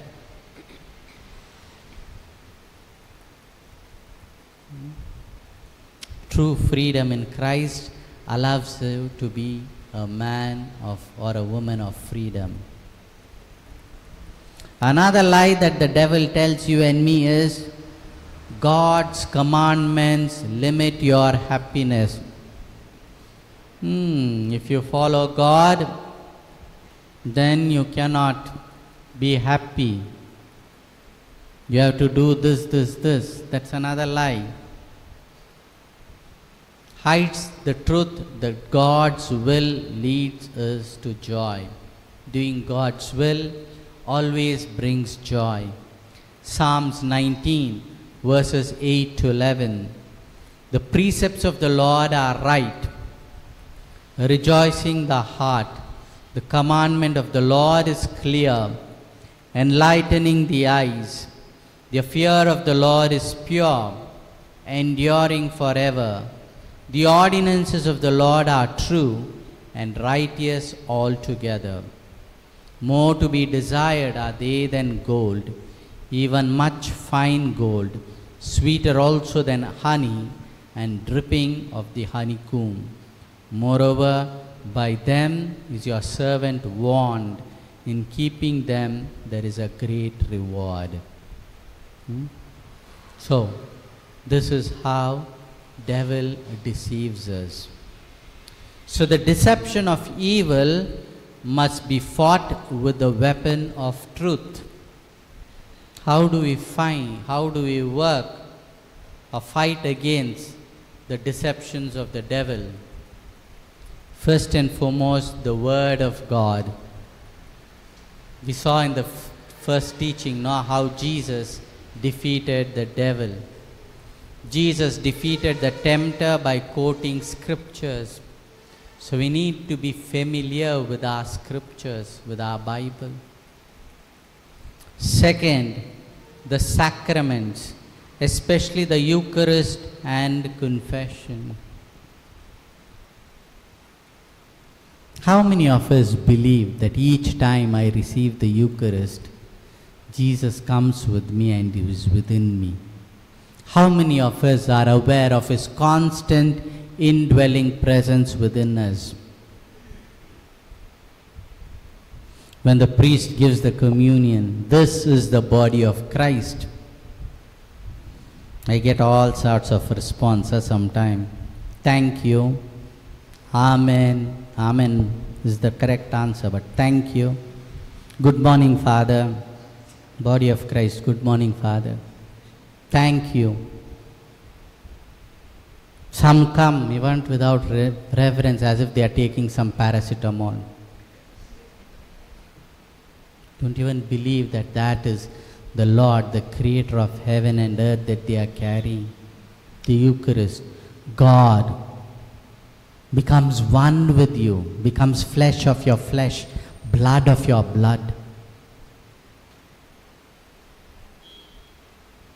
God's power enter into you, and what you do? Run to that father, run to this preacher, run to this retreat, run to that shrine.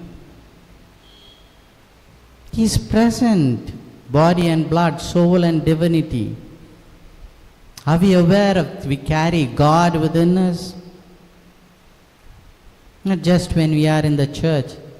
We receive the communion. When I walk home, Jesus is with me.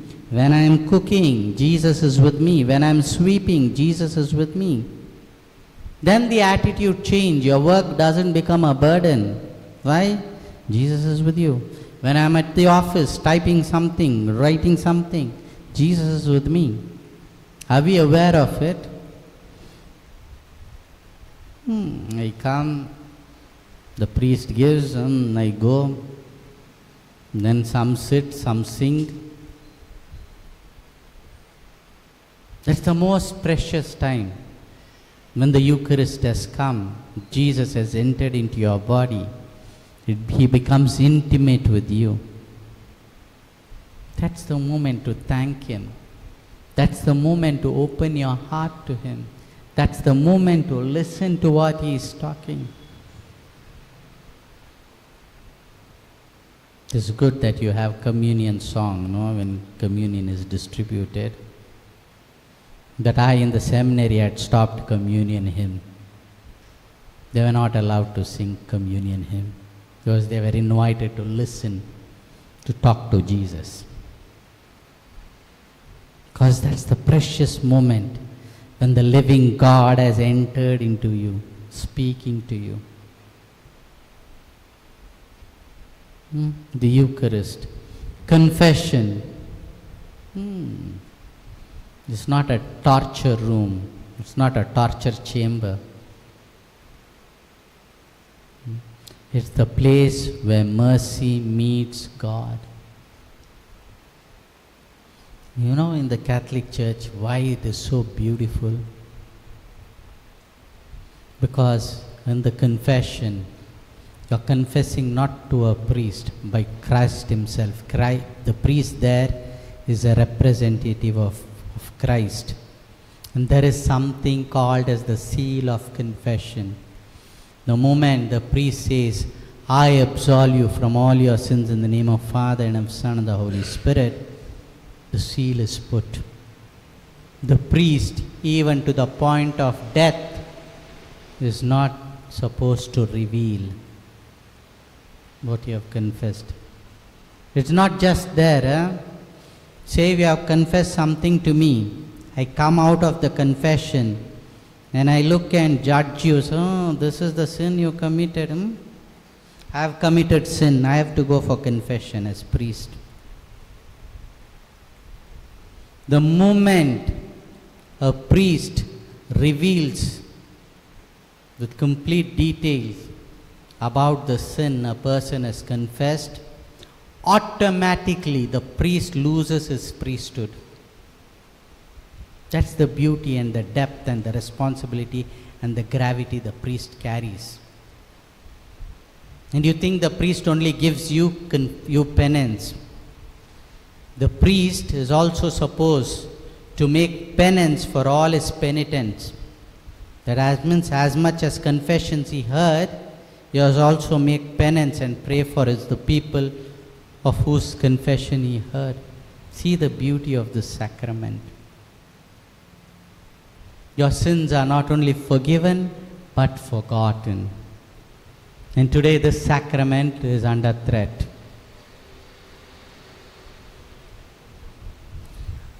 Another way that we can help is calling upon the name of Jesus. Every knee must bow to his name.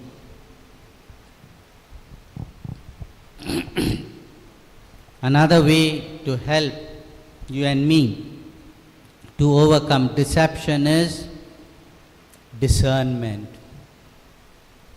Now, Saint Ignatius of Loyola was an expert in this. He teaches us to test the spirits. Not every inspiration or thought comes from God. Not every inspiration and thoughts comes from God. So we need to have the gift of discernment.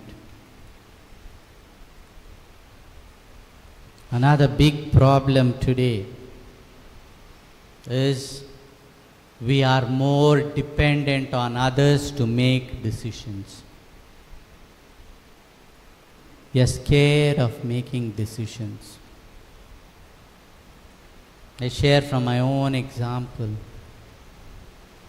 As I said, my conversion, my experience was all with the charismatic movements. Thanks be to God. But they had an habit of controlling you. For everything you have to go to them to make decisions. I was in a point when I had to make a decision because I had decided to become a priest.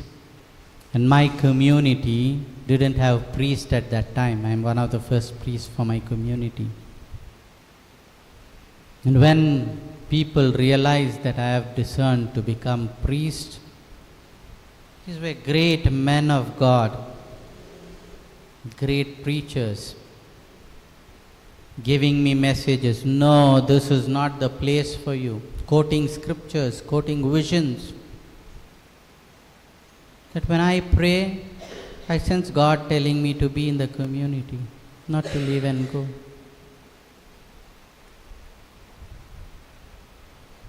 These people were giving me scriptures, vision.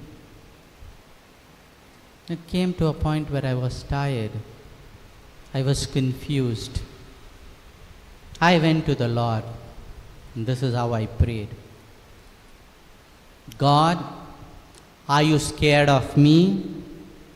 That you don't tell me about what I need to do for my life and going and telling other people what I need to do with my life? Are you so scared of me? I prayed. That was my sincere prayer. Saying, God, are you scared of me? That you don't tell me the plans you have for my life and going and telling others, giving scriptures and visions. Speak to me. Are you so scared of me?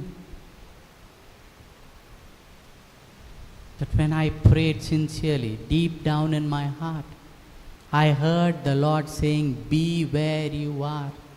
I will make you bloom. If I heard those people and made decision, today I wouldn't have been standing here and preaching to you all. I wouldn't have gone to Rome to study. Everything was vague, nothing was clear. But this little voice was telling me, be where you are. 6 months down the line, a bishop comes and tells, I am willing to ordain you all. My founders wanted a bishop who knows our spirituality, our community. And so I was sent to Ghana, to Africa. And from there I was sent to Rome to do my studies. I studied in the only seminary of the Vatican with full scholarship, both for my seminary and for my university. People, when I decided to stay, he is a fool, he is not listening to what God is saying. God speaks to you. God is not scared to speak about your life to you. It's you who are not listening. You want to listen to others, what others are telling. And this is how the evil spirit can deceive you. Now you see the importance of prayer. Importance of having a relationship with God, a personal relationship with God. If I didn't have that personal relationship with God, I would have lost the beautiful vocation, the opportunity to study in Rome at the foot of St. Peter, 5 years. The last year serving as a deacon to the Holy Father. Beautiful to see the conclave when Pope Francis was elected.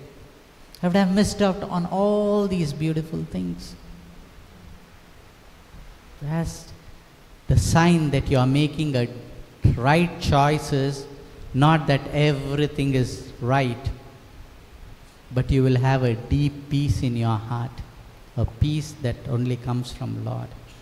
When I chose to stay back, nothing was clear. But there was this deep peace in my heart.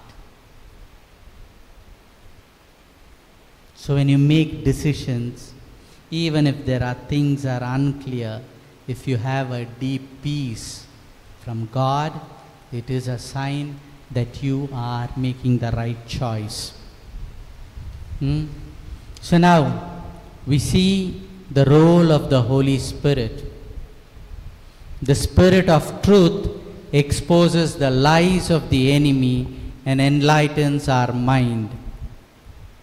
John chapter 16 verses 13 says, when the Spirit of truth comes, he will guide you into all the truth. Without the Holy Spirit, we cannot see clearly. With him, the darkness loses its power. So now you see the importance of the Holy Spirit in our lives, the leading and promptings of him in our lives. That's the reason we need to have a relationship with God.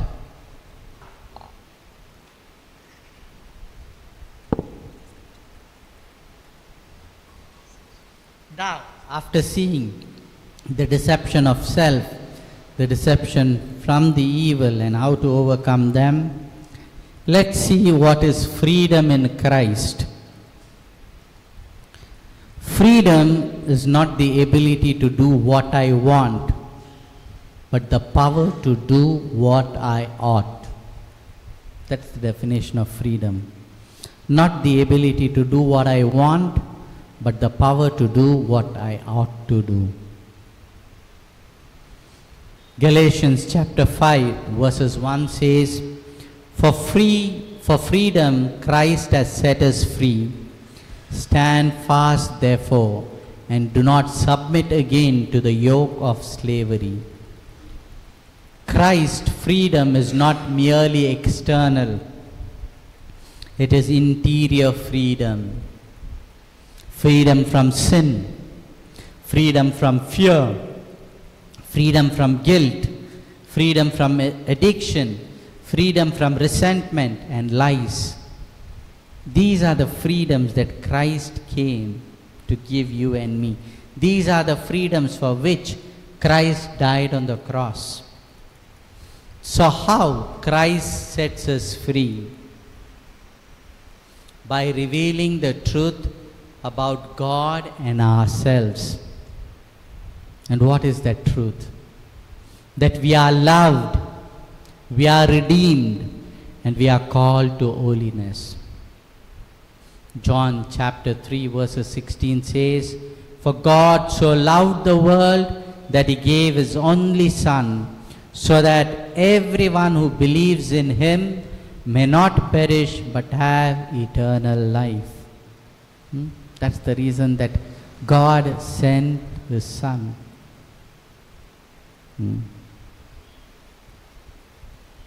Today when you say young people that you are a good person, they cannot. And as I said, when I deal with young people, whether it's a man or a girl, woman, I say, "You are a good man." "No, Father." "You are a good man." "No, Father." "You are a good person." After seeing 3-4 times, yes. Same with the ladies. "You are a good woman." "No, Father." "You are a good woman." "No, Father. How can I? I am a sinner." "You are a sinner, but you are a redeemed sinner." "You are a sinner, but you are a redeemed sinner." Redeemed by the blood of Christ. So the truth is that we are loved by God unconditionally. We are precious to him. Now when I was in New Zealand, there was this elderly priest who would love to go to him for confession. No, he would say, "You are infinitely lovable. You are infinitely precious." And that is who we are. God loves us. We are precious to God.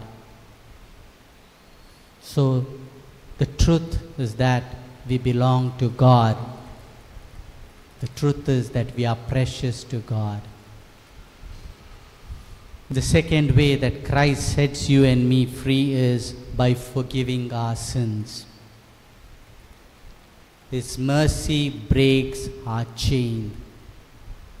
However big our sin is, God is willing to forgive.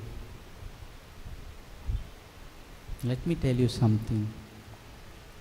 Jesus said, "No, the tax collectors and prostitutes are making way to heaven." That means when we go to heaven, for sure you will find sinners there. But they are sinners who repented and were redeemed.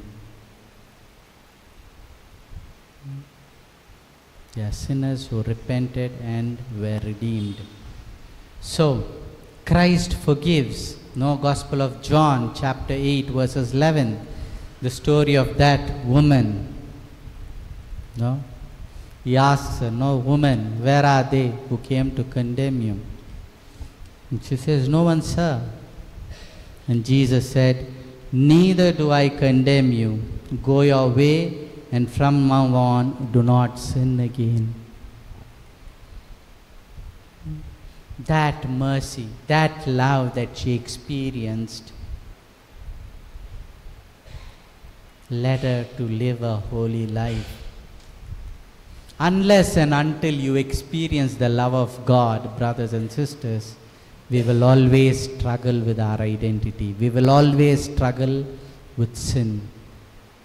But if we allow God to love us, and we are convinced that God loves us, we will not sin.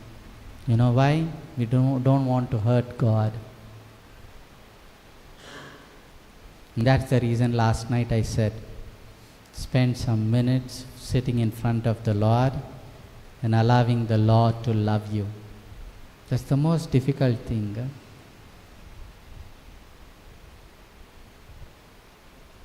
I knew a young man who couldn't sit quietly and pray in front of the Blessed Sacrament. He couldn't pray at all. Today is a priest. He's very doing a beautiful job. His problem was he couldn't keep silence in front of God. He had to move his slippers, turn the pages of Bible, remove the rosary. It was a nuisance in the chapel for others who are praying. So one day I had to call him and says, what's happening? Let's work out. You need any help? We can help you. And you know what? This is what he said. Father, when I sit in silence, there are so many unresolved issues of my life that come up, and I don't know how to confront it. I don't know how to handle it. So then we had to work. It was okay for me to send him to a psychologist, to a spiritual director. Took that seriously, worked on himself. Today this young man is having a beautiful ministry, preaching well. Not only that, he spends every day 1 hour in front of the Blessed Sacrament. With stillness and quietness. Be still and know that I am God. Even when people enter and come out, he doesn't know.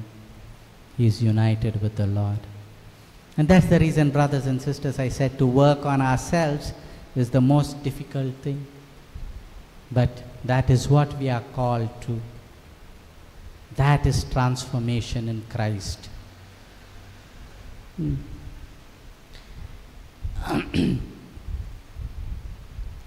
So, by giving us the Holy Spirit, God empowers us to live as sons and daughters of the Father. For the law of the Spirit of life in Jesus Christ has set you free from the law of sin and death. Where the Spirit of the Lord is, there is freedom. And another way that Christ gives us freedom is by giving us the church, the community of truth and grace. Jesus says in John 15:5, I am the vine, you are the branches. Those who abide in me and I in them bear much fruit, because apart from me you can do nothing. They devoted themselves to the apostles in Acts chapter 2 verses 42. They devoted themselves to the apostles' teaching, fellowship, to the breaking of bread and the prayer. See how the early church lived. They were united. Today what's happening? So much of gossip, no? If somebody is gossiping you about somebody, be sure that person will gossip about you to someone else. 100%. So, what are the signs of a person free in Christ? What are some of the signs that we have that a person is really living in freedom in Christ? First and foremost, the person will have peace that the world cannot give. Person will be peaceful. The second sign is the capacity to forgive and love. A person who has experienced the love of God is always willing to forgive and love. The sign that you have obtained freedom in Christ is detachment from sin and worldly attachment.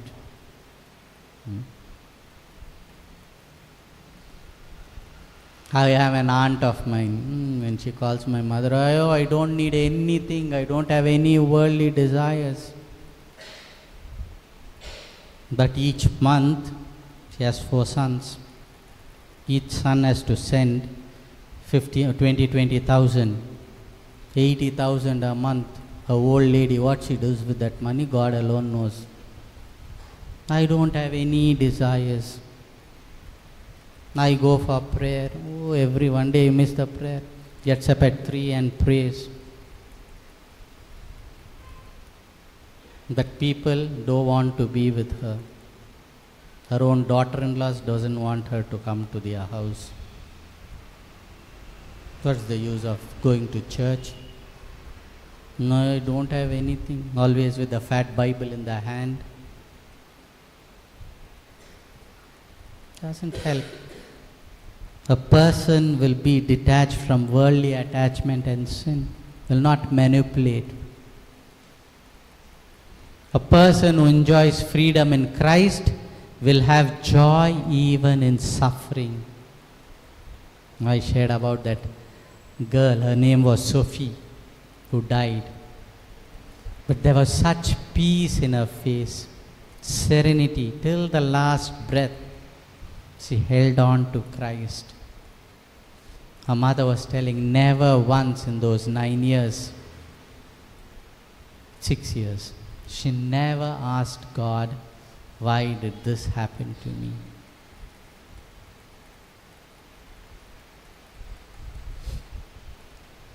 A sign of a person in Christ is obedience, rooted in love and not in fear. I obey Christ, I obey the commandments of law of God, not out of fear, but out of love. Now, how can I live in this freedom daily? How can I live a life of freedom every day in Christ? Again, daily prayers and scriptures.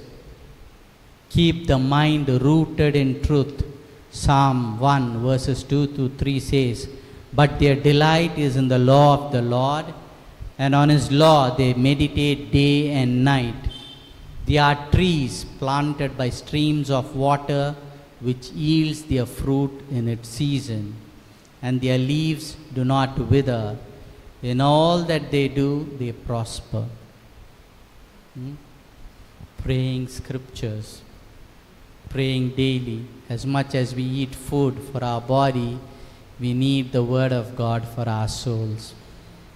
Second way that we can live in freedom is frequent confession. Frequent confession cleanses the heart and restores freedom. Third way is Eucharist. The Eucharist strengthens us to live victoriously. Jesus said to them, very truly I say to you, unless you eat the flesh of the Son of Man and drink his blood, you have no life in you. Those who eat my flesh and drink my blood have eternal life. I will raise them up on the last day, for my flesh is true food and my blood is true drink. Those who eat my flesh and drink my blood abide in me and I in them. That's the reason I asked, how many of us are aware of the indwelling presence of Christ within us? Always. Jesus said, no, I will never leave you nor forsake you. Another way that we can live in freedom is community life. Community life, or being part of a small Christian community, helps us remain accountable and supported. James chapter 5 verse 16 says, therefore confess your sins to one another and pray for one another, so that you may be healed. The prayer of a righteous is powerful and effective. The prayer of righteous people is powerful and effective. And the last way to live in freedom is discernment. Discernment prevents us from falling back into self-deception or the lies of the enemy. Romans chapter 12 verses 2 says, do not be conformed to this world, but be transformed by the renewing of your minds, so that you may discern what is the will of God, what is good, acceptable, and perfect. So to conclude, brothers and sisters, where the Spirit of the Lord is, there is freedom. Freedom in Christ is not the absence of struggle, but the presence of grace. It is the power to live in truth, to love, and to serve. So let's ask Jesus, the truth, who frees us, to purify our minds from deception, of self and evil, and to fill us with the spirit of liberty and peace. So let's pray. Lord Jesus, you are the way, the truth, and the life. Free us from every deception, from pride, fear, and the lies of the enemy. Give us the way, give us the grace to walk in your truth and to live in freedom of children of God. Amen. Let all glory be to the Father, and to the Son, and to the Holy Spirit, as it was in the beginning, is now, and ever shall be, world without end. Amen. Thank you, and God bless you all. So we'll proceed for the Eucharist in a few minutes.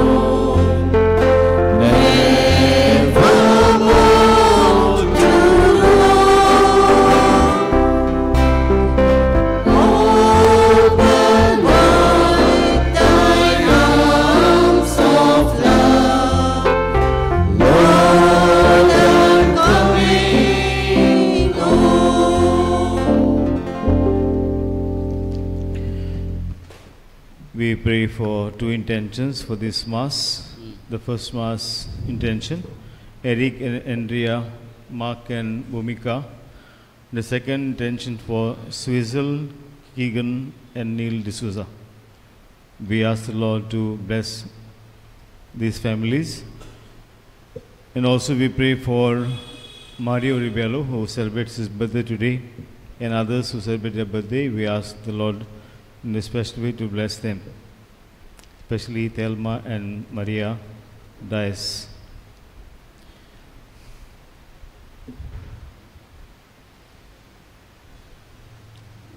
In the name of the Father, and of the Son, and of the Holy Spirit. Amen. The grace of our Lord Jesus Christ, the love of God, and the communion of the Holy Spirit be with you all. And with your spirit.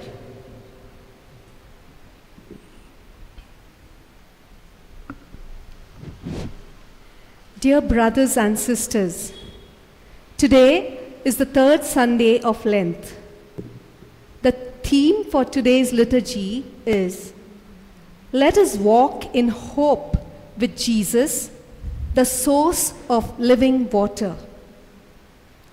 The Gospel today speaks about Jesus offering living water to a Samaritan woman, leading her into a truthful confession and bold evangelization. The third Sunday of Lent is an assurance that the Lord still waits for us, like he waited for the Samaritan woman at the well. We are still hopeful of an encounter with Jesus, maybe through the Word of God, through his people, or through time spent alone with him in prayer. And as we are blessed with these graces from him, we are convicted of our wrongdoings and are called to true confession and repentance. Also, today we are on the second day of the Lenten retreat in our parish, led by Father Francis D'Souza. We have all come here with hope, and as the Word of God says, hope does not disappoint us. May this retreat be the place we truly encounter Jesus and fill us with the same joy and courage of the Samaritan woman. Let us ask for these graces in this holy Eucharistic celebration.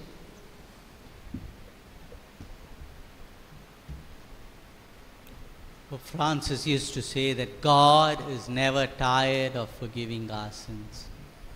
It's we who are tired to go to him and say, Lord, I have sinned.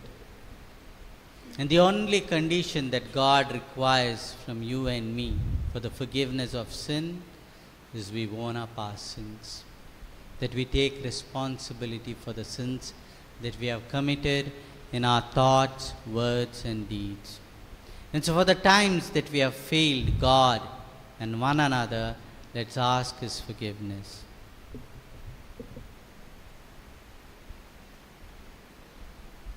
I confess to Almighty God and to you, my brothers and sisters, that I have greatly sinned in my thoughts, in my words, in what I have done, and what I have failed to do. Through my fault, through my most grievous fault. Therefore I ask the Blessed Mary, ever Virgin, all the angels and saints, and you, my brothers and sisters, to pray for me to the Lord our God. May Almighty God have mercy on us. May he forgive us our sins and bring us to everlasting life. Amen.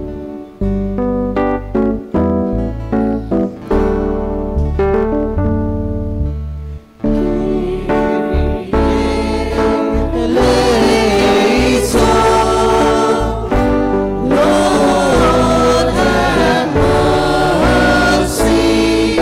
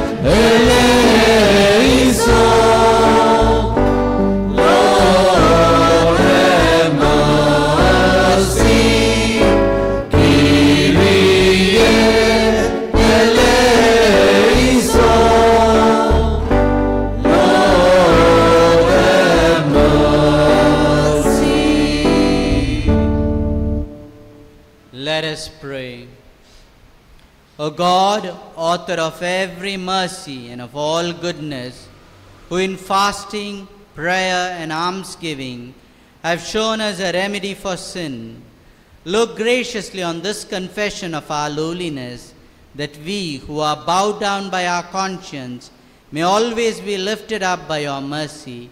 Through our Lord Jesus Christ, your Son, who lives and reigns with you in the unity of the Holy Spirit, God, forever and ever. Amen.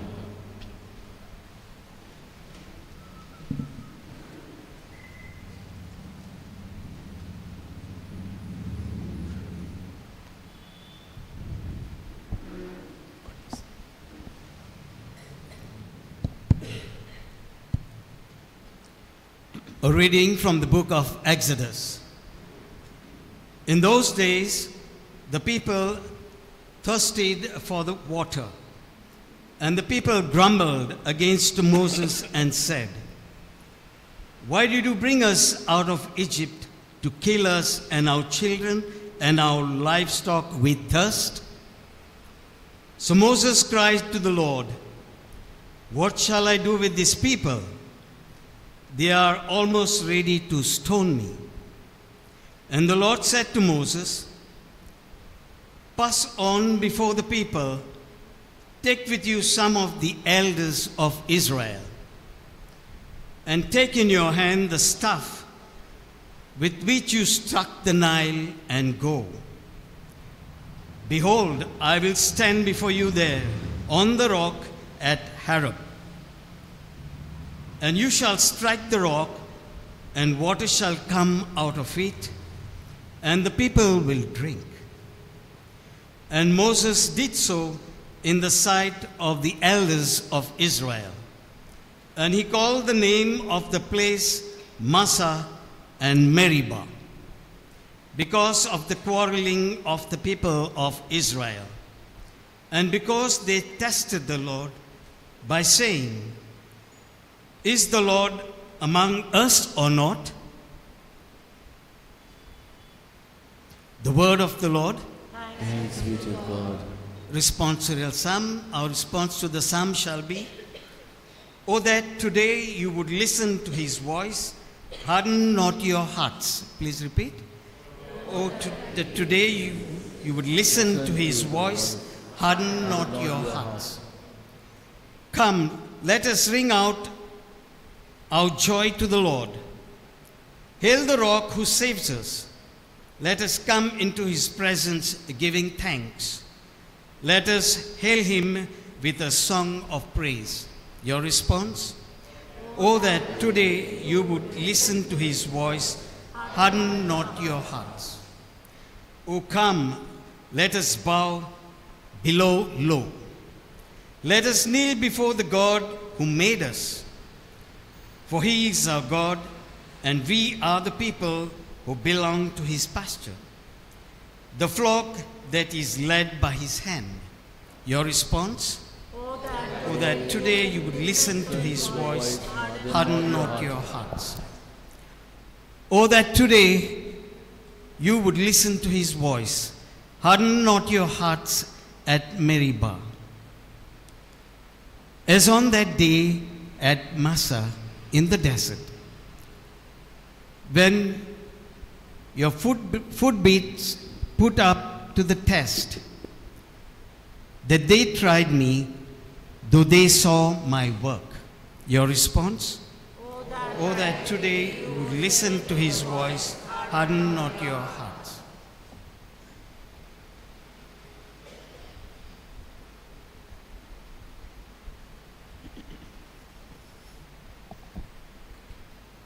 A reading from the letter of St. Paul to the Romans. Brethren, since we have been justified by faith, we have peace with God through our Lord Jesus Christ. Through him we have obtained access by faith into this grace in which we stand. And we rejoice in hope of the glory of God.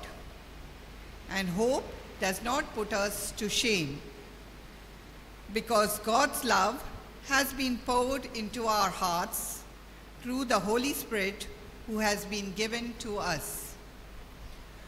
For while we were still weak, at the right time, Christ died for the ungodly. For one will scarcely die for a righteous person, though perhaps for a good person one would dare even to die. But God shows his love for us in that while we were still sinners, Christ died for us. The word of the Lord. Thanks be to God. Please rise. Glory and praise to you, O Christ. Glory and praise to you, O Christ. Lord, you are indeed the Savior of the world. Give me living water so that I will not be thirsty. Glory and praise to you, O Christ.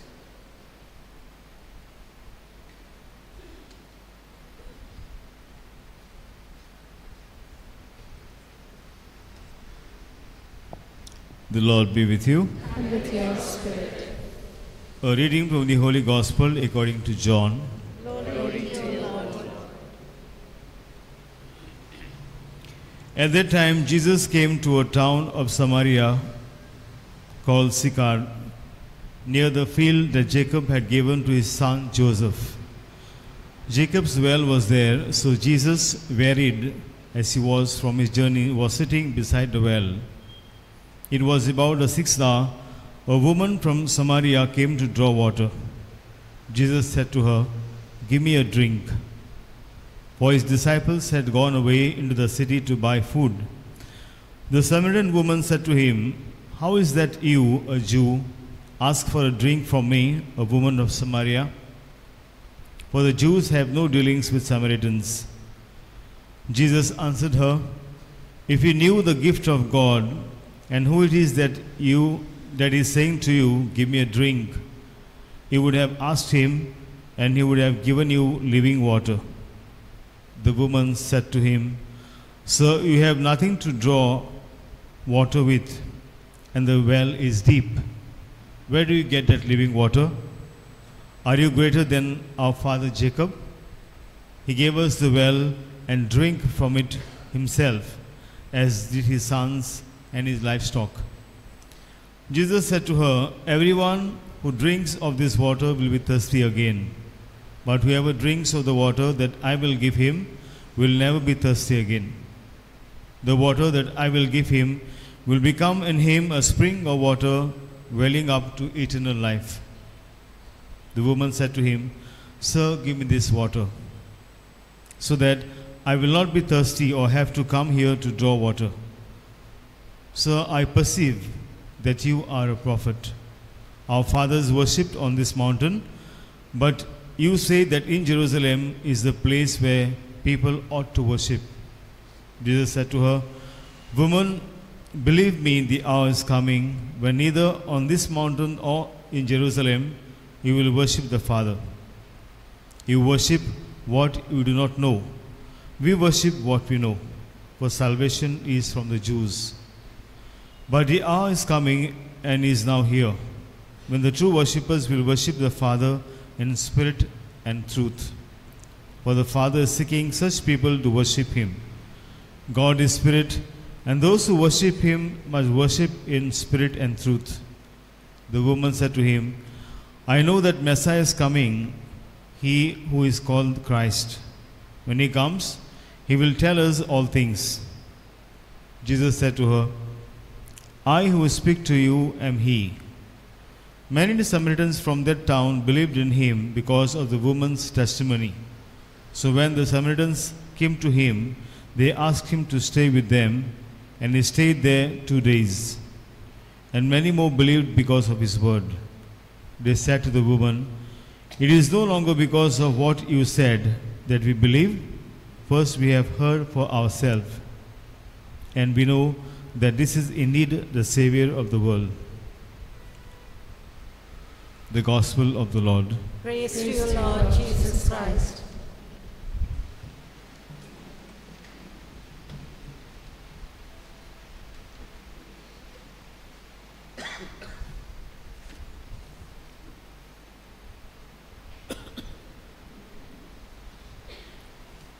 I think today's gospel is very apt, for our theme that we have been reflecting from morning.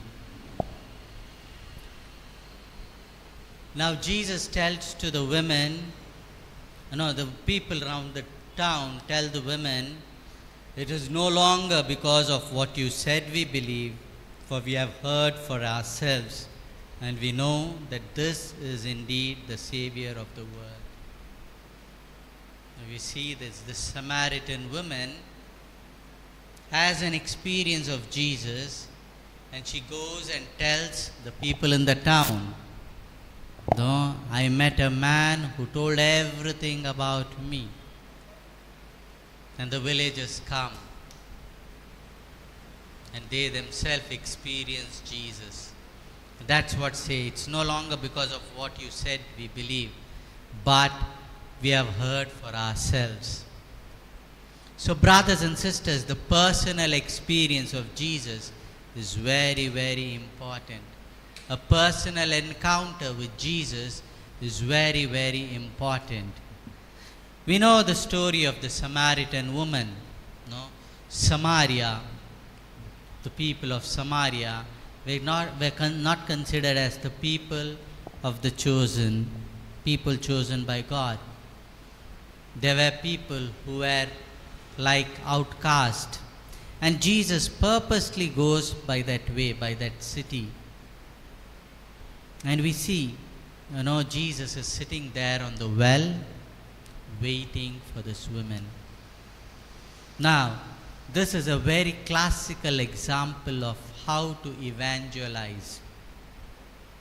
There are different ways to evangelize, but this is the most excellent way to evangelize somebody. First of all, the woman from Samaria, Jesus is wearied, and he was from his journey, and he was sitting beside the well. And it's about the 6th hour that the woman from Samaria comes to draw water from the well. What's the 6th hour? It's midday, noon. Not a time to fetch water. For water is fetched either at the 3rd hour, or before the 6th hour, not at the 6th hour, because the sun is on top of the head. But why was this woman coming at that hour? Because she was rejected by the society. She was labeled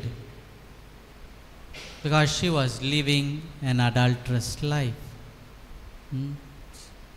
She was changing husbands as she changed clothes. And she didn't want the whole city to mock at her. She didn't want to be the talk of the town. Anyway, she was the talk of the town, but she didn't want that. She didn't want to hear the comment. So what she does? She comes at the 6th hour when there is no one at the well. She didn't want anyone to condemn her, judge her, or pass comment against her. She knew she was leading a wrong life. And here is Jesus sitting and waiting for this woman. And as soon as he saw, what did he do? He condemned her. Did he judge her? No. He asks for a drink. And she's surprised. You are a Jew, and I am a Gentile. I am an outcast person, and you are asking a water from me. So, and what does Jesus say? If you knew the gift of God and who it is that is saying to you, give me a drink, you would have asked him, and he would have given you living water. And the woman says, you have nothing. How can you draw water from the well? The well is very deep. Where do you get the living water? In other words, She was looking from the external. She was telling, I've gone too far away from God. I am beyond redemption. How can you save me? How can you give me living water? Are you greater than Jacob, who gave us this well and drank from it for himself as he did, and his sons and his livestock? And Jesus now slowly catechizes her. No? He says to her, everyone who drinks this water will be thirsty again, but whoever drinks the water that I give him will never be thirsty again. The water that I will give him will become in him a spring of water welling up to eternal life. The woman doesn't get it. She says, give me that water so that it saves me to come to the well in the noontime. And then see what Jesus does. He knows that this woman is not leading a righteous life, but he doesn't judge her. Then he says, go call your husband and come here. Now once he has built a friendship, a relationship with her, he starts speaking truth to her. And the woman says, I have no husband.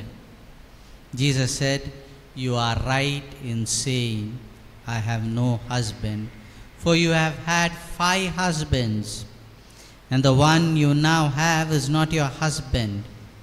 What you have said is true. So Jesus reveals who she is, reveals to her gently that you are leading a long life, my girl. Let go of that wrong way of life. So the woman perceives and says, are you a prophet who knows about me? And she says, our fathers worshipped on this mountain, but you Jewish people say you need to worship in Jerusalem. But Jesus tells to this woman, believe, the hour is coming when neither on this mountain nor in Jerusalem will you worship the Father. No, but the hour is coming, and it's already here, when true worshippers will worship the Father in spirit and truth. First and foremost, Jesus came for everyone, even the Gentiles. And Jesus said to the woman, the people will worship God in spirit and truth.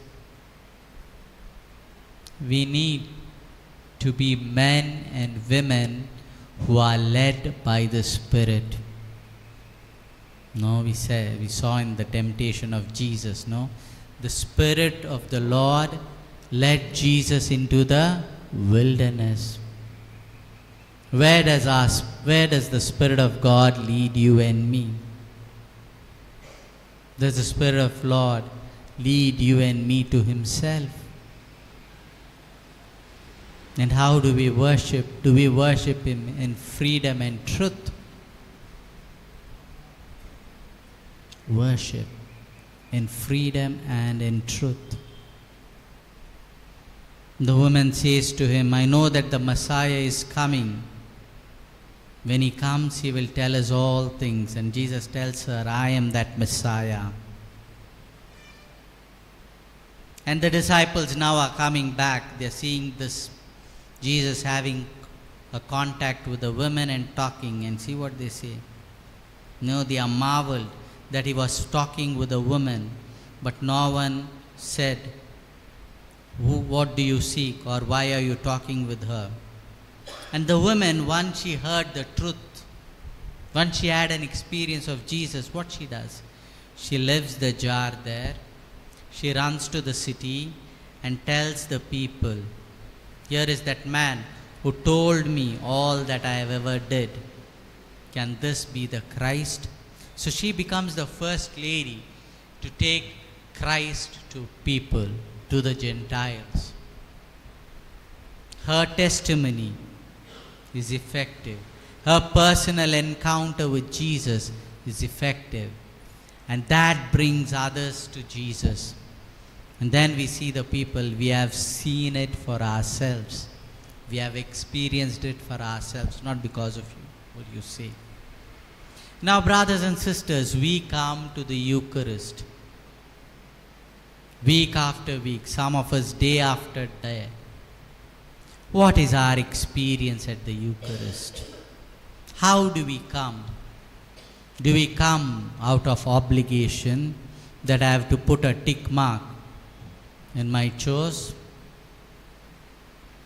Do I come here out of fear? Or do I come to worship Him in freedom and truth? How do I come? In fact, each time you come to the Eucharist, you shouldn't come empty-handed. You should come with something. In Africa, it's beautiful. There are 2 offertories. The first one is, it's not like here people go around with their dumb box. No, the dumb box is kept at the altar. Everyone from the least to the oldest comes to the altar to put a coin. Might be a small coin, but they all put according to their ability. Right from the small to the oldest. There's a song.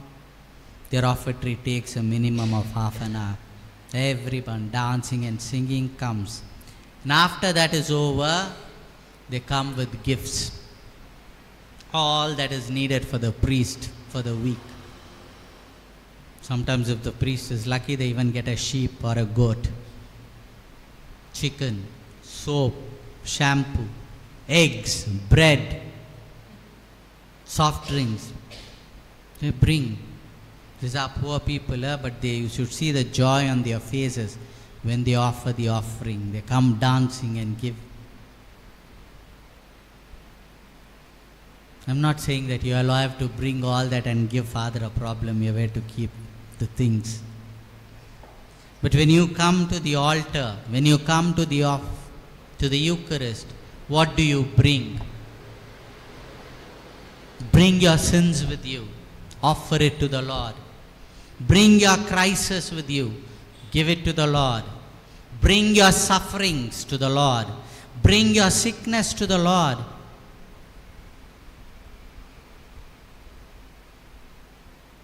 God accepts them and will transform.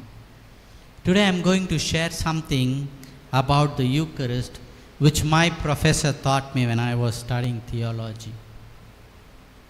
About bread and wine, offering, and to worship in spirit and truth. Now, when did Jesus establish the sacrament of the Eucharist? On what day it was? What was the Jewish feast?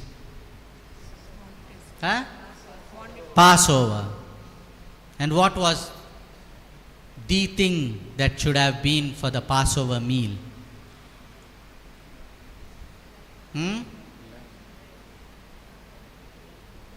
One thing that was very important in the meal for a Passover meal was what? A lamb, meat. He could have taken that meat and shown to his disciples and said, "This is my body." It would have been so easy for us, no? Because we can relate. Flesh can relate with flesh, right? Yes or no? If he had taken that meat and says, "This is my body," we could have easily related to it, because we see that it's a part of the body of an animal. But why did Jesus take that piece of bread? We all priests have to struggle studying that, a transubstantiation. Don't worry about it. No, why did he take that bread and say, "This is my body"? Yes, bread was a food available to all the people. But my professor would say, Jesus was furbo. Furbo means he was smart. He took that bread. Now the bread that comes on the table, before it's a piece of bread, what was it? Huh? It was flour, right? The flour had to be knit, put into the fire, come out, and then that's the bread on the table. But before becoming a flour, what was it? It was a grain. That grain had to be crushed to become the wheat, flour. And before that grain came, what was that grain? It was a part of a stalk. That stalk was also a part of a grain. That grain that the farmer sowed had to die, and then it had to fight out the earth, come out, wither the wind and the storm, grow up, and then yield the grain. Now you see the story that a little bread on the table has a story. Yes or no? Has a story, its own story of struggle, of suffering, of pain. Yes or no? Was it easy for the grain to be ground, become powdered in the mill? Was it easy for the wheat to go into the fire and to be reformed and come to the table? It was hard. It has a painful story. But yet that bread gives strength to the man when a man eats bread. Similarly, wine. He took wine and said, "This is my blood." Goa, you get good wine. So wine, how do we get wine? Through grapes, no? Just like that. The grapes have to be crushed, have to be fermented, has to be distilled. Then it comes to the table. But before that grapes, the grape is part of a wine. The wine has to be pruned. Is pruning good? Painful. But if the wine is not pruned, it doesn't yield fruit. But if the grapes don't come out, and if the grapes are not crushed and fermented and distilled, you don't get the wine, correct? See, the wine has a story of its own. The cup of wine that we taste has a story. Now Jesus, taking those symbols, their story, the story of the bread, the story of the wine, was uniting the story of the people of God with that bread and wine. And he was uniting himself to that bread and wine. I take upon me, all your sufferings. I take upon me all that you have gone through, all the challenges that you have been through in life, all the sickness that you have gone through life. I take upon me. And I offer it to God. And just at the offertory, the bread and wine is transformed into the body and blood of Christ. Our stories are transformed. Our stories become holy. Why? Because Christ has entered into that story. Now you see the importance of offertory. We are carried away singing, "All to Jesus I surrender." But do you truly surrender? Do you unite your life? Do you unite yourself, your sickness, your pain, your financial crisis? Do you unite with that bread and wine and offer it to God? And just like that bread and wine is transformed into the body and blood of Christ, do you believe that God can transform those difficult situations? For me, as much as I love to celebrate the Eucharist, I tremble. Each time I pronounce the word, this is my body, as much as it's a privilege, it's a moment of trembling for me. Why? Because I carry my Creator in my hand. The one who created me is in my hand.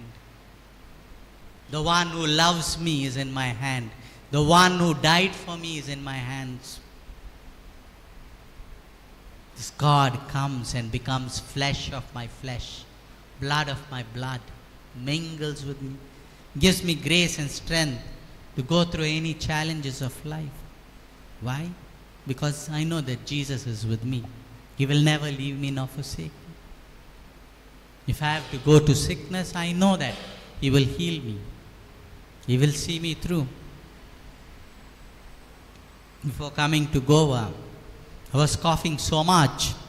My mother even said, why don't you consider dropping up this? You have been coughing badly because I'm allergic to dust. And in front of my house, road work has been going. And so I cough and cough. But I united my cough, my sickness to the Eucharist. And I said, Lord, these are your people. I need to speak to them. Touch me, heal me. I don't think so. I coughed very badly. I did cough here and there. That's the faith, expectant faith.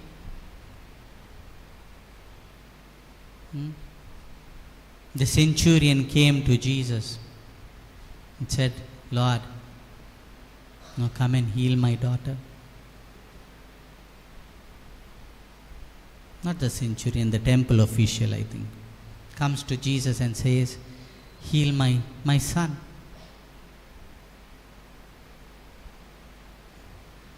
It's a centurion. Come and heal my son. No? And Jesus is ready to go with him. But he says, Lord, I am man in an authority, and I tell people, do this, do that. And I believe you say a word, and my son will be healed. And he goes. Jesus says, go, your son is healed. He had two options. No, he was an official. He could have taken Jesus by forcefully. But he believed the words of Jesus and he goes. And as he goes home, his servant says, your son is healed. What hour? The very time that Jesus told me, go, your son is well. So we need to come with expectant faith. Each time I come to the Eucharist, I need to believe. I need to offer something. And at the same time, I need to believe. If I have my sickness, I offer it to God. I give it to God. God, if it's your will, heal me, set me free. Lord, I'm going through this financial crisis. Save me. Now, when I was wanting to become a missionary, when I quit my job, when I told my dad I'm becoming a missionary, he laughed at me. He said, how are you going to take care of yourself? He said, look at the birds of the air. They neither sow nor reap. Look at the lilies of the field, they are clothed. He said, son, it's nice to preach. Let me see how you will live it out. And I've lived almost 25 years, trusting in God my Father. As I said, I'm a missionary priest. And the spirituality of our community is, we live on divine providence. Whenever we need something, whenever I need something, I don't get a salary like other priests get. And if I do get something, I need to put it in the community fund. And I live with bare minimum what is given, a small allowance to keep myself. So when I need something, I go, kneel in front of the Blessed Sacrament and say, Father, this is my need. And for the past 25 years, God has met all my needs, not my wants. We all have wants. Not met my wants, but my needs. Every single need of mine has been met. Why? I trust Him. Whether it is small thing, so much as a toothpaste, or for a bigger thing, I trust Him. Today in a world and time where people struggle to go from one place to another, I travel around the world. I don't have a big bank balance, but His word takes me everywhere. I don't lack anything. Wherever I go, I have a roof on my head. I have a nice bed to sleep, good water to take shower. He takes care. Do we trust Him? If I'm standing here and talking, I'm convinced. That's the reason I'm able to talk, that God can meet my needs. And if He does that for me, He can do it for each one of you. Because God doesn't have favorites. And so, brothers and sisters, when we come to the Eucharist, let's come bringing something. If we have our sins, when we offer it, those sins are forgiven and transformed. Our pains, when we give, those are transformed. God gives us strength and endurance and courage to endure that pain and suffering. God, if we're going through a crisis, God will see a means to provide for you. But faith. There's that beautiful story of Jesus and Peter, no? Jesus, after praying, is walking on the water. And Peter says, Lord, if it's you, command me to come to you. That means I also want to walk on water. Imagine when Peter was getting out of the boat to walk on the waters, what his disciples would have, what his friends would have said. Peter, you're gone mad, you're crazy. Are you going to walk on water? You will sink. Peter is not bothered. His face, his eyes are fixed on Jesus. He keeps the first step, he picks the second step, he starts walking on the water. He's walking on the water natural. Peter walks. How long does he walk? As long as his focus is on Jesus. He's not bothered about the wind, the waves. As long as his focus is on Jesus, he's able to walk on the water.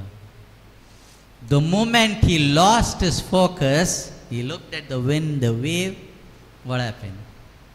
He started drowning. And what happens? He immediately shouts, Lord, save me. And what did Jesus do? Pulled him out of the water. That's what Jesus does. Each time we call upon Him, He comes to save us.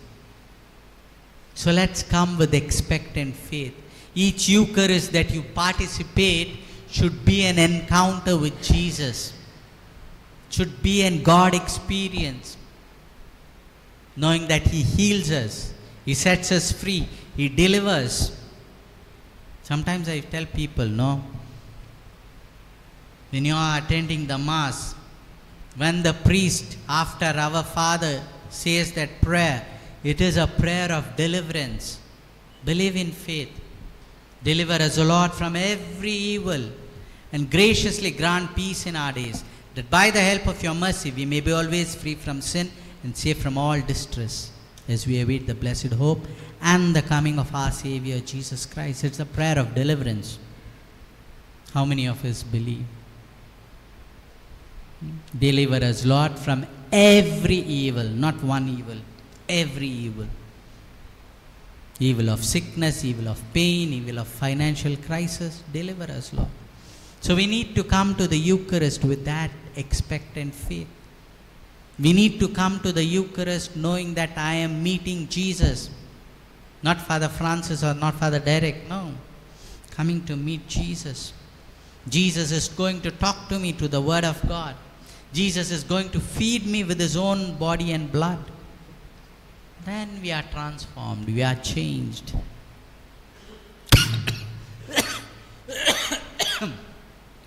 This is my prayer for you and me, brothers and sisters, that we appreciate the living presence of Christ within us.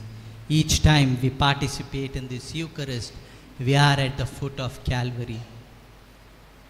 We are given the life-giving bread, the food of the angels to feed upon and to live as His sons and daughters. So as we proceed with this Eucharist, let's ask the intercession of Mary, of Joseph, St. John the Baptist, that we may have a personal encounter like this Samaritan woman had, a personal experience of Jesus in our life. Amen.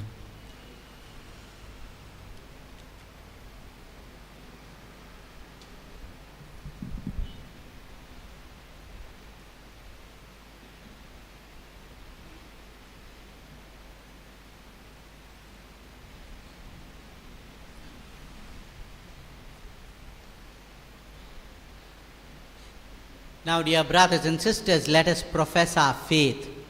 Let us profess what we believe and what we want to live out.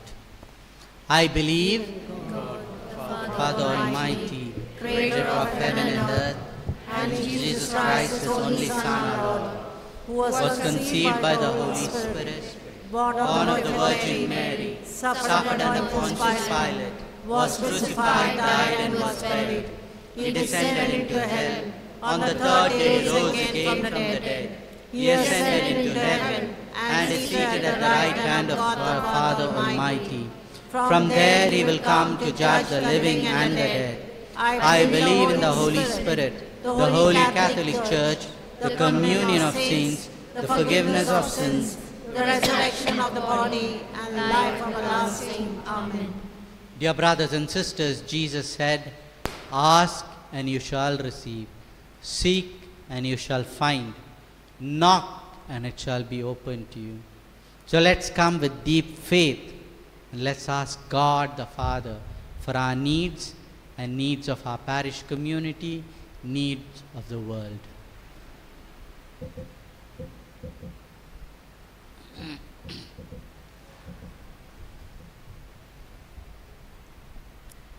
Let our response be, Lord, hear our prayer. Lord, hear our prayers. That our Pope Leo, Bishop, and the church leaders may guide the Holy Church through their values and example, may instill hope in them. We pray to the Lord. Lord, hear our prayers. As the Holy Father calls us faithful to pray for the growing unrest in the Middle East, we pray that hostilities cease, peace reigns again, and innocent lives are protected. We pray to the Lord. Lord, hear our prayers. That the leaders of the state and the country may reject selflessness, they selflessly serve their people and build a society of justice and righteousness. We pray to the Lord. Lord, hear our prayers. That this Lenten retreat may help us experience Jesus in a personal manner, and that we may truly repent for our wrongdoings and choose to walk towards Jesus, the source of living water. We pray to the Lord. Lord, hear our prayers. That our plea to obtain a suitable land and funds to build a chapel in Alto Saule ward may be fulfilled by divine providence. We pray to the Lord. Lord, hear our prayers. For all the families of Pilerne, that the love of God may abide in each home, and may this Lenten season bring a renewal of faith in each home, in each family member. We pray to the Lord. Lord, hear our prayers. And in a moment of silence, let us pray for all those who have asked for our prayers, all those who are in need of our prayers, all whom we have promised to pray, especially the sick in our parish, the broken families in our parish.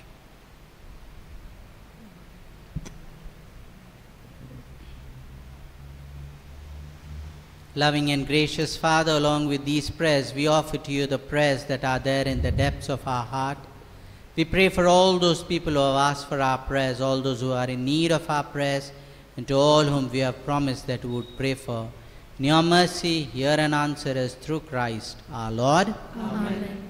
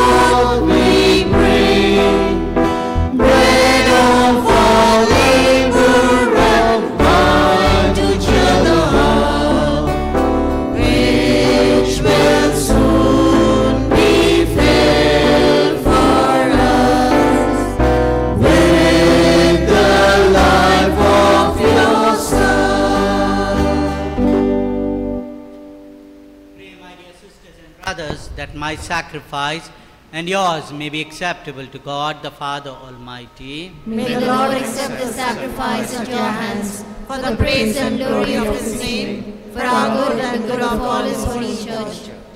Be pleased, O Lord, with these sacrificial offerings, and grant that we who beseech pardon for our sins may take care to forgive our neighbor through Christ our Lord. Amen. The Lord be with you. And with your spirit. Lift up your hearts. We lift them up to the Lord. Let us give thanks to the Lord our God. It is right and just.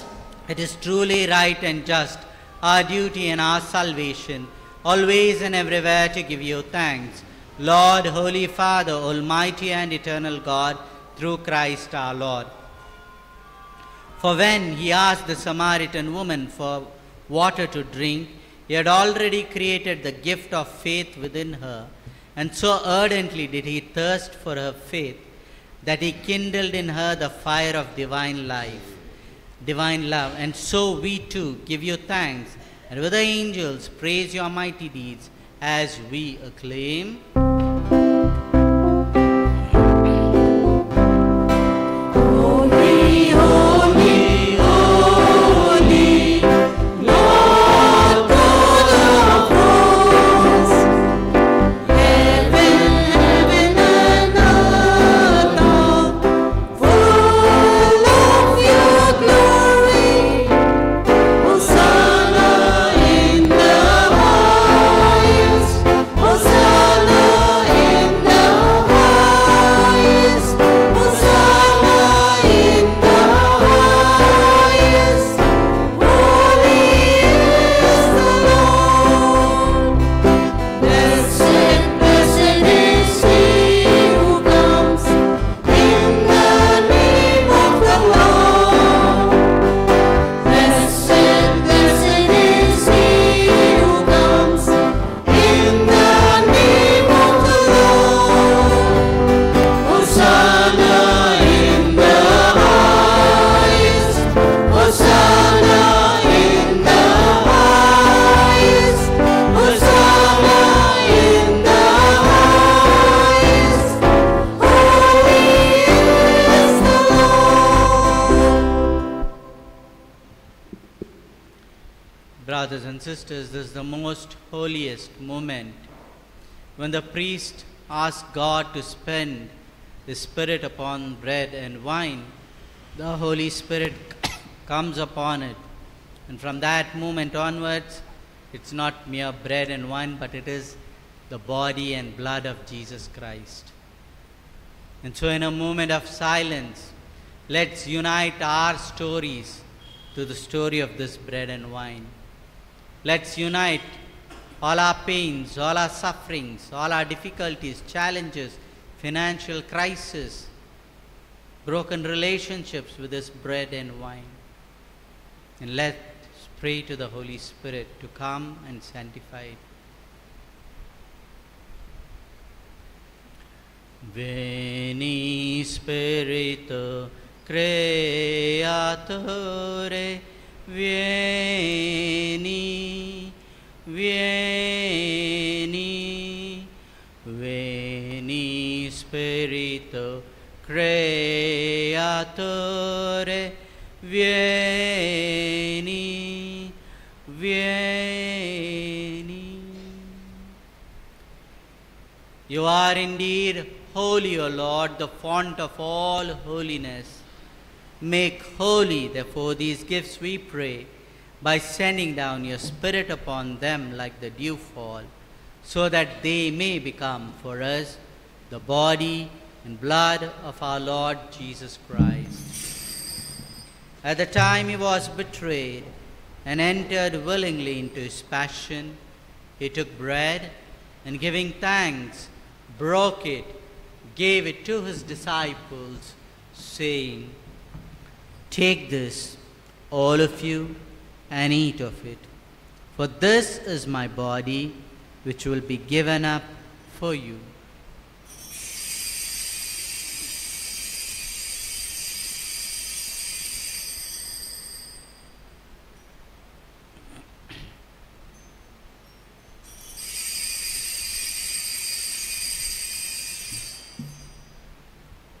In a similar way, when supper was ended, he took the chalice, and once more giving thanks, he gave it to his disciples, saying, "Take this, all of you, and drink from it, for this is the chalice of my blood, the blood of the new and eternal covenant, which will be poured out for you and for many for the forgiveness of sins.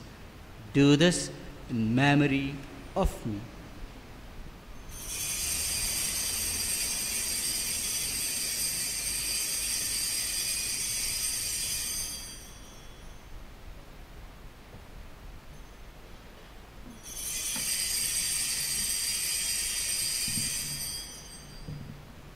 The mystery of faith. By your cross and resurrection, you have set us free. You are the Savior of the world. By your cross and resurrection, you have set us free. You are the Savior of the world. Therefore, as we celebrate the memorial of his death and resurrection, we offer you, Lord, the bread of life and the chalice of salvation, giving thanks that you have held us worthy to be in your presence and minister to you. Humbly we pray that, partaking of the body and blood of Christ, we may be gathered into one by the Holy Spirit. Remember, Lord, your church spared toward the world, and bring her to the fullness of charity, together with Leo our Pope and Philip Nerian, Simi our bishops, and all the clergy. Remember also our brothers and sisters who have fallen asleep in the hope of the resurrection, and all who have died in mercy, welcome them into the light of your face. Have mercy on us all, we pray, who have gathered here, that with the Blessed Virgin Mary, Mother of God, with Saint Joseph, her spouse, with the blessed apostles and all the saints, we have placed you throughout ages. We may merit to be heirs to eternal life, and may praise and glorify you through your Son, Jesus Christ.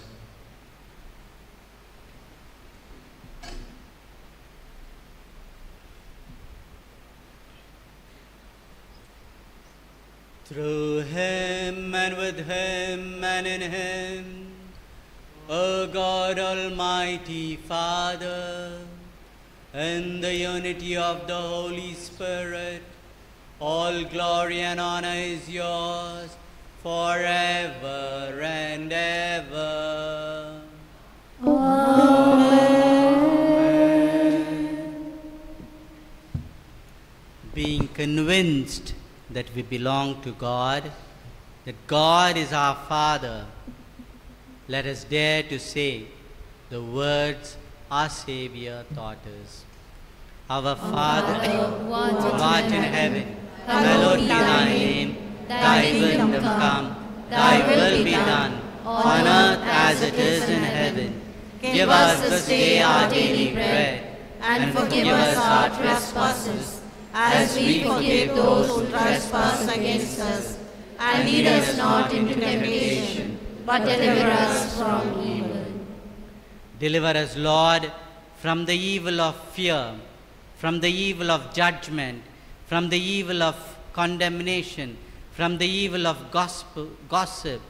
Deliver us, O Lord, from the evil of addictions, addiction to pornography, addiction to alcohol, addiction to substance. Deliver us, O Lord. Deliver us, O Lord, from family crisis. Deliver us, Lord, from wrong relationships. Deliver us, O Lord, from financial difficulties. Deliver us, O Lord, from every sickness. Deliver us, O Lord, from every pain and suffering. Deliver us, O Lord, from every evil, and graciously grant peace in our days, that by the help of your mercy we may be always free from sin and safe from all distress, as we await the blessed hope and the coming of our Savior, Jesus Christ. For the kingdom, the power, and the glory are yours, now and forever. Lord Jesus Christ, to set your apostles, peace I leave you, my peace I give you. Look not on our sins, but on the faith of your church, and graciously grant her peace and unity in accordance with your will, who live and reign forever and ever. Amen. Peace of the Lord be with you always. And with your spirit. Let us offer each other the sign of peace.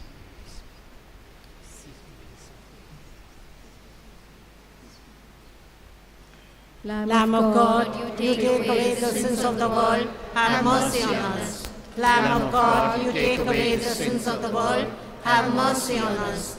Lamb of God, you take away the sins of the world, grant us peace.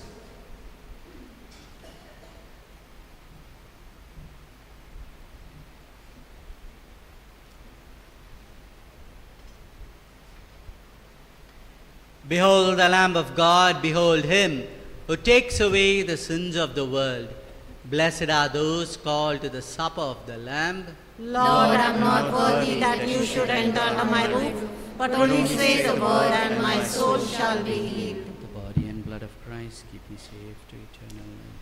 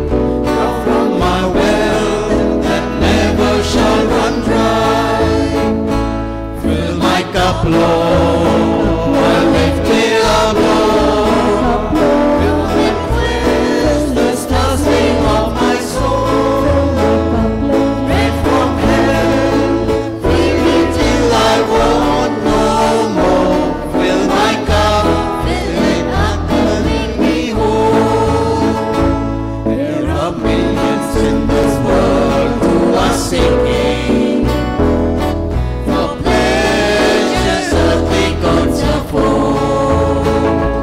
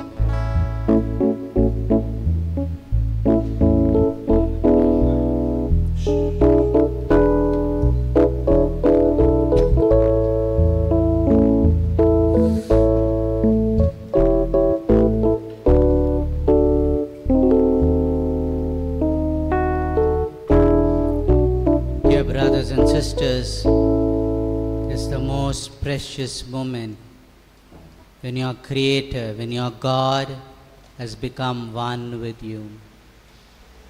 I invite you to take a comfortable posture and sit. Place your right hand on your chest. Jesus is there, deep within you. Talk to Him. Tell Him what you are going through. Tell Him what is bothering you.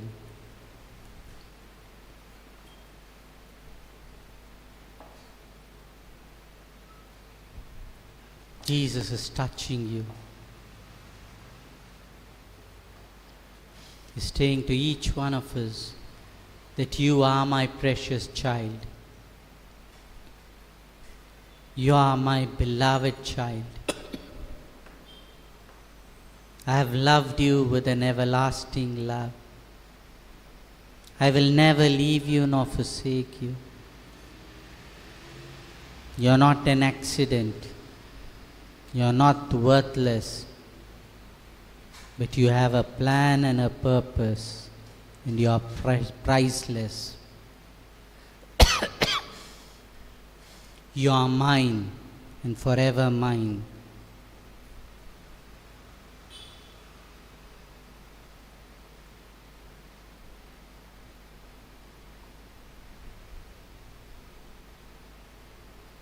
Allow Jesus to love you.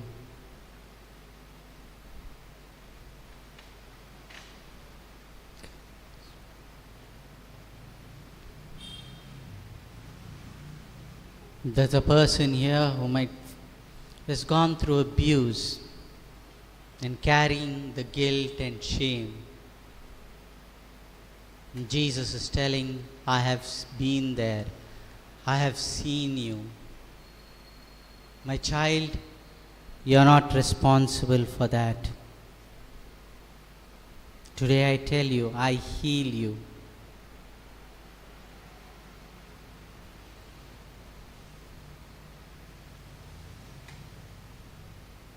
There's a person who's been questioning, God, why me? Why me? The Lord is telling, my grace is sufficient for you. I am with you in what you are going through.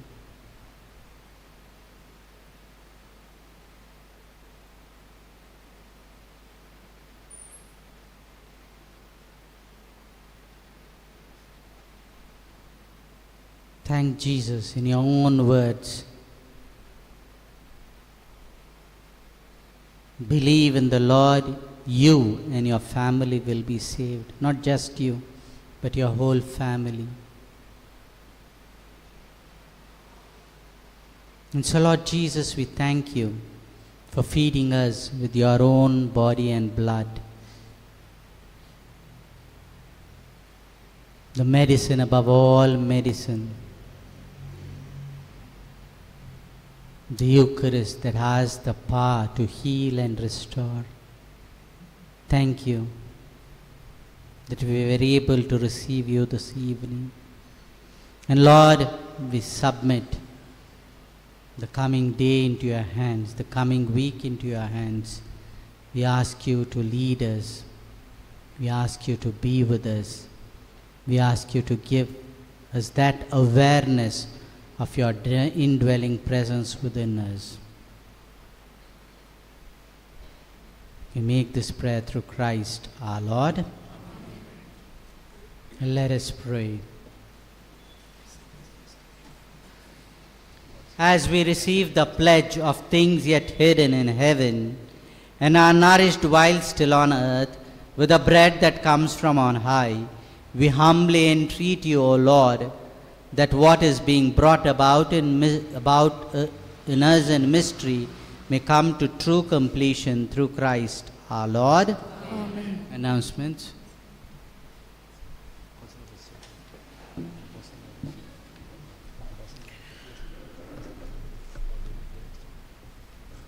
I thank Father Francis for this Eucharistic celebration, especially for the breaking of the word and the explanation about the Eucharist.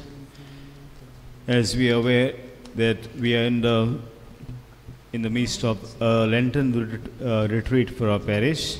Today is the second day, tomorrow is the last day, and the retreat will end with the Mass, or especially Father will offer this Mass to break all the bondages, all the curses that maybe we feel that are in our families. So that Mass is from 12 to 1. But it will be better if we come tomorrow morning for the session starting at 9 for the talk and then for the Mass. We also thank the animators today, our parish council members and others who helped us to animate this liturgy, also the choir. Some announcements for the week. Last Sunday's love offering amounted to rupees 11,619. Tomorrow there is just one Mass, first at 6:45. Second Mass will be at 12.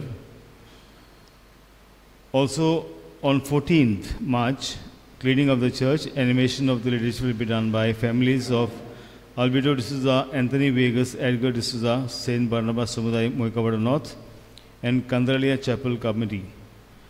The Saturday English Mass on 14th at 6 p.m. will be organized by Saint Barnabas Samudai, Moikawada North. And the first Mass on Sunday, 6:45, 15th, will be organized by Kandralia Chapel Committee. And the second Mass is at 8:30. As you're aware, every day during Lent, we have an half-an-hour adoration, silent adoration, from 6 to 6:30 before the Blessed Sacrament, and then we begin some spiritual activities, some novenas, meditation, rosaries. So we make special efforts during Lent, because we know Lent is a time of grace. God will surely touch us. It takes little effort from your side to come little early for Mass. And we know what we do for God, God will never remain in our death. He will reward us for the pains, for the efforts we take in this season. Also, we are aware that during Lent, your Samudaya members, they are circulating a name in your Samudaya to pray for them. It's a nice thing that every day we pray for one family, either a rosary or a divine message, chaplet, or whatever sacrifices we make, we pray for that family. So kindly do so. 8th March, that is tomorrow, Saint Perpetua Samudaya Maratri will celebrate the feast of the patroness, Saint Perpetua. Today is their feast, but tomorrow we are celebrating at 6 o'clock. Tomorrow the church office will remain closed. Also tomorrow evening at 4, we have ward-wise Way of the Cross. This Way of the Cross is only for the families where the family members are staying, not for the houses which are closed. So we will pray especially for that family, and we request the families to come out and hold the Jubilee Cross.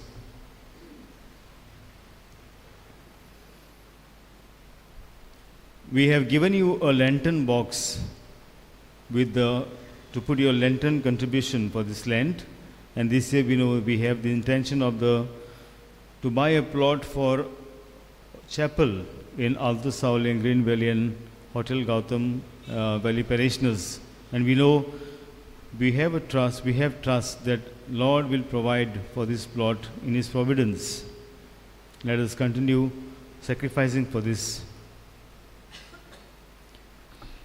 13th March evening, that is on next Sunday, we have Village Way of the Cross.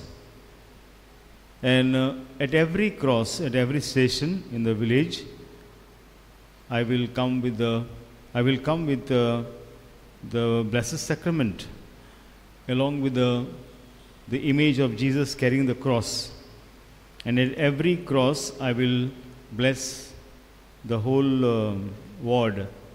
So it will be better if the members are present, all the family members, because this is a special blessing of the Eucharist. So we will start the Way of the Cross in the evening at 4.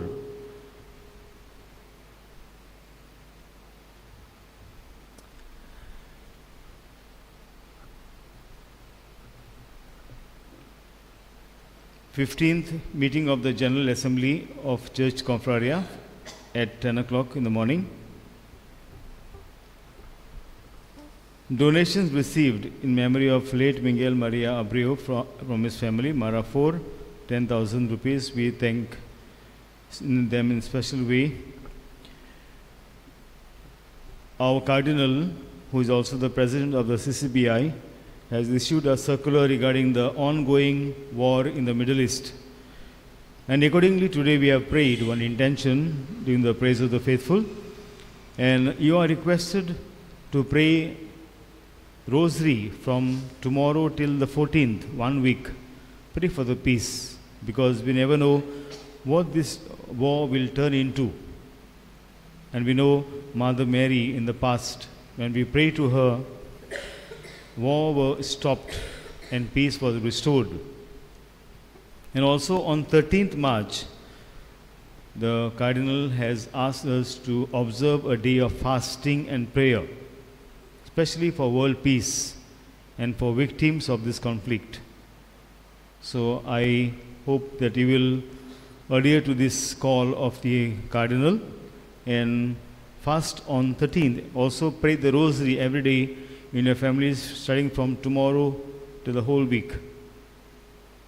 You can continue till the peace is restored. The names who have helped us to, we had given an appeal for some of the families to meet the expenses of this retreat and also all the other Lenten activities, especially the Way of the Cross next Sunday. Then we have a enactment on 22nd.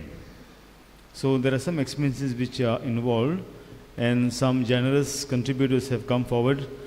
A well-wisher from Athusaule gave 10,000, Victor Desa, Santa Cruz 2,000, Albert and Agnella D'Souza, Muikavado 2,000, and Joaquina and Dominic Cordero, a check of 15,000, and a well-wisher 5,000. We thank all these generous contributors who have helped us. If you wish to help us, you may give the amount in the office. Now after this, we will have an adoration. Father will announce. But after the blessing, Father will bless, say a prayer of blessing, and he will come with the holy water to bless your religious articles. Please keep them with you. After the Mass, we also will wish Mario Ribello, who celebrates his birthday, in the corridor.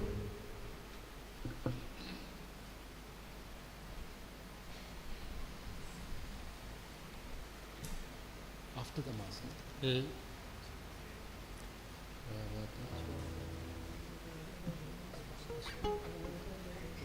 The Lord be with you. Let us pray. As we receive the pledge of things yet hidden in heaven and are nourished while still on earth with the bread that comes from on high, we humbly entreat you, O Lord, that what is being brought about in us in mystery may come to true completion through Christ our Lord. Amen. The Lord be with you. And with your spirit. Direct, O Lord, we pray, the hearts of your faithful, and in your kindness grant your servants this grace, that abiding in the love of you and their neighbor, they may fulfill the whole of your commands through Christ our Lord. Amen. And so let's bring forth our religious articles. You can keep it in your hands wherever you are.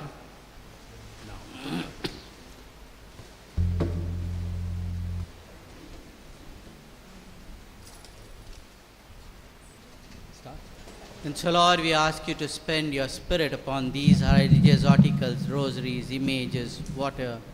And we ask you to bless them and sanctify them. And Lord, may it be a reminder of your love. And hear the prayers that are offered to them and remind them of your constant love and protection. And may Almighty God bless Father, Son, and the Holy Spirit. Amen.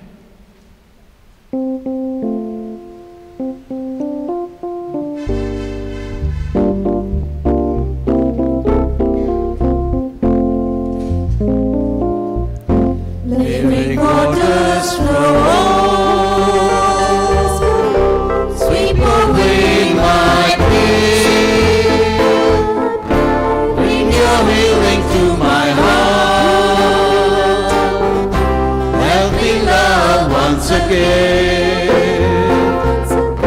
Cares and worries let me down. Fear of failure fills my day. Lost and all alone, help me, Lord, find my way. Living waters flow, sweep away my pain.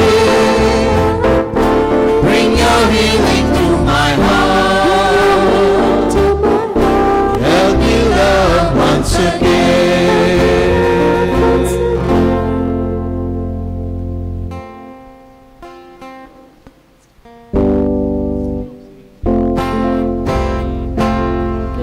Waters flow, sweep away my pain. Bring your healing to my heart. Help me love once again. Children knocking at my door, strangers seeking love and care.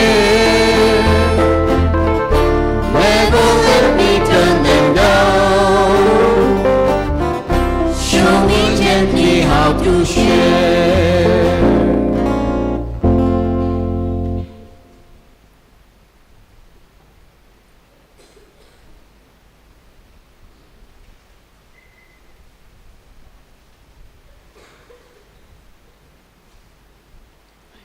Now we take a small break of 5 minutes. You can have go to the restroom, then come back after 5 minutes. Then we start the adoration.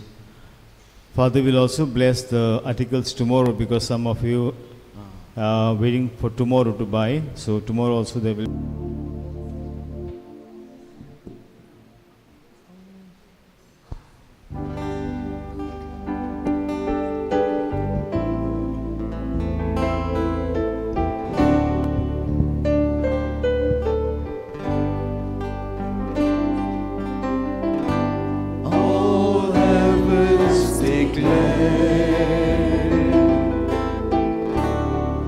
The glory of the risen Lord,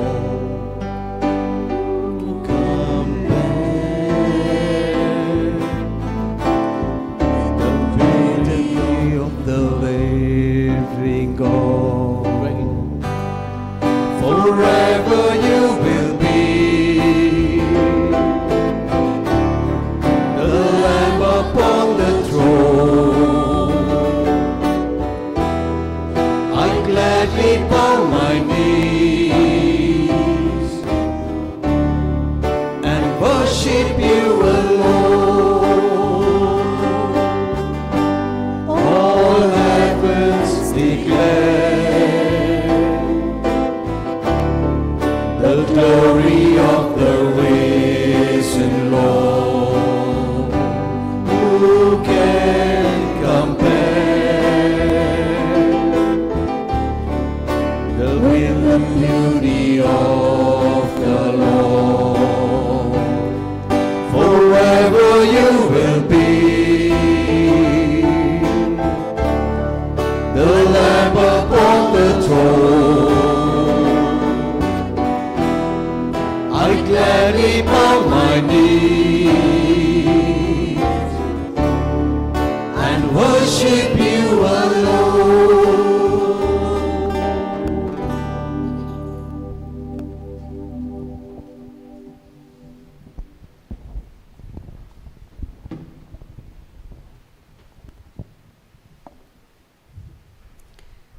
Dear brothers and sisters, we are in the presence of this Almighty God, Jesus, body and blood, soul and divinity. What you see on the altar is not a piece of thread. If you come with the eyes of faith, you will see Jesus, the same Jesus whom Mary carried, bore, and gave birth. The same Jesus whom Joseph carried. It's the same Jesus whom the Magi knelt down and worshipped. It's the same Jesus whom the shepherds worshipped. It is the same Jesus who gave an invitation. Repent and believe in the gospel. Brothers and sisters, Jesus didn't come to condemn or judge, but he came to save us. He came to heal us. He forgave the woman caught in the act of adultery. He gave life-giving water to the Samaritan woman. He called not perfect people, but he called imperfect people to be his disciples. Peter, James, John, Andrew, fishermen, Matthew, tax collector, Simon the zealot. He called them to follow him. This Jesus this evening is telling you and me, I love you. I am interested in you. I want to heal you. I want to set you free. Dear brothers and sisters, I want you all to take a comfortable posture. Sit in the presence of the Lord.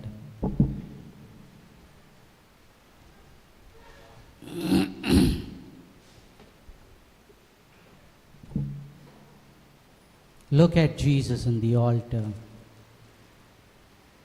And as you gaze at him, as you look at him, gently close your eyes. This is a moment between you and Jesus. Don't be distracted or worried who is on your right, who is on your left. For this is an intimate moment between you and Jesus.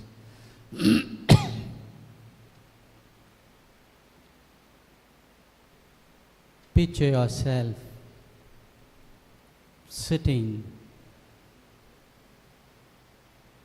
and Jesus walking beside you, Jesus walking towards you and speaking to you personally and telling you, my child, I have seen all that you have gone through, all the pain and the suffering that you have endured. And today, I want you to be healed of all those pains and suffering. I want to heal you of all those bitterness that you went through in your life.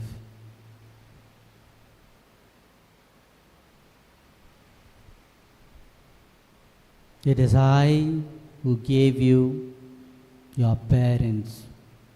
It is I who chose that man and that woman to be your parents.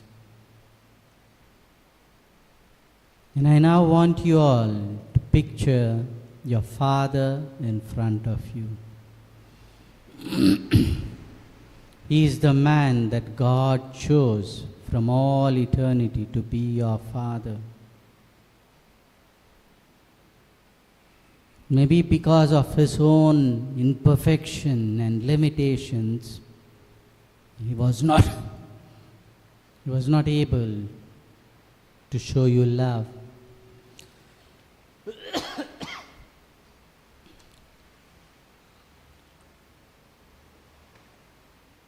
He was not able to be present to you when you needed the most.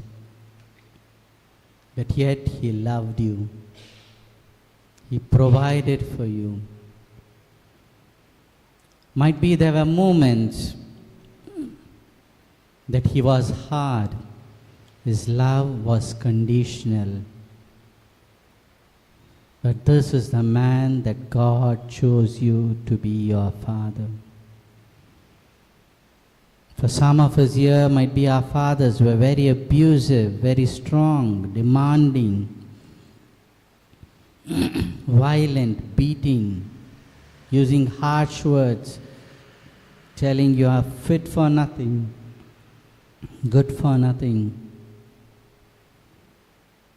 But today I want you to forgive your father.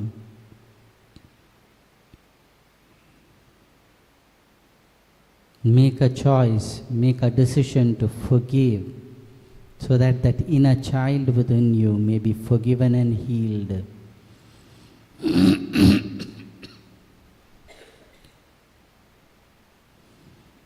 Lord, I want to thank you for this person, for being my father. He had his own limitations and shortcomings. But today I choose to forgive. See Jesus blessing you and your father, restoring that beautiful relationship.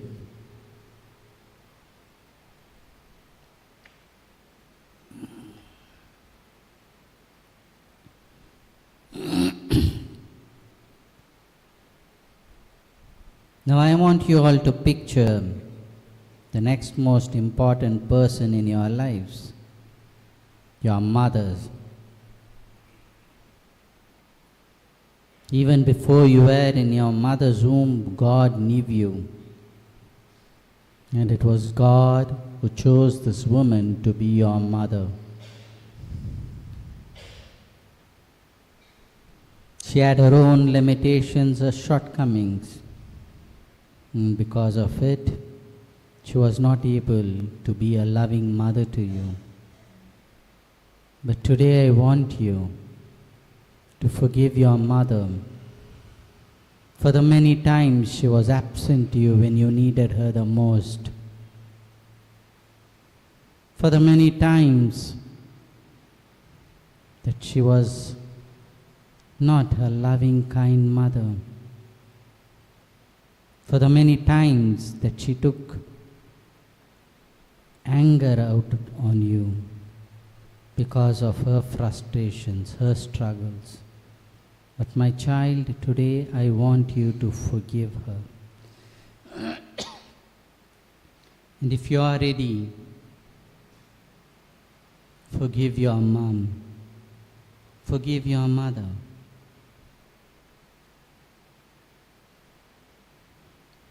And see Jesus blessing both you and your mother.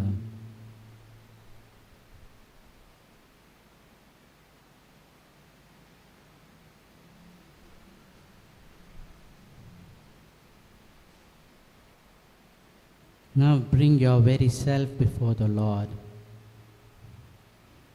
The Lord says to each one of you that I have fearfully and wonderfully made you.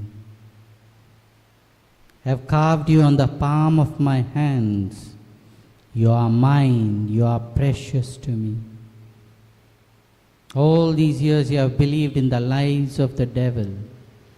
Today I want to speak truth to your life, that you are precious to me, that I have carved you on the palm of my hands. Even if a mother forgets you, I will never forget you. I have not forgotten you.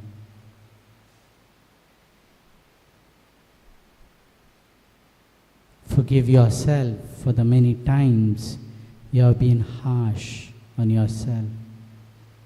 For the many times that you did not accept yourself.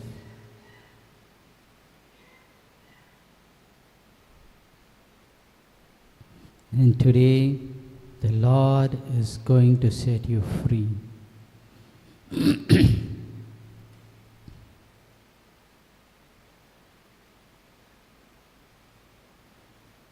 And so, Lord, we want to thank you for our parents.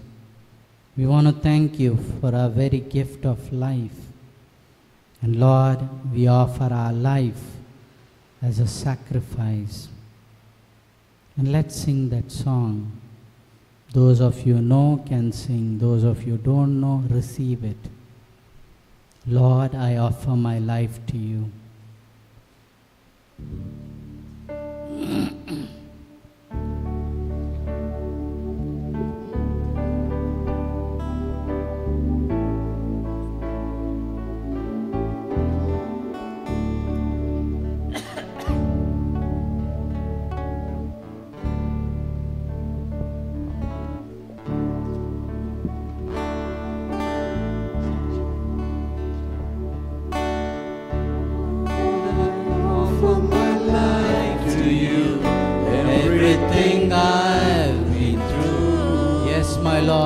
Everything that I have glory, Lord, I offer my days to you, lifting my praise to you, O Lord.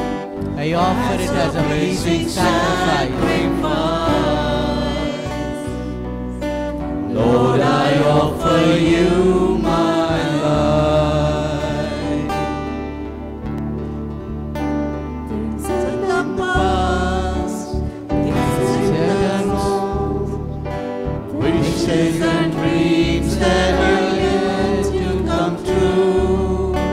All of my hopes, all of my plans, my heart and my hands are lifted to you. Lord, I offer my life to you, everything I've been through. Use it for your glory. Lord, I offer my days to you, lifting my praise to you as a pleasing sacrifice. Lord, I offer you my life. Now just take a moment and recall the people who have hurt you, the people who have caused you pain, the people you need to forgive.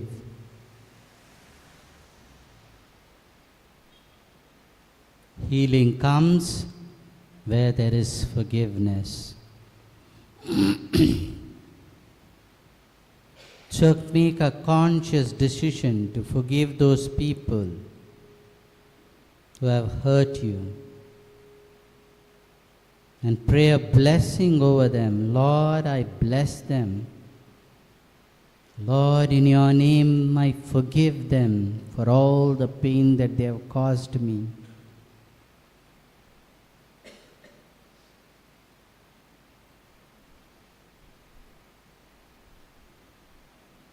So, Lord, I want to be your child. I want to be your disciple. So today I ask you, give me the grace to let go, to forgive. I choose to forgive.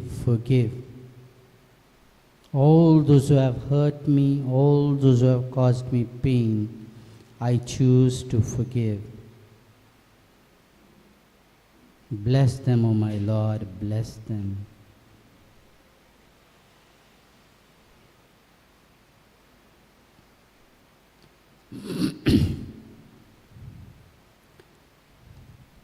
Jesus said, I have come to give life, life in all its fullness. And so Jesus is the healer. And so let's cry out to him, singing, heal me, O Lord, and I shall be healed. Save me, O Lord, and I shall be saved. Let's sing that out. Heal me, O Lord, and I shall be healed. Save me, and I shall be saved. Heal me, O Lord, and I shall be healed. For you are the one I praise.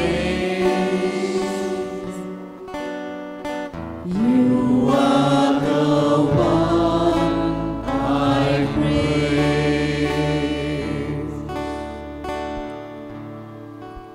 So those of you are suffering with headaches,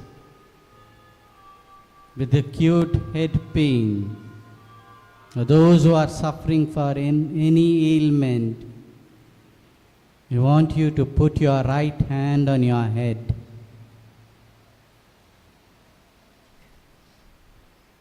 And believe, as you are in the presence of Jesus, Jesus is touching. And let's sing out to him again.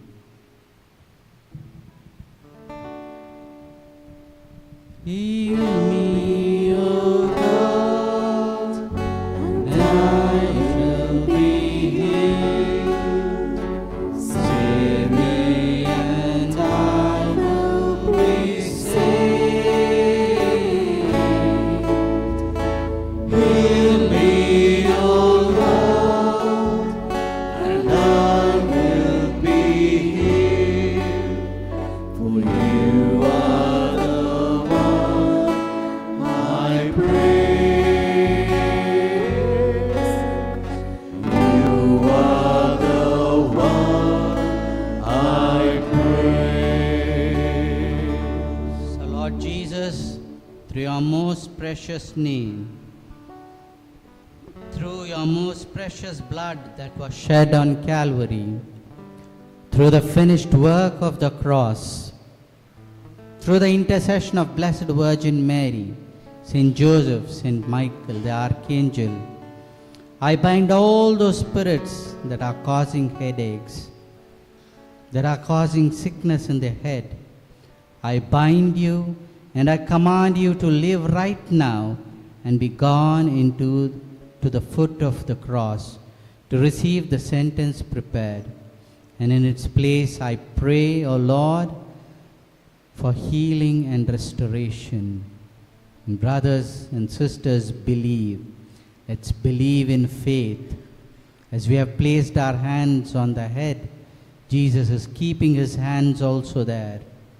And let's cry out and seek to him again. Heal me, O God, and I will be healed. Save me, and I will be saved. Heal me, O God, and I will be healed. You are the one I praise. You are the one I praise. Those who have problems with your eyes, I want you all to keep your right hand on your eyes. Jesus, who gave sight to the blind, who healed the blind, has the power to heal you, has the power to touch you. Those are not just your hands, but the hands of Jesus there. And so, Lord Jesus, through your most powerful name, through your most precious blood that was shed on Calvary, through the finished work of the cross, I bind and command all those spirits that cause ailment. I bind the spirit of blindness to live right now and be gone to the foot of the cross to receive the sentence prepared for it. And at that place, O Lord, I pray that you will open their eyes to see you, to behold you. Say but a word, Lord Jesus, and they shall be healed. And with faith, let's ask Jesus again to touch us and heal us as we sing. Heal me, O God, and I will be healed. Save me, and I will be saved. Heal me, O God, and I will be healed. For you are the one I praise. You are the one I praise. So let's thank the Lord for touching our heads and our eyes. Thank you, Jesus. Praise you, Jesus. With faith, believe and praise and thank Him. Praise you, my Lord, and we thank you. Thank you, Jesus. Praise you and worship you, Lord. Thank you, Jesus.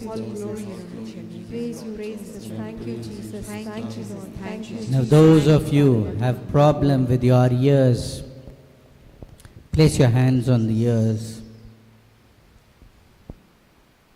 The Eucharistic Lord is coming near you, placing His hands on your ears. And He's pronouncing the same word, Ephphatha, be opened. And so Lord Jesus, through your most precious name, through your most precious blood that was shed on Calvary, through the finished work of the cross, I bind and command the spirit of deafness to live right now and be gone to the foot of the cross to receive that sentence. I pray, Lord, that you will open those ears as you opened the ears of that deaf man. And we have faith, we believe, and we say, heal me, O God.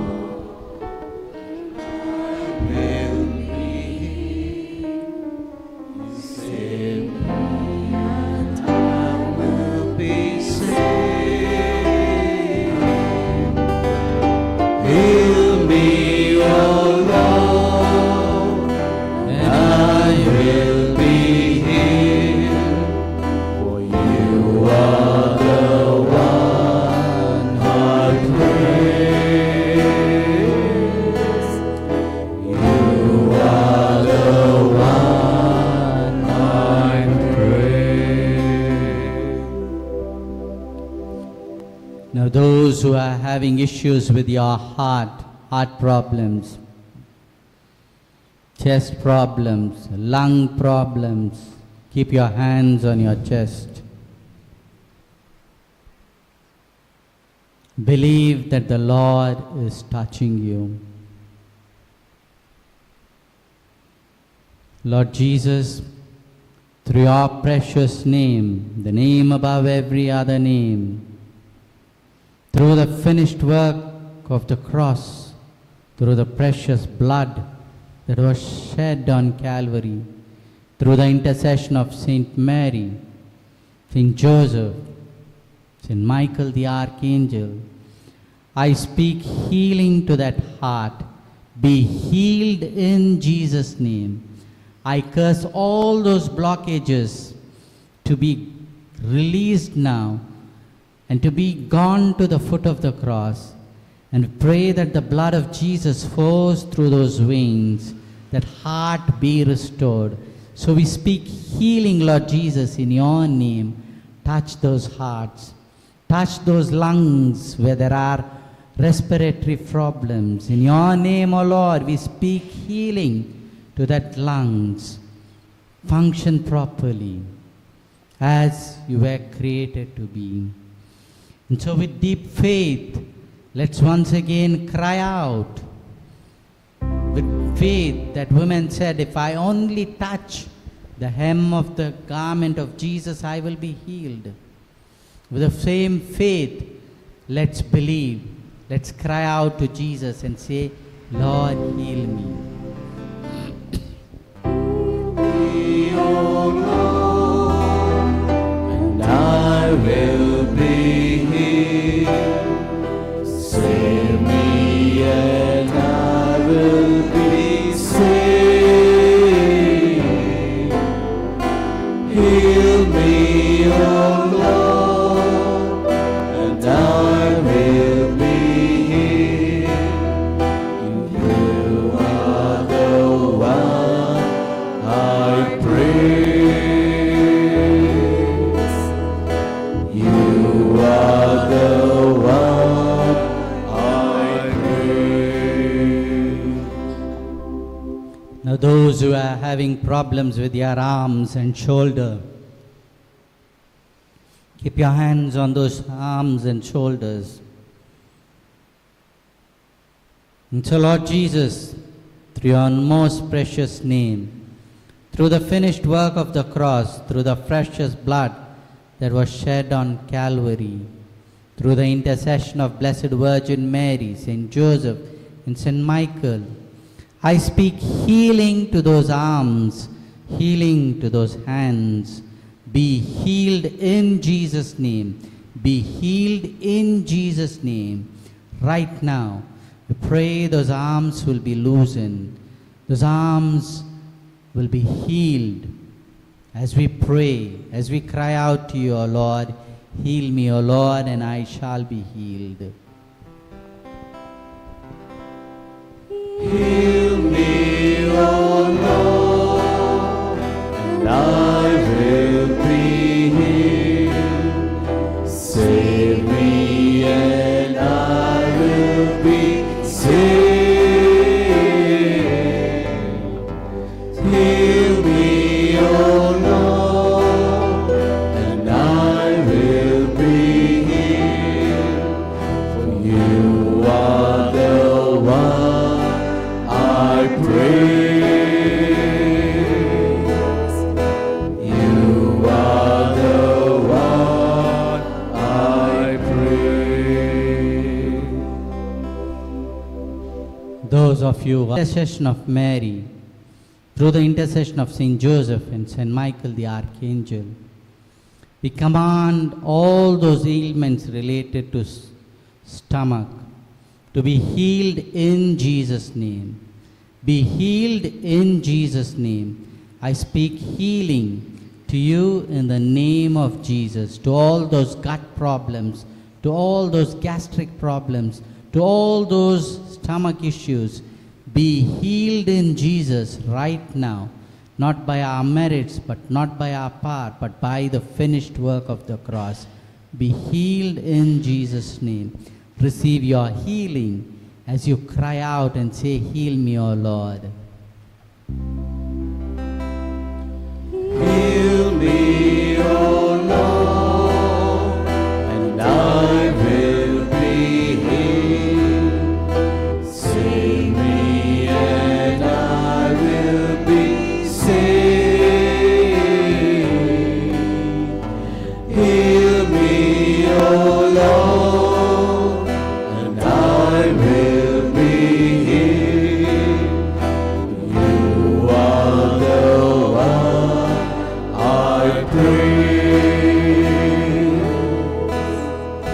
You are the one I praise.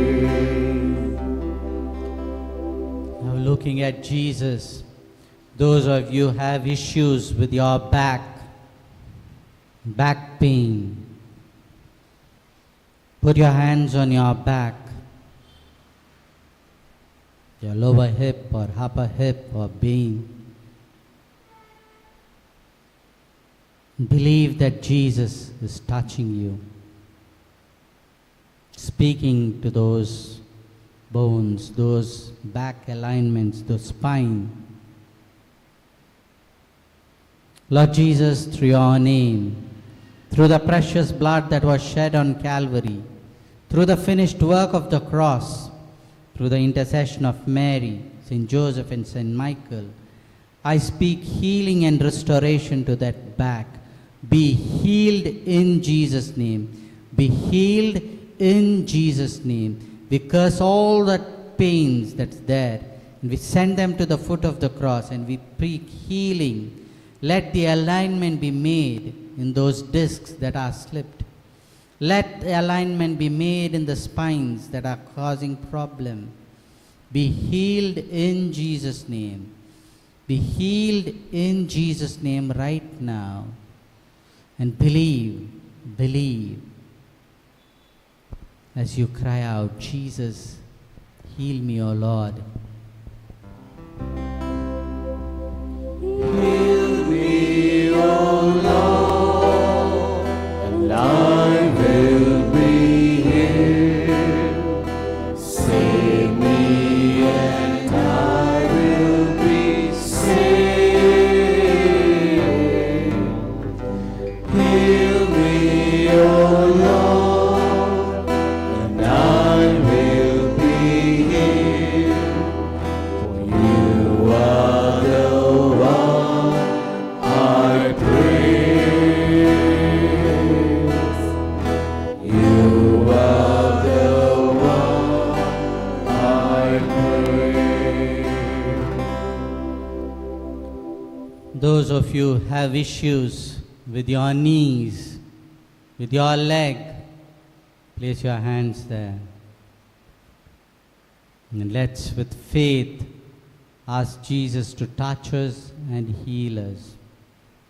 So, Lord Jesus, through your name, the name above every other name, through your precious blood that was shed on Calvary, through the finished work of the cross, through the intercession of Mary, Saint Michael and Saint Archangel, Saint Michael, we speak healing and restoration to those knees. We speak healing to all those leg problems. Be healed in Jesus' name. Through the power of his cross, through the power of his death and resurrection, be healed in Jesus' name. Right now I speak healing. Be healed in Jesus' name. And brothers and sisters, let's believe as we cry out, heal me, O Lord. And Jesus' heart moves with compassion when he sees us suffering, and he wants us to set us free. So let's cry out to him, heal me, O Lord, and I shall be healed.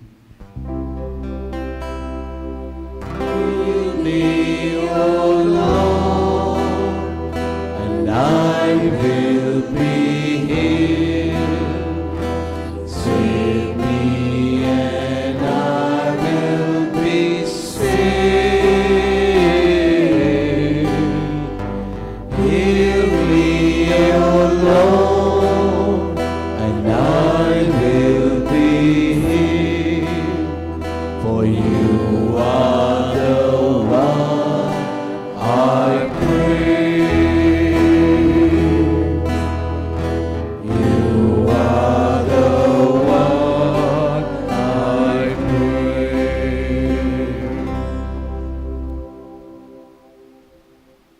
Let's pray for all those who are suffering with cancer, one type of the other cancer.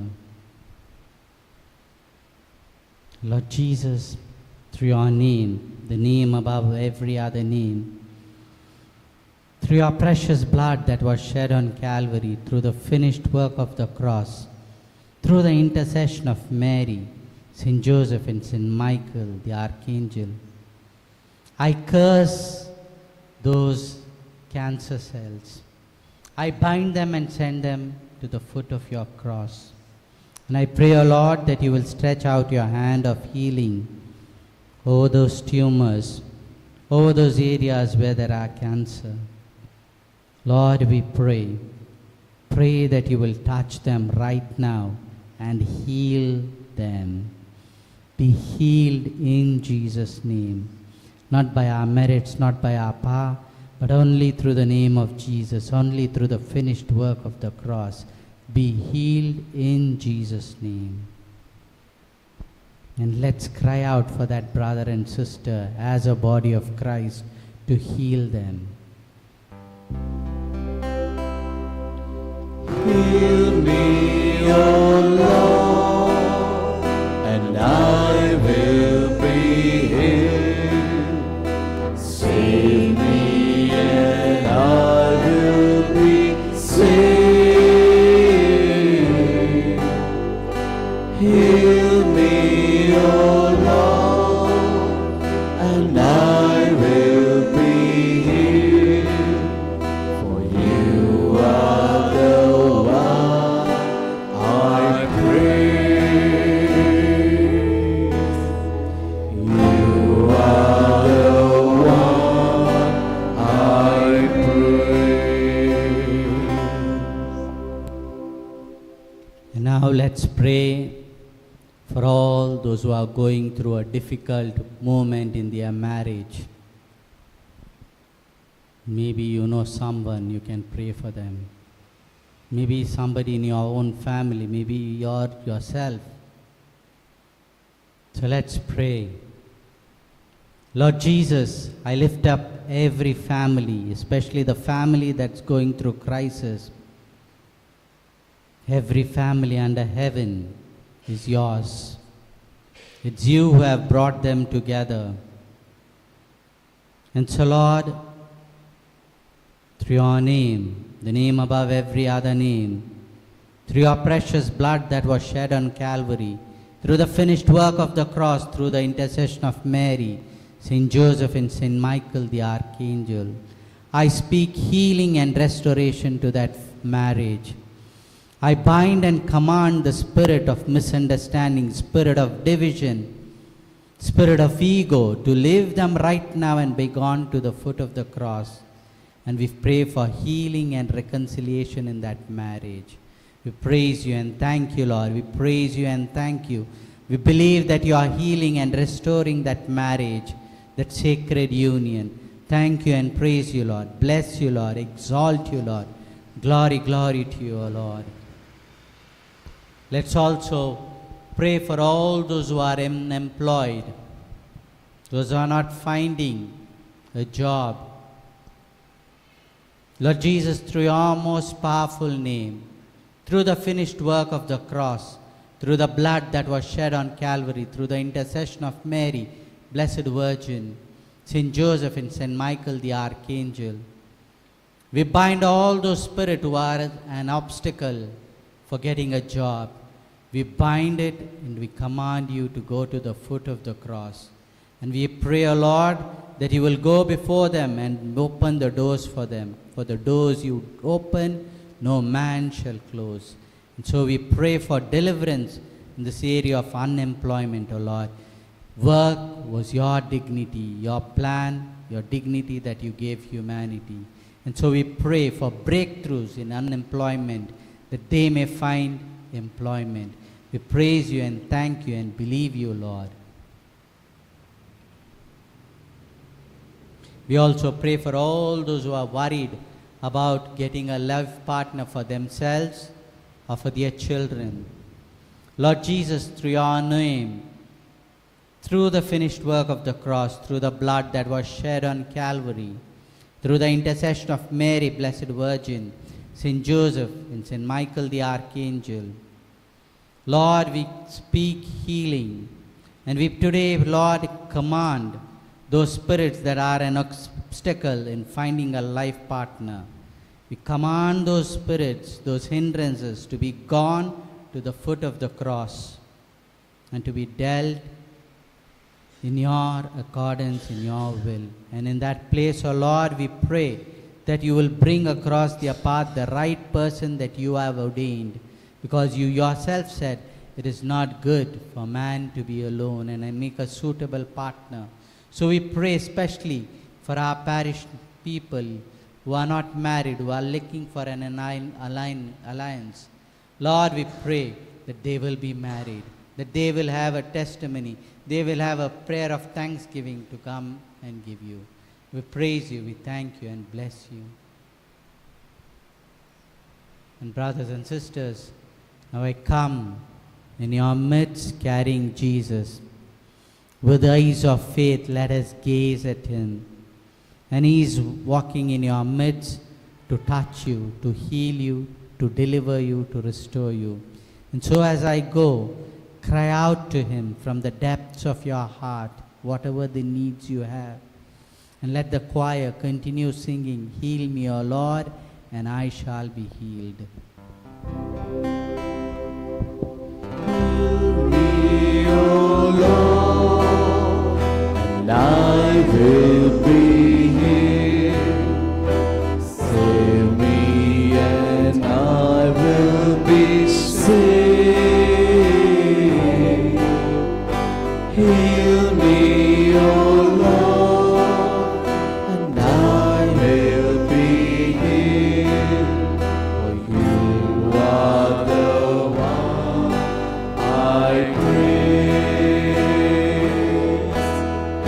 You are the one I praise. Heal me, O Lord, and I will be healed.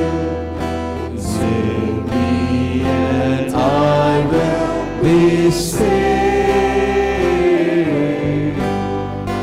Heal me, O Lord, and I will be healed. For you are the one I praise. You are the one I praise. Heal me, O Lord, and I will be healed. Save me, and I will be saved. Heal me, O Lord, and I will be healed. You are the one I praise. You are the one I praise. Heal me, O Lord, and I will be healed. Save me, and I will be saved. Heal me, O Lord, and I will be healed. You are the one I praise. You are the one I praise. Heal me, O Lord, and I will be healed. Save me, and I will be saved. Heal me, O Lord, and I will be healed. You are the one I praise. You are the one I praise. Heal me, O Lord, and I will be healed. Save me, and I will be saved. Heal me, O Lord, and I will be healed. For you are the one I praise. You are the one I praise. Heal me,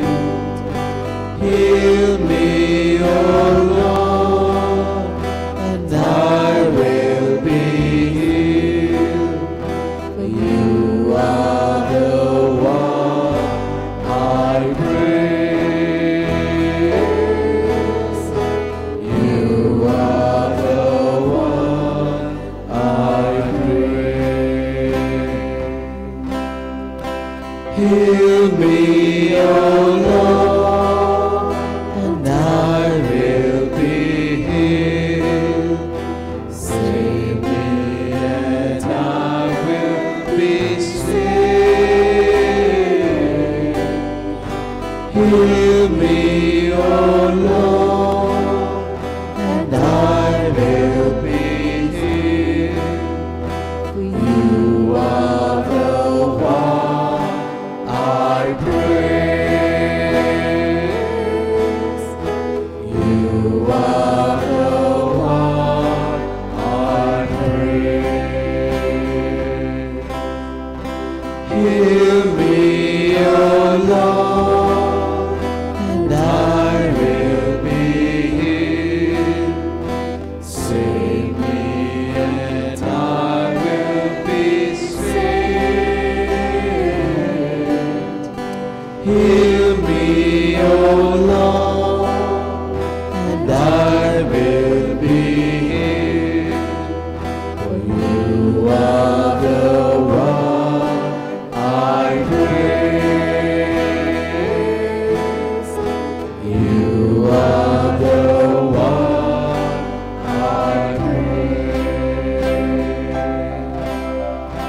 Heal me, O Lord, and I will be healed.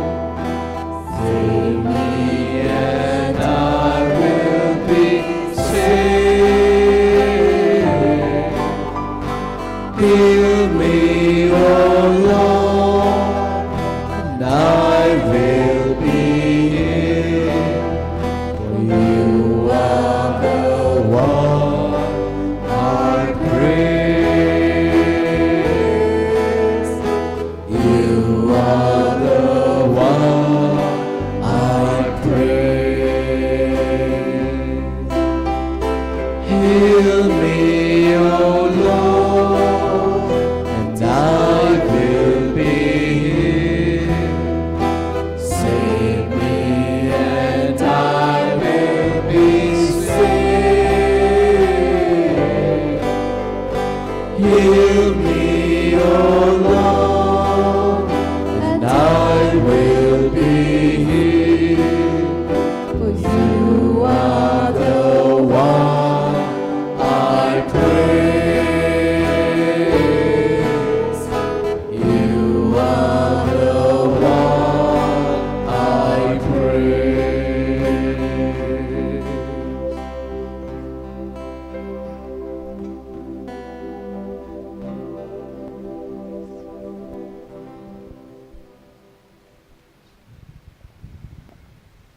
Dear brothers and sisters, let us believe that Jesus has visited each one of us personally and individually, and He has touched you.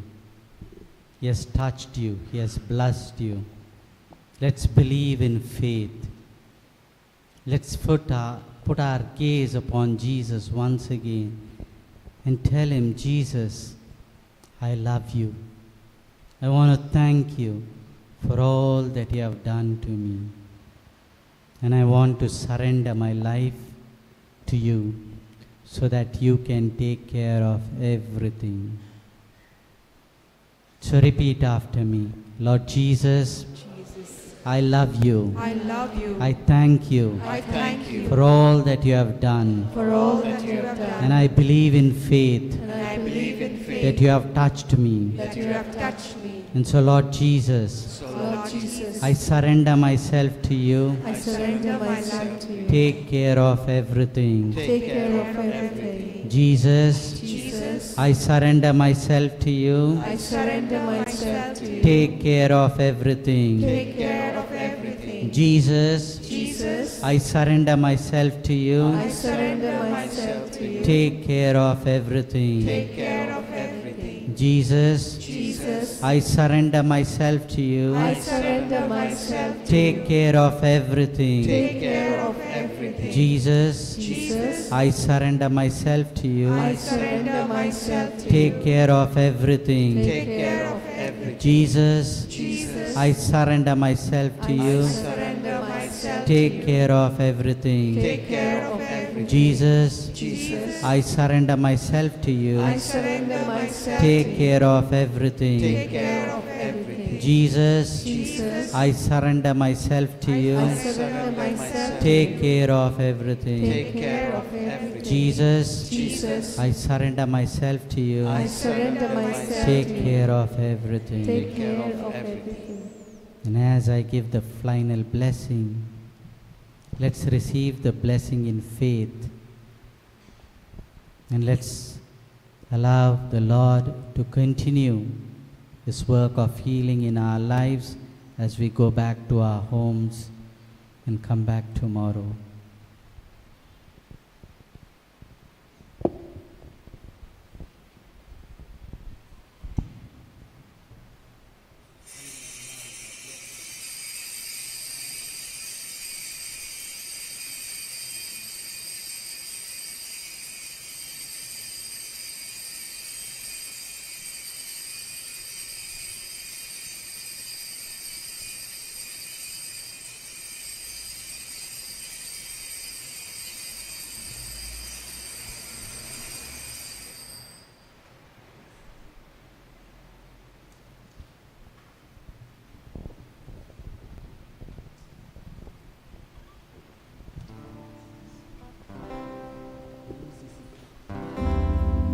Oh, Sacrament most holy, O Sacrament divine,